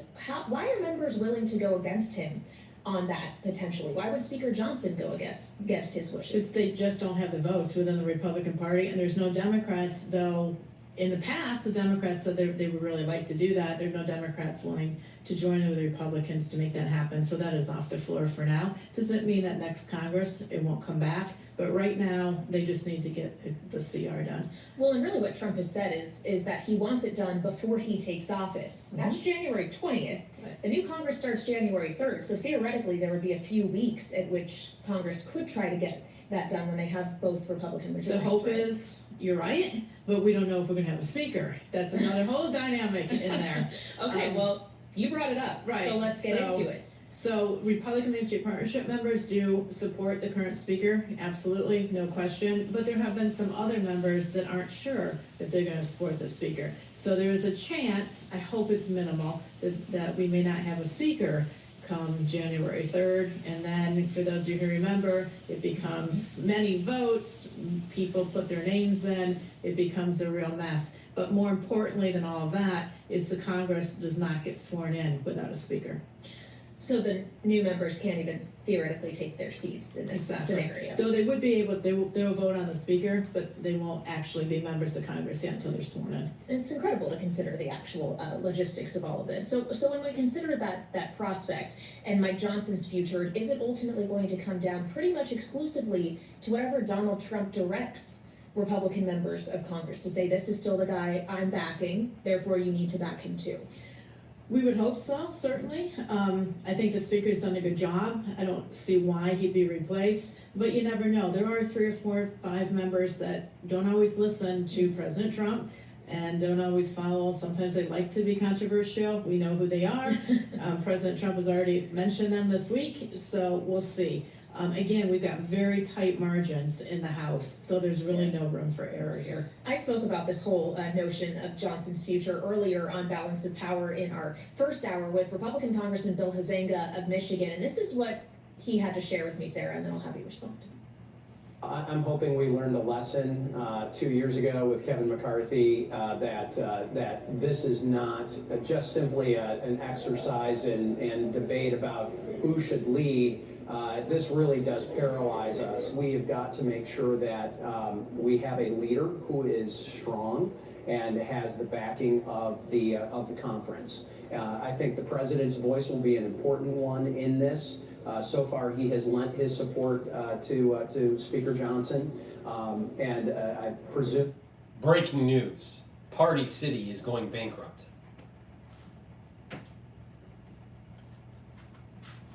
That continues, then I think the speaker's in a strong position.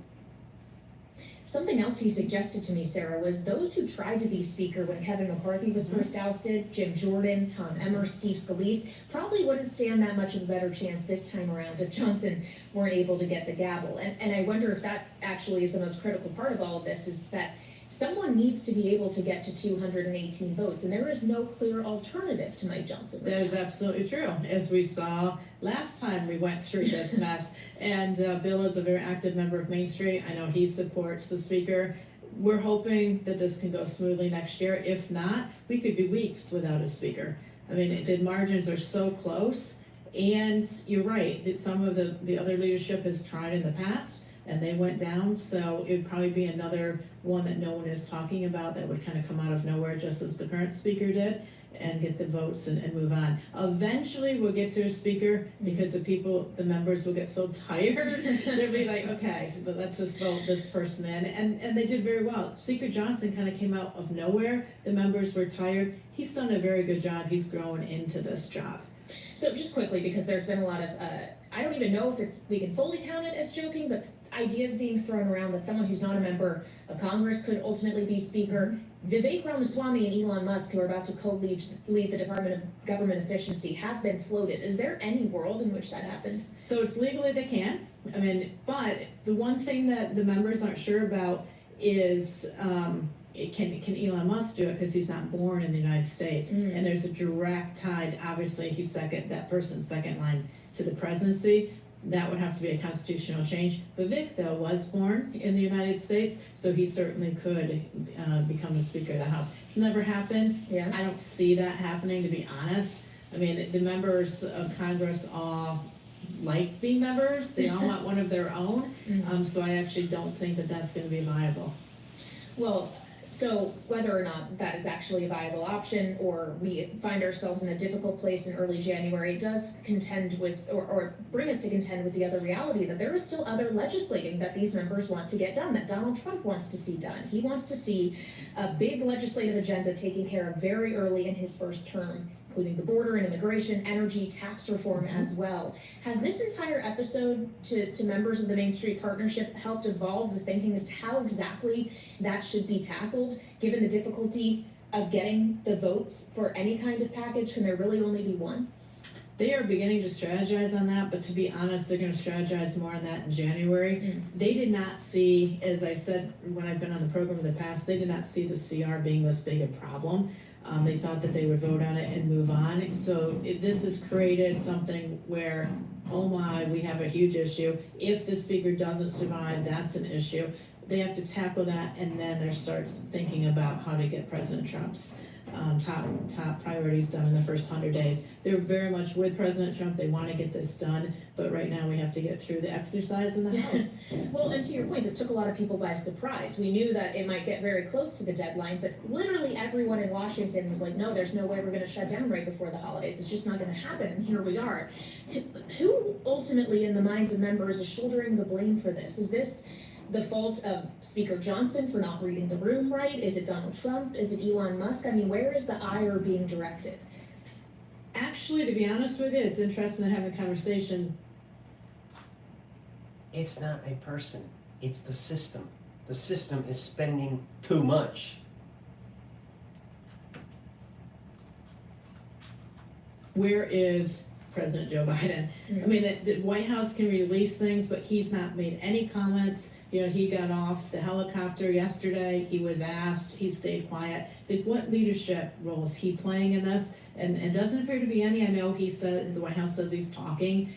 But is he really talking, and is he out there, and he's certainly not addressing the American people? He's not having a press conference. But and he's not talking about also this. out there saying, no, I don't like this bill, tank it. He's not, but he's also not out there trying to get some of the Democrats to work with the Republicans to get something through. So there's not a chance of, a government shutdown the last 30 days of his presidency. No one's talking about the fact we have a president, and it is President Joe Biden. Yep, for, I believe, 30 more days. It is So- December 20th. We are 1 month out from inauguration on the 20th of January. Finally, Sarah, as you talk about this notion of where the Democrats are, how do you see this episode potentially altering the working relationship of Hakeem Jeffries and Mike Johnson, who have been, for the most part, when it actually comes down to brass tacks, been able to work together to get must-pass legislation over the finish line? Is that going to be able to continue next year after Johnson reneged on this deal? We're certainly hoping, but we're not sure, because if you remember, when they tried to recall the speaker, the Democrats stood up and helped the speaker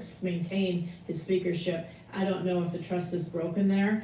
That will be something that the members will have to figure out. And frankly, if the speaker does stay, which we hope he does, the two of them will have to try to work that out behind closed doors. But you're not counting on any Democrat not voting for Hakeem Jeffries to be speaker in favor of getting Mike Johnson across the finish line, at least initially? At least initially, no, absolutely not.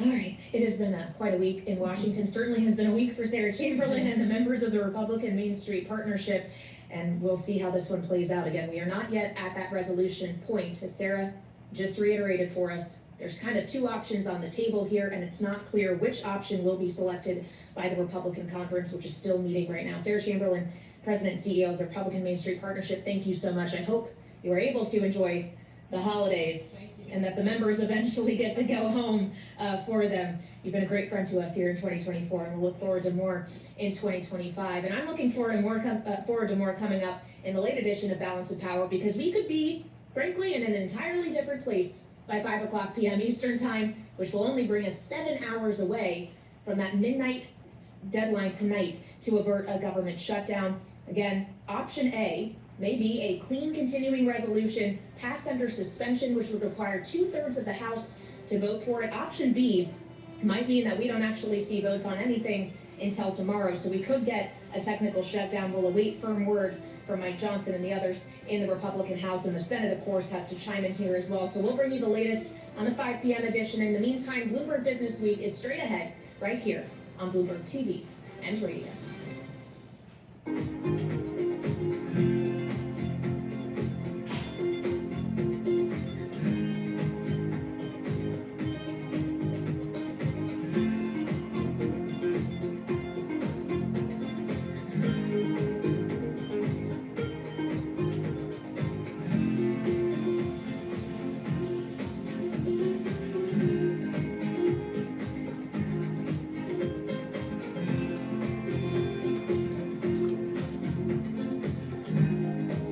While they're on a commercial break, let me do my commercial break.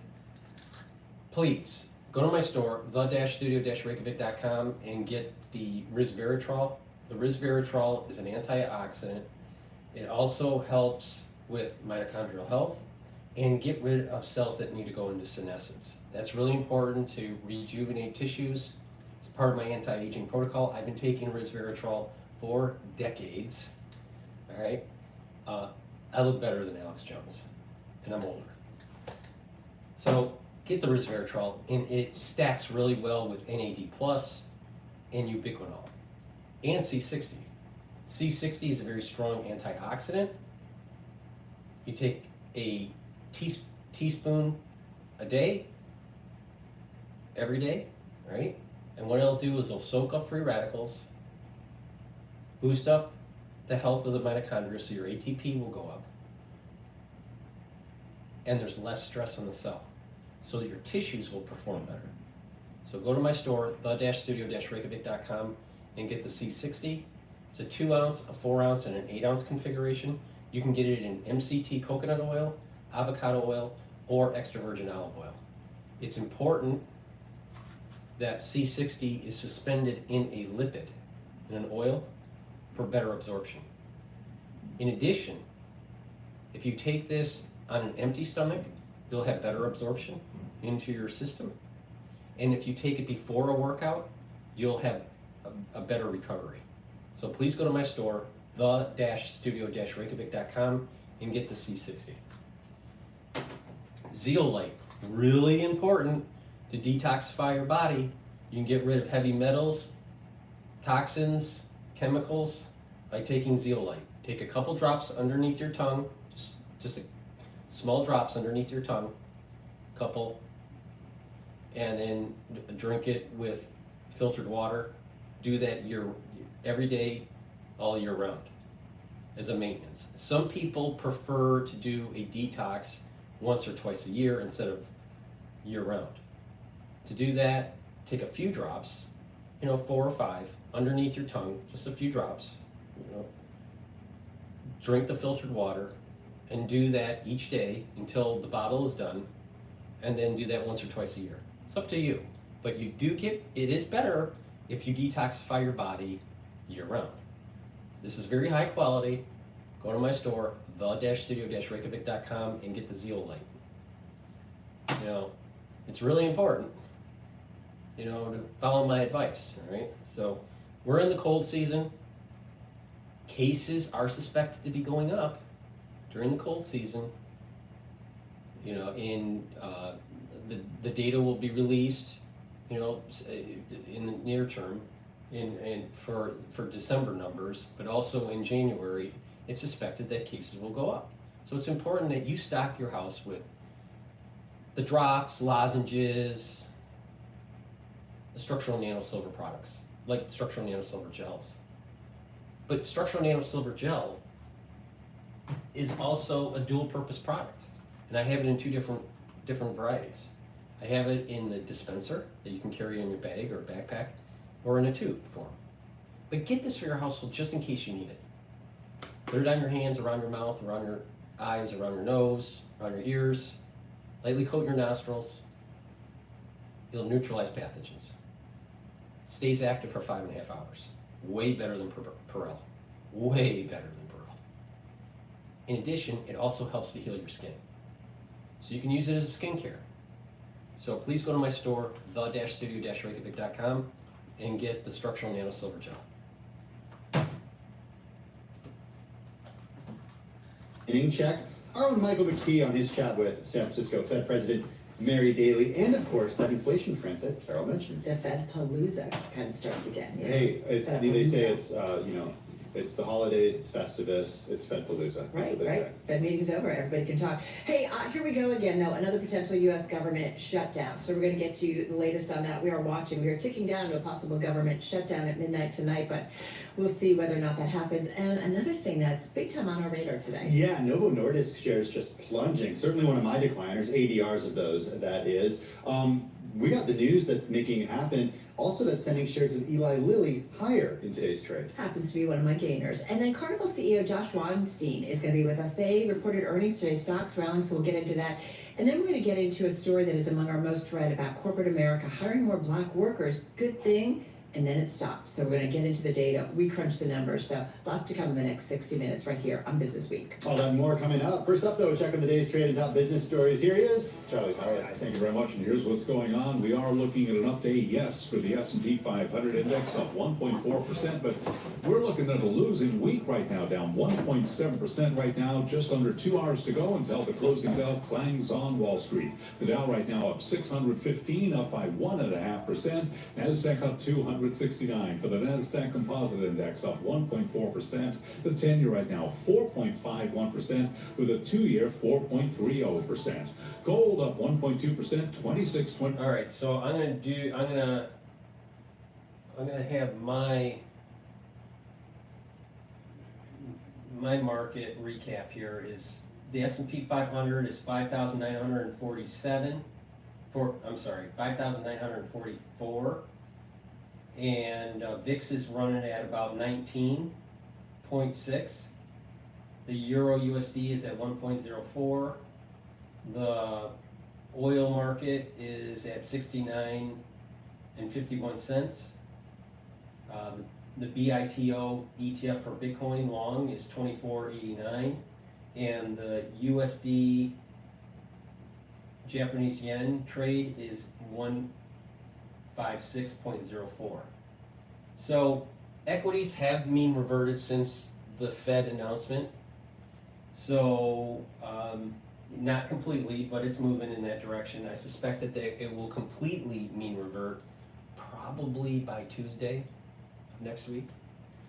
So it's at 5,946 right now. I still think that the S&P 500 will close anywhere between 5,800 and 6,000, and I've been saying that for months. So it seems to be playing out.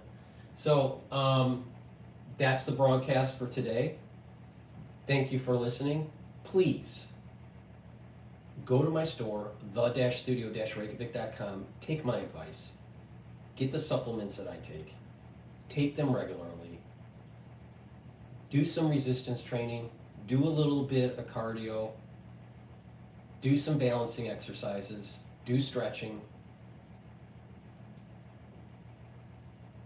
Get proper sleep. Take the good night formula for the proper sleep. Challenge your mind by reading and writing and talking to people, learning new things. Be positive. I know this show is a little bit a free-for-all. All right, I know that. It's done on purpose that way, to give you a little bit of comic relief. But the thing is, it is in your power to slow down the aging process and to better yourself. And so mindfulness is really important. Some sort of spirituality or meditation, right? That's up to you, where you want to be in that space.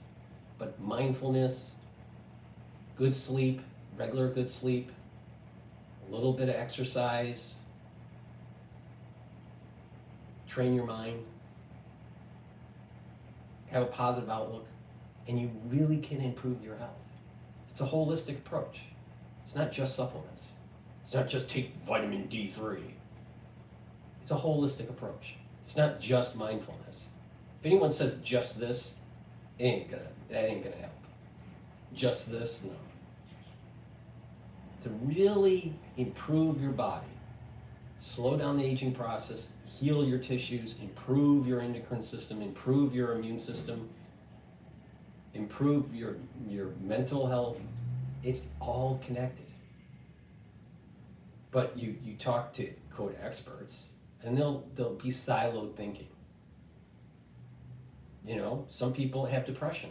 It's maybe as simple as just changing what you eat and improving your gut health. So take my advice. Go down that path.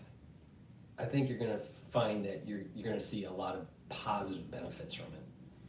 Go to my store, the-studio-reykjavik.com. Get the supplements and follow this holistic approach. It's not a cure. It's not a silver bullet for all ailments and all. But the thing is most diseases, most of the chronic diseases that are happening in the United States is self-induced. It's because of lifestyle. So please, go to my store, follow the protocol, and get healthy. And you'll have a better life. All right? And take my advice on what's going on in the market and follow the dashboard feed. I'm actually telling you how to make money. Not only that, I'm telling you how to make money and also how to get healthy. Please go to my store, the-studio-reykjavik.com. Thank you for listening and have a nice day.